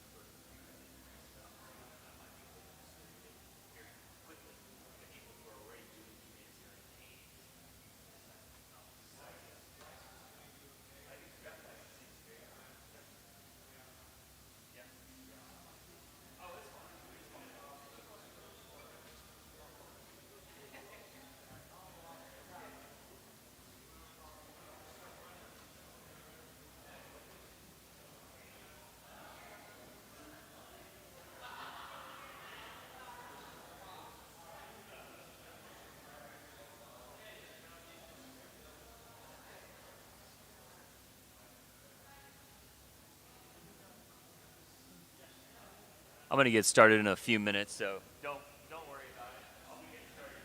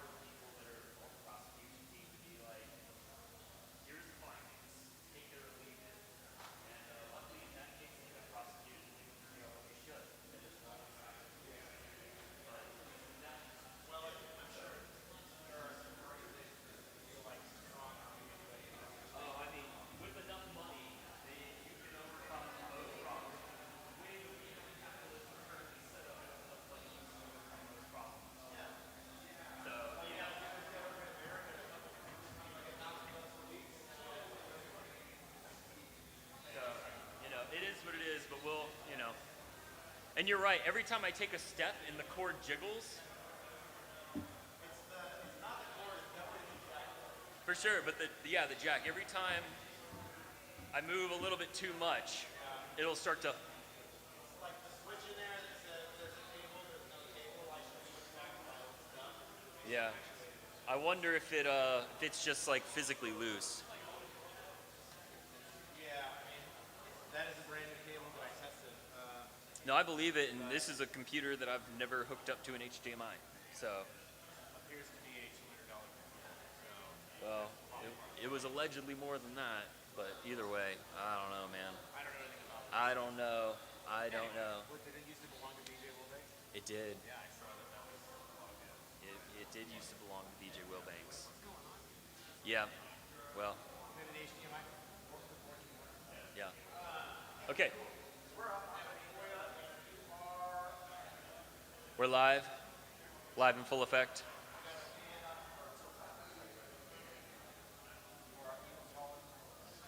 Oh God. Oi. We are live streaming it. Yeah. Yeah. All of this content, just for the people that are watching the live stream and the people in the building, we live stream this. Okay. Okay. Sorry. So all the people who are on the live stream, thank you very much for following. We're glad to have y'all. All the people here in the building, thank you so much for sticking it out and hanging out with us all day. It's really, really, really great to see so many people interested in mycology and willing to support this kind of local movement here in Atlanta and in the greater Southeast. We do take all of this content that we're generating, we live stream it, and we've been cutting it up into YouTube videos. So if you go to YouTube and you type in Atlanta Mushroom Festival, you will see content from when we first started doing education. It was like our second festival. And of course, you know, we did the best we could. You can slowly see over time the production value getting a little bit better, a little bit better, a little bit better. You know, we're doing the best we can with what we got. And, you know, really we're only as good as the people that support us.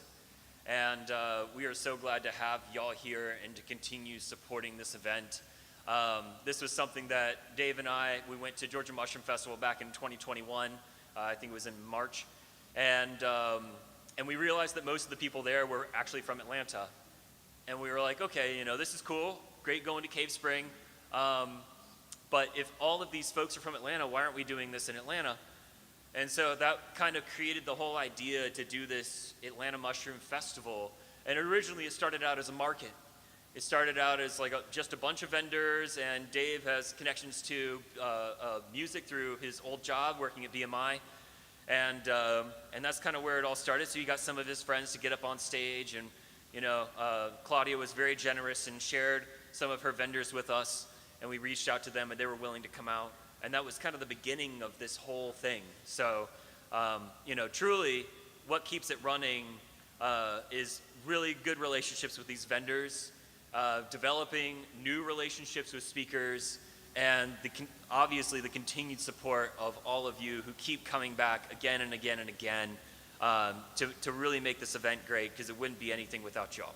So thank you again very much. Just wanted to throw that out there to all of you who've been participating and keep showing up and keep making the magic happen for us, because it's the reason why we just keep pushing through and keep doing it. So, yeah. So with that, my name is Paul Grabowski. I'm one of your hosts, Dave, here in the Atlanta Mushroom Festival t-shirt. Take a picture as he is your other host. And yeah, we do a whole bunch of different things. I went and got a degree in chemistry at Georgia Tech, minor in material science engineering. I did that whole thing. And then I got a job at CDC working in the Division of Tuberculosis Elimination Applied Research Team. I was doing their spoligotyping assay, which is a way of doing molecular epidemiology. So epidemiology is tracking a disease. Molecular being we were looking at the genome of these diseases, specifically this direct repeat loci within the TB genome.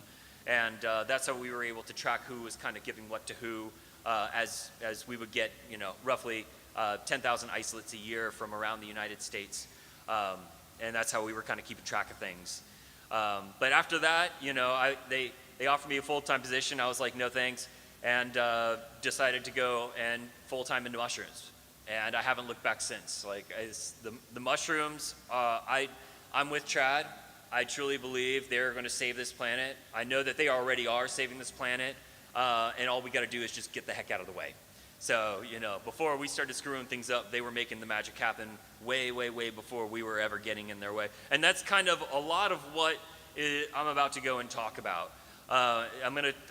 This is a talk on the history of psychedelic mushrooms and their cultivation, kind of to give some of a little bit of focus, but also more of like a broad scope view of human history with psychedelic mushrooms and how we got to the point where you can now, in 47 states, have legal access to spores from psilocybin cubensis and other psychedelic species, and also buy mushroom grow kits pretty much anywhere, because grow kits don't contain any active spores or mycelia.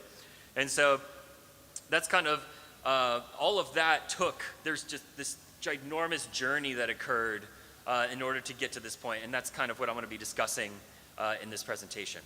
So first, we got to talk about our ancient fascination with mushrooms. Like, where did it all really begin? And so the oldest cave paintings that we have are found in Tassil and Algeria, circa 7,000 to 5,000 BC. You can see these shaman-like figures, and they are holding mushrooms in their hands.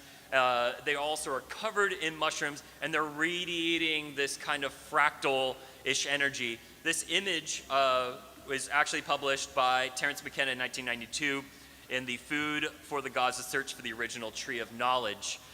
And so to me, it's very clear that they were consuming mushrooms, and not only were they consuming them because it's in their hands, but they are like becoming the mushroom. They are becoming this thing. And so this is almost 9,000 years old, right?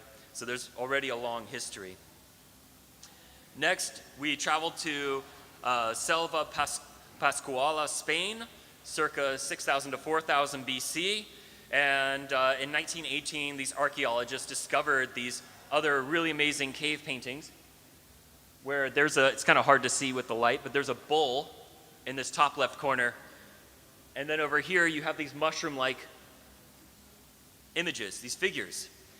And so, interestingly, Psilocybe hispanica grows in the region that they found these cave paintings. And the people at the time were nomadic herders.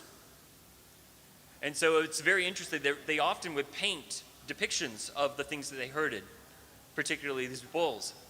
And these bulls no longer exist. They're an extinct species. And of course, we all know that where there's bovine, where there's bulls and cattle, those types of things, you tend to find psychedelic mushrooms that grow out of their poop.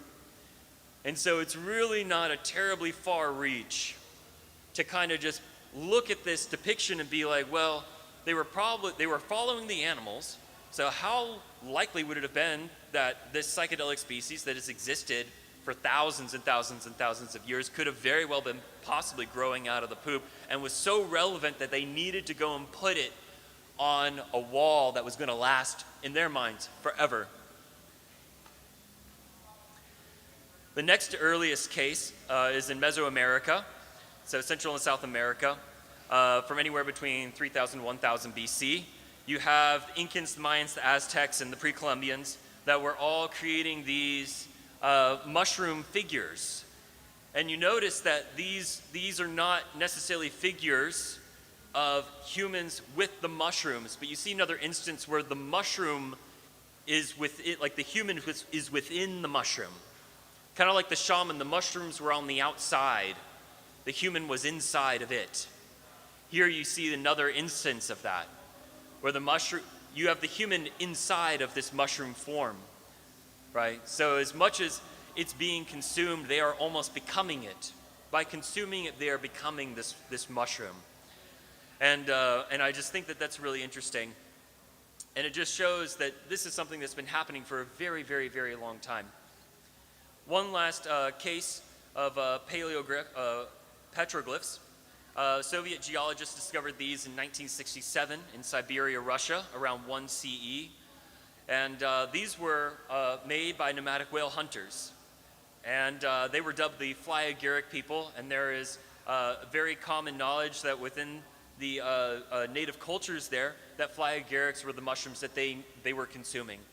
Probably also with certain types of cubensis, but the agarics are very cold tolerant. And probably the most likely culprits, and are well known to grow in that region. And so those are the ancient depictions of mushrooms. And so, from 1 CE, there's been nothing that's been really discovered, all the way up until you have when the Spanish started invading the Americas. And so now, they started documenting in these codexes the history of the Aztec culture and their use with mushrooms. And so no one really has said anything yet. They're just depictions, they're drawings of the things that they would see as they were touring these ruins in these cities.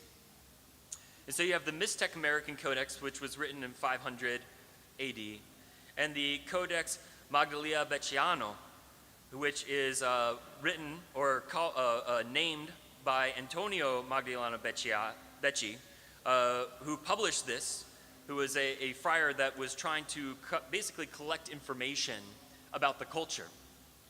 And in both of these depictions, you have gods that are consuming the mushrooms, it's in their hands, and humans that are being touched by the gods when they consume these mushrooms.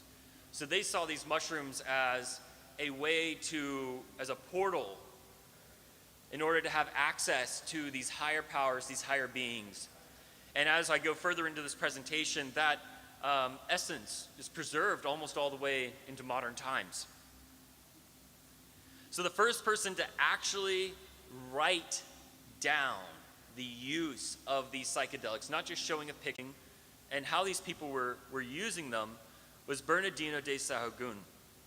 And he wrote the Florentine Codex, which is a manuscript of 2,500 pages combined into 12 books with 2,000 illustrations drawn by native artists. So he wanted to use native artists to draw all of these different depictions to really capture the essence of their culture.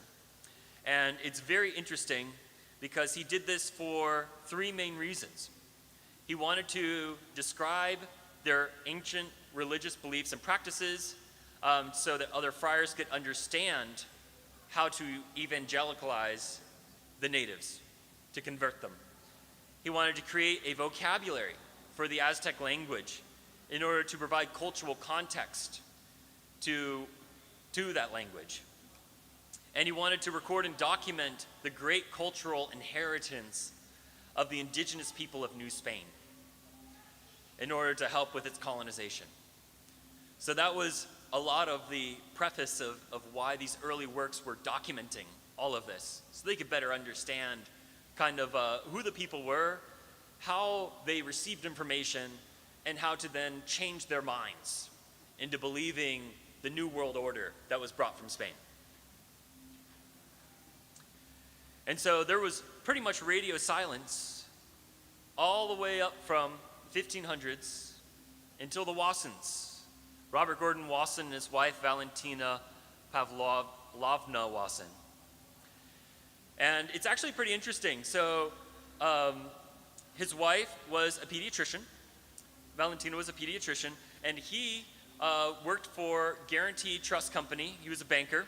And then he ended up moving over to J.P. Morgan and Company and was able to attain the esteemed position of public relations, as head of public relations, after writing a book exonerating J.P. Morgan of guilt in the Hall Carbide incident of 1961. The Hall Carbide incident was a very unique case where J.P. Morgan was providing money to someone who was war profiteering.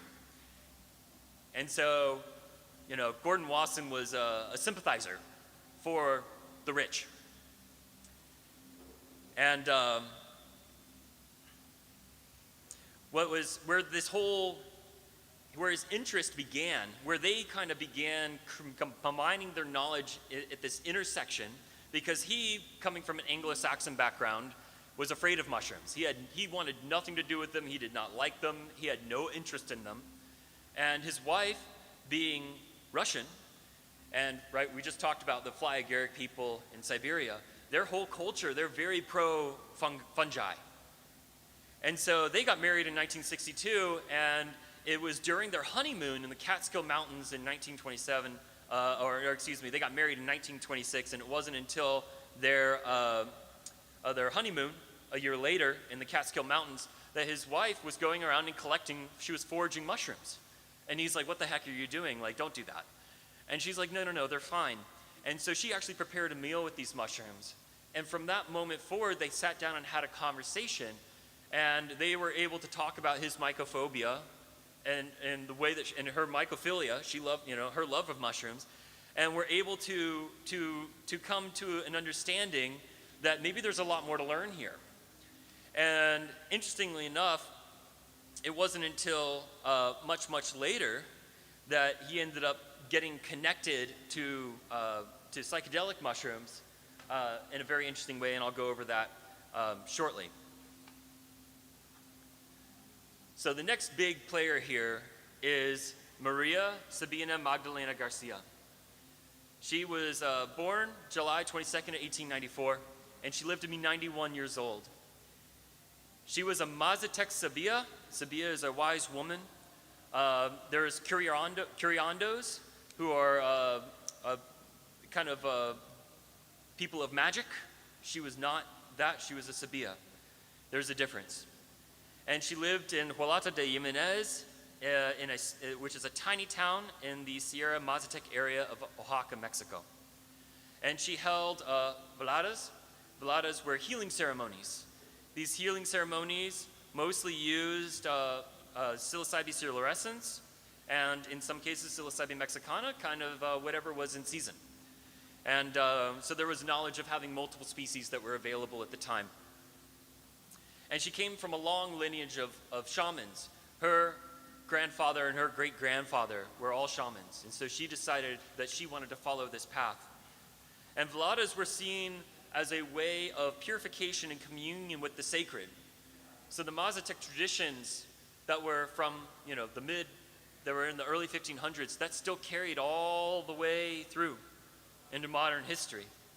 And these veladas were often performed to help find lost objects, to heal people with illnesses that normal medicines wouldn't fix, and to gain insight into life decisions. You're at a crossroads, very big decision needs to be made. What do I do? And so the people would come to her, and she would hold ceremony for them. And so now, kind of tying it all together, how it all played out.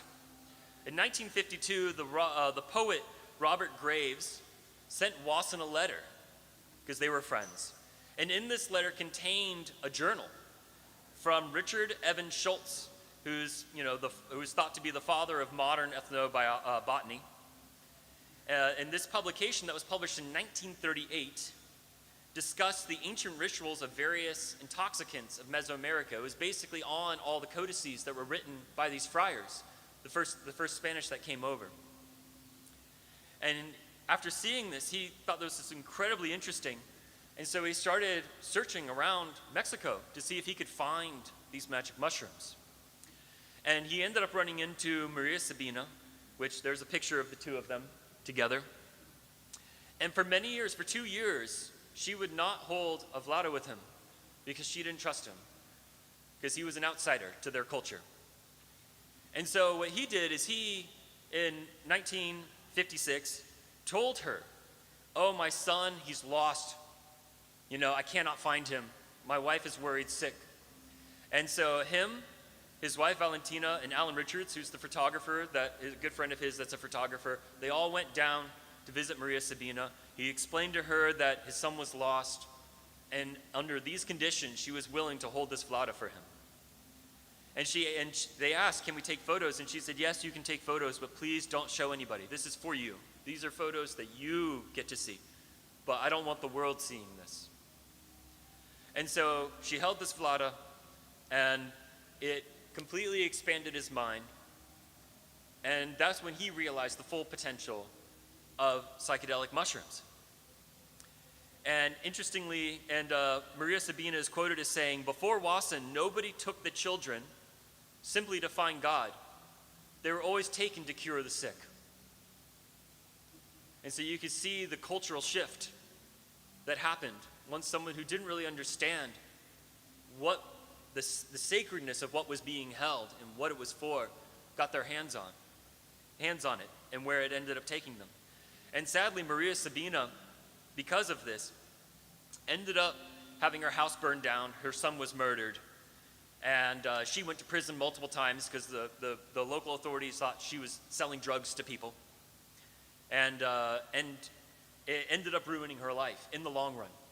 And so she made the sacrifice for all of us to be here at this point in order to imbibe ourselves with this sacred knowledge because it is a knowledge to know that these things are edible and that they do what they do. And so, thank you, Maria Sabina.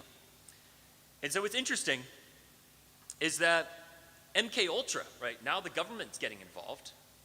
And so there's this project called Project Artichoke that after the Second World War, all the Nazi German scientists who were performing all sorts of horrible experiments on their subjects in the concentration camps, they got immunity to come over to the United States and start working for us. And that gave birth to Project Artichoke.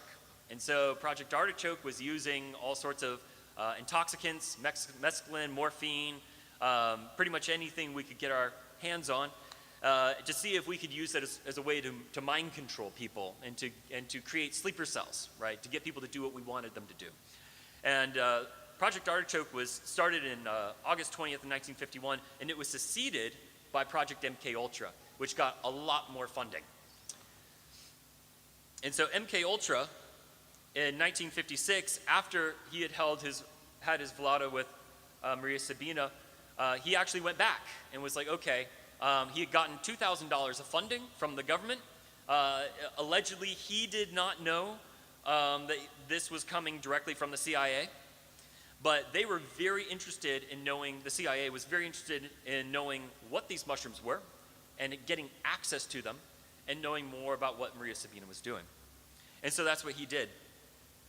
And he went and collected these mushrooms, and he ended up sending them off to Dr. Heim, who went and further was able to cultivate them. And I get into all that in a couple more slides. And thanks to John Marks for bringing all of this to light, who through the Freedom of Information Act in 1976 was able to extract this information and show us more about how the government's been trying to seed us with all of this, with their ideology of information. And so shortly after that, so we had 1956.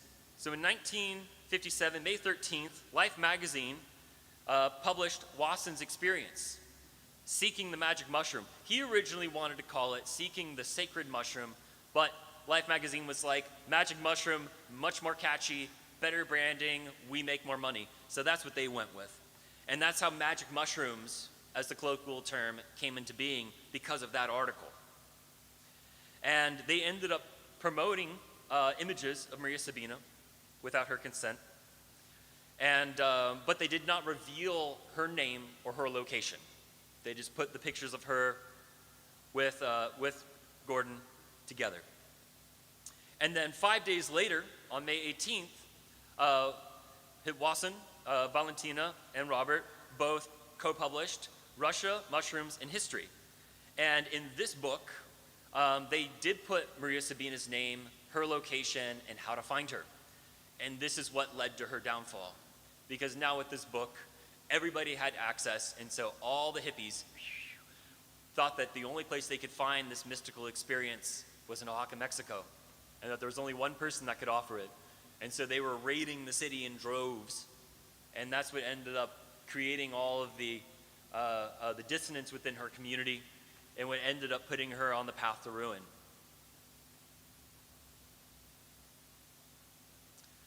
And so, going a little bit forward into the future, so 1957 is when Roger Heim got his hands on these species that MK Ultra went and funded for Gordon Wasson to go and collect.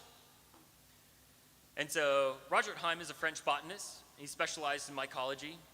He's published over 560 articles with a focus on mushroom anatomy, phylogeny, but also produced many major works in the field of botany, chemistry, forestry, a whole bunch of different stuff.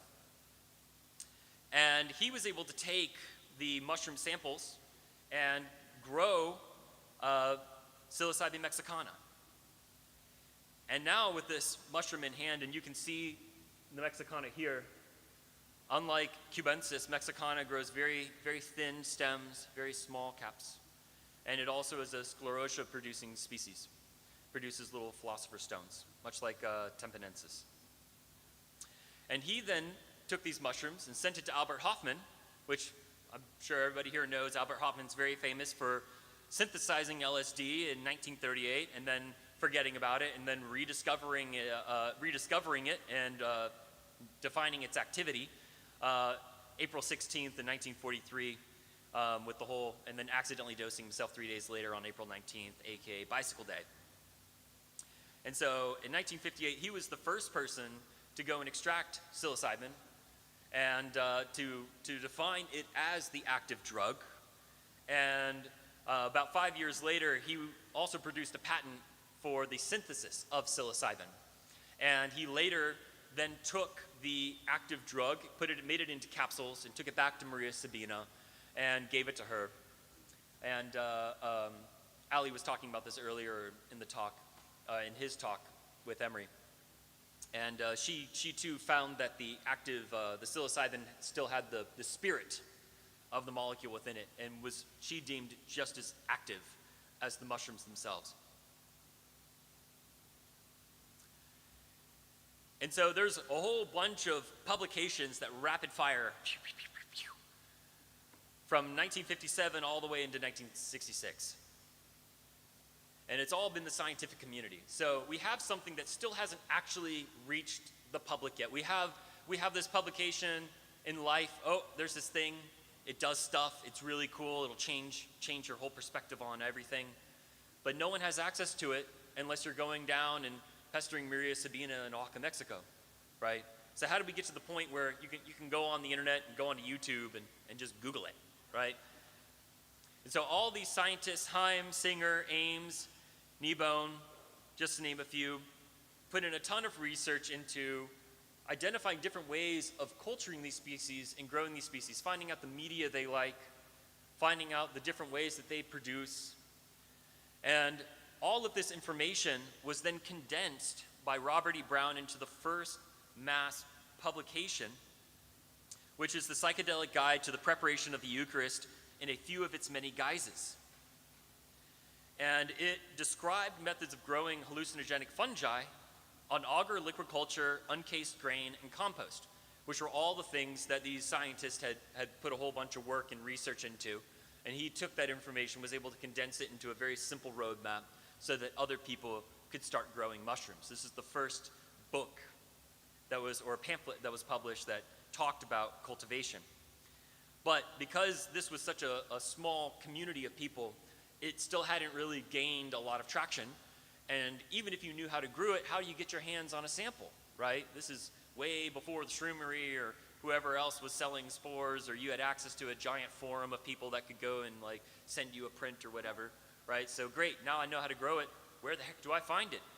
And so it wasn't but 2 years later that Leonard Enos produced A Key to the American Psilocybin Mushroom, which was the first of many pamphlets that he produced over the next 10 years, talking about how the heck to go and find these types of mushrooms growing here in North America. And so it wasn't until 1970 that we were like, okay, we don't have to go to Mexico anymore. We can find them in our backyard. And then James P. San Antonio modernized the cultivation methods. People were mostly growing on uncased media. And it was James P. San Antonio with Agaricus bisporus, where he started taking colonized grain of Agaricus, which are button mushrooms, and then adding a casing to it and showing that he was able to significantly increase his yields that way. And so now we're one step closer to a modern cultivation technique. And then, of course, you have Terence and Dennis McKenna, who at the time went under the guise of O.T. Oss and O.N. Orick, who produced the Psilocybin Magic Mushroom Growers Guide in 1976. And this was the blockbuster book that at the time, for a lack of better terms, broke the internet. So after they produced this book, obviously the internet wasn't around then, or it wasn't in the public's hands at that point. But at that time, you now have a easy to follow guide, you have modern cultivation techniques, and you have an identification guide. Now you've got all the tools. So with these pamphlets in hand, you could go into your backyard or go into your local cow field, identify something, and then with Terence McKenna's book, you can say, okay, now I know how to do auger preparation, I know how to make slants, I know how to make compost, I know how to sterilize, And that was kind of the birth of the movement as a whole into the way that we now see it and receive it. There were several other people and other books that came out that were giant stepping stones along the way. You got Stephen Pollock. He mostly spent a lot of his time researching mushrooms that produce sclerotia, the philosopher's stones, your Tempenensis, your Mexicanas. And he produced his book, Magic Mushroom Cultivation, which described many cold weather psilocybin species native to the Pacific Northwest. And he described techniques for pasteurizing straw for Copelandia and Pannoleus, which are unlike cubensis, a little bit more difficult to cultivate.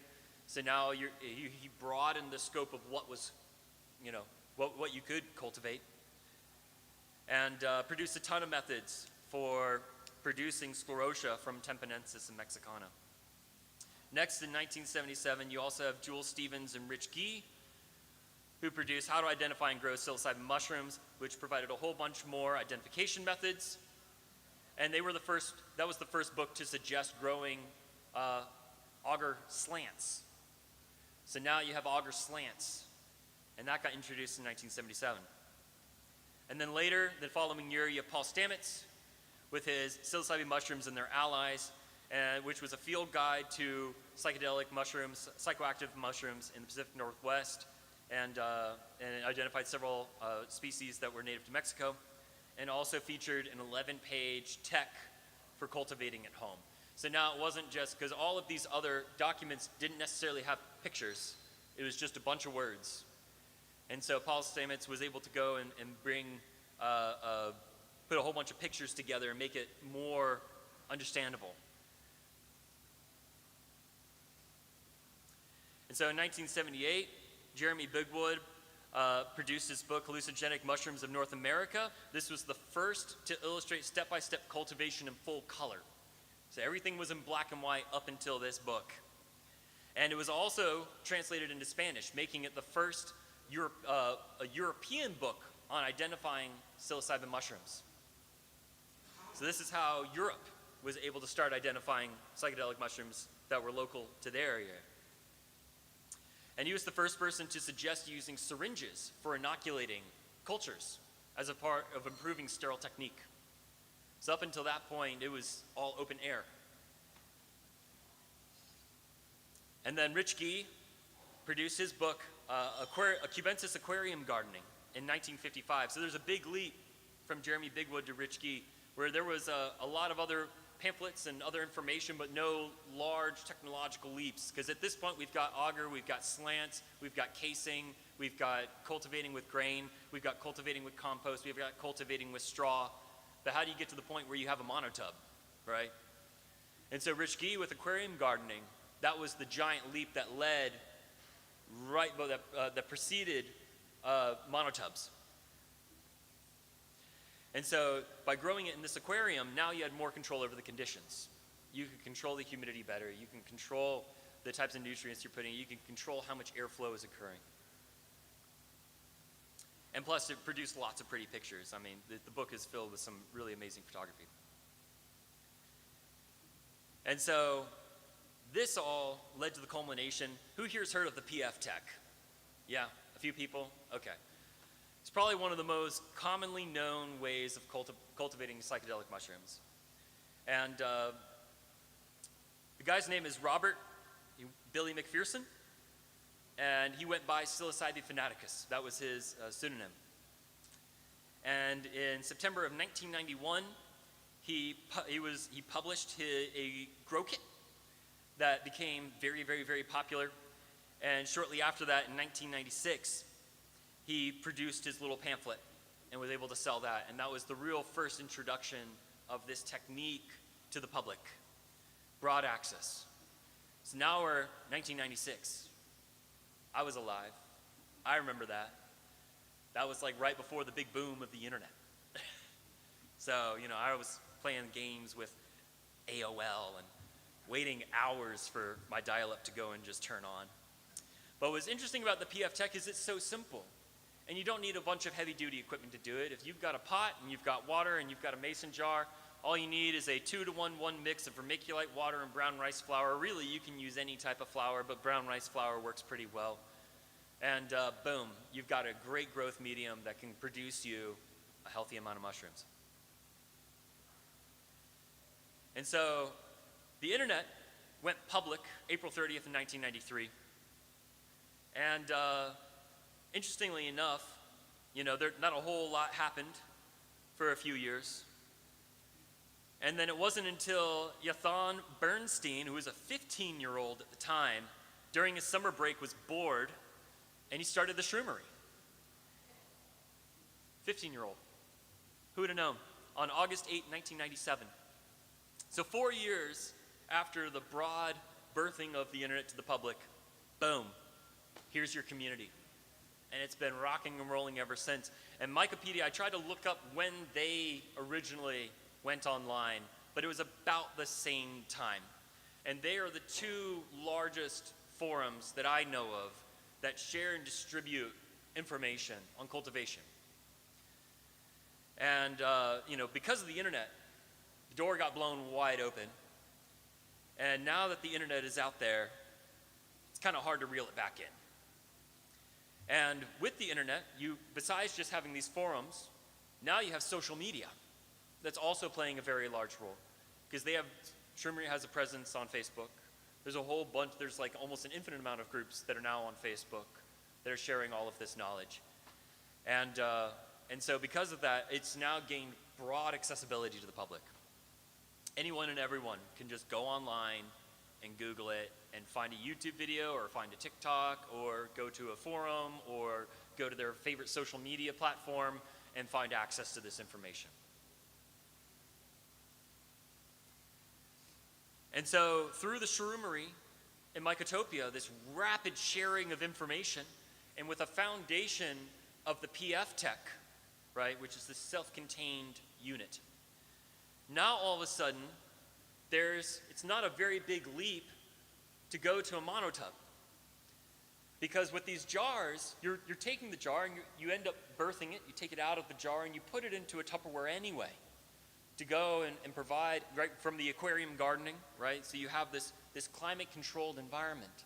And so the PF Tech, that's essentially what you're doing, is you're taking this jar, you're putting it in a climate-controlled environment or something that you can quasi-control, and then allowing the mushrooms to do what they naturally do. And so people were taking the cakes and breaking them down into little Tupperware trays.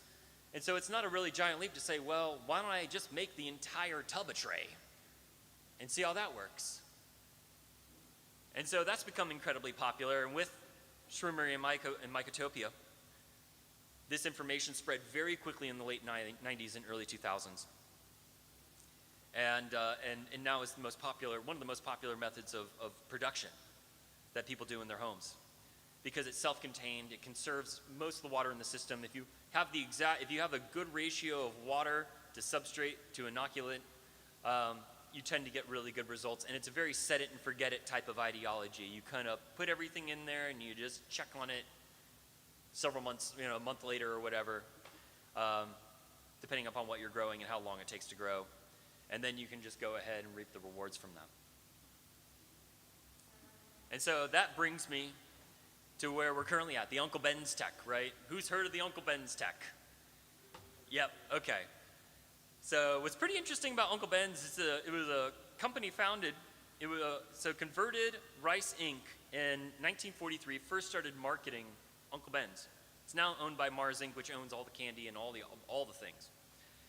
The trademark for Ready Rice was originally published in 1990. But without the internet, the idea of using it as a source of food for mushrooms kind of lay dormant until 2004, right? So almost 14 years later, when Mars was like, hey, we want to rebrand this thing. We need to get this out to the public. Americans they're needing food faster. Let's go and start marketing pre-made rice. And so that's when Uncle Ben's, and now at 2004, right, the early 2000s, the internet's like a whole thing.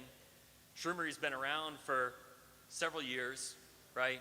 And so that was the beginnings of the first experimentations that I could find was in early 2005. right after the rebranding of this product. And for a lot of people it works. Some people say it doesn't work. Some people it does. I mean, you know, it's very simple. You just cut off the corner, you inoculate it, you put some micropore tape on it, and you just wait and see what happens. And so for a lot of people who are just like, I really don't want to put a ton of money into it, I have no idea what I'm doing, and I am willing to go and put 20 bucks down and just see what happens, this is a simple go-to method. And this is, you know, basically where we're at. So at this point, that's the end of the presentation. But I just wanted to say that it's always still evolving.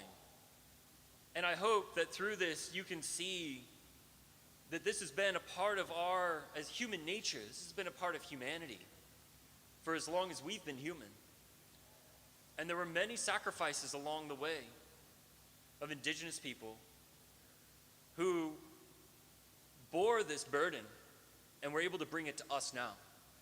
And there were many scientists that researched this. And then people who read that research and were like, we got to make this easier for everybody to understand. Can't just leave it to the academics. We got to break this stuff down. And so it was a team effort. Once it became known, it all of a sudden became very much a team effort in order to bring it to the public in a way where, you know, in any state outside of Georgia, Idaho, and California, you can have access to spores, you can have access to grow kits. And in all 50 of those states, you can go and find them just growing outside, pretty much year-round. Different species, but just year-round. And so, you know, I'll just leave you all with the idea that this is a human experience. Has nothing to do with your race, with your ethnicity, though there are certain people that had access to it and knowledge of it well before others. And that in my belief, is that in how these mushrooms are going to save us from ourselves, is that because it's a human experience, there's nothing stopping anyone who takes it from being able to have that mystical experience. And it takes an entire village. And that's why we bring Emory in here, and that's why we wanted to bring the CDC in here, is that it takes an entire village of people to see the bigger picture, to go and not ask for permission to do what's right, like George H. Grant did with Emory. He didn't ask to go and start his center, he just did it. And that's really what it takes. And I appreciate all of you coming here today, because you gotta be brave to be a weird mushroom person and to show up and keep coming to these events. And I appreciate all of you so deeply. Thank you so much.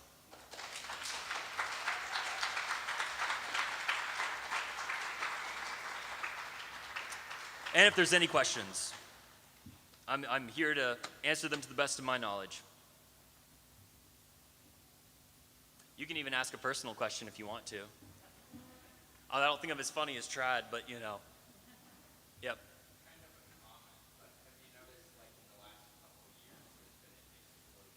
Oh yeah. Oh yeah.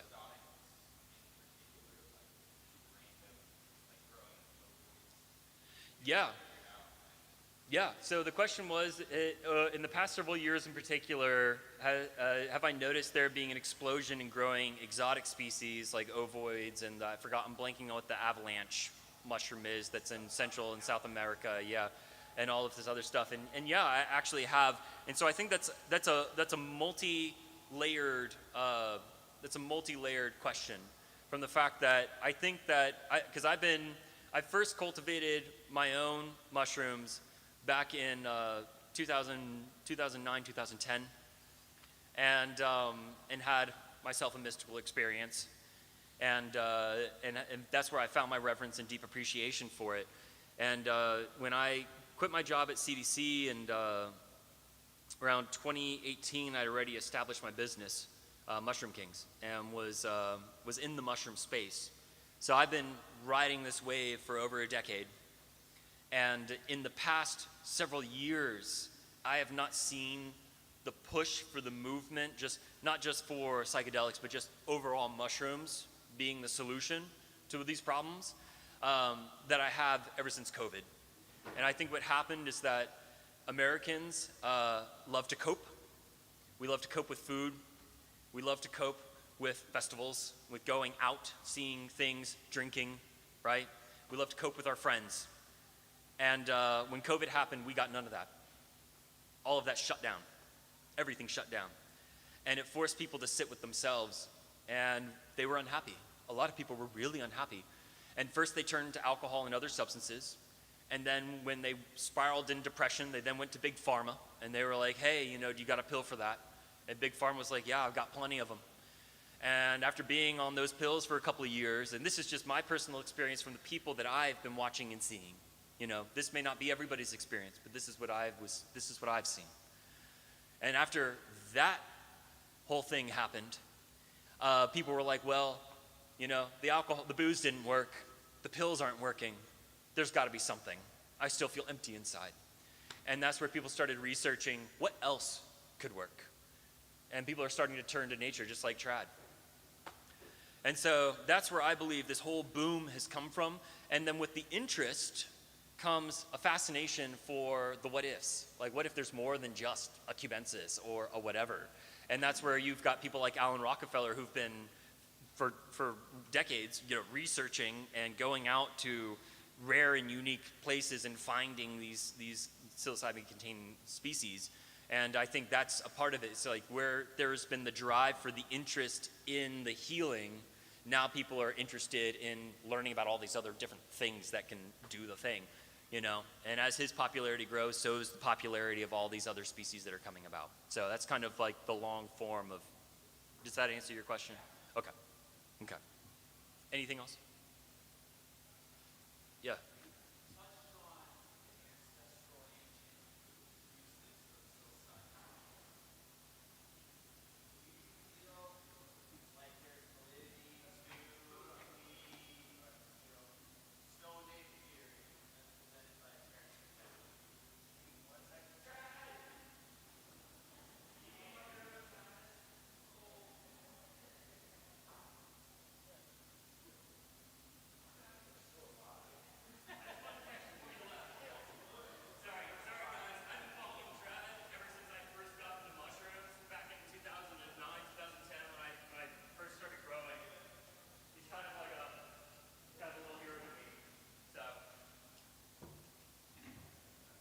But yeah, I mean, the stoned ape theory. Yeah, I mean, who's to say it's not true? Right? I mean, at some point, we started eating meat. We stopped just gathering. We started eating meat. If you're going to eat meat, you're going to be following something that produces it. If you're following the thing that produces it, you're probably seeing their poop everywhere. And just like in the cave paintings from Spain almost 7,000 years ago, you know, you could argue they weren't mushrooms. I mean, I think they look like mushrooms. It kind of just makes sense. So as soon as you go from being a gatherer to a hunter, all of a sudden now you're exposed to things that you wouldn't normally be looking for. You're not necessarily gonna, you may find these species growing out of wood chips or growing off of a tree, but you may not have the inclination to be like, yeah, I wanna eat that. But when you're following these animals and then all of a sudden you're like, oh, well, there's a ton of this thing growing after a heavy rain, maybe I'll give it a shot, you know?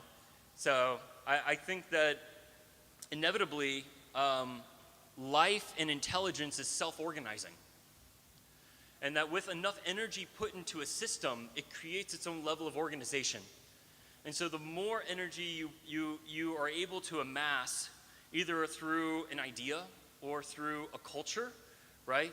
Or through a people's, you know, 2 people is a pair, is a couple. 1,000 people is now a small city. It's a town. You know, 10,000 people, now you've got a small city, right?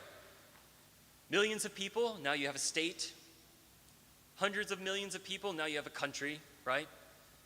And so it's all building upon itself. So yeah, I mean, I definitely think that given enough time and given enough exposure, with enough energy put into the system, it's eventually going to self-organize itself into a way that is of a higher intelligence, because it has to. You can't take all that energy and not organize it. Otherwise, you lose it. So, hope that answers your question. Yeah. Anything else? Okay. Thank you so much again for coming to the Atlanta Mushroom Festival. This concludes the event. Y'all are awesome. I love all of you.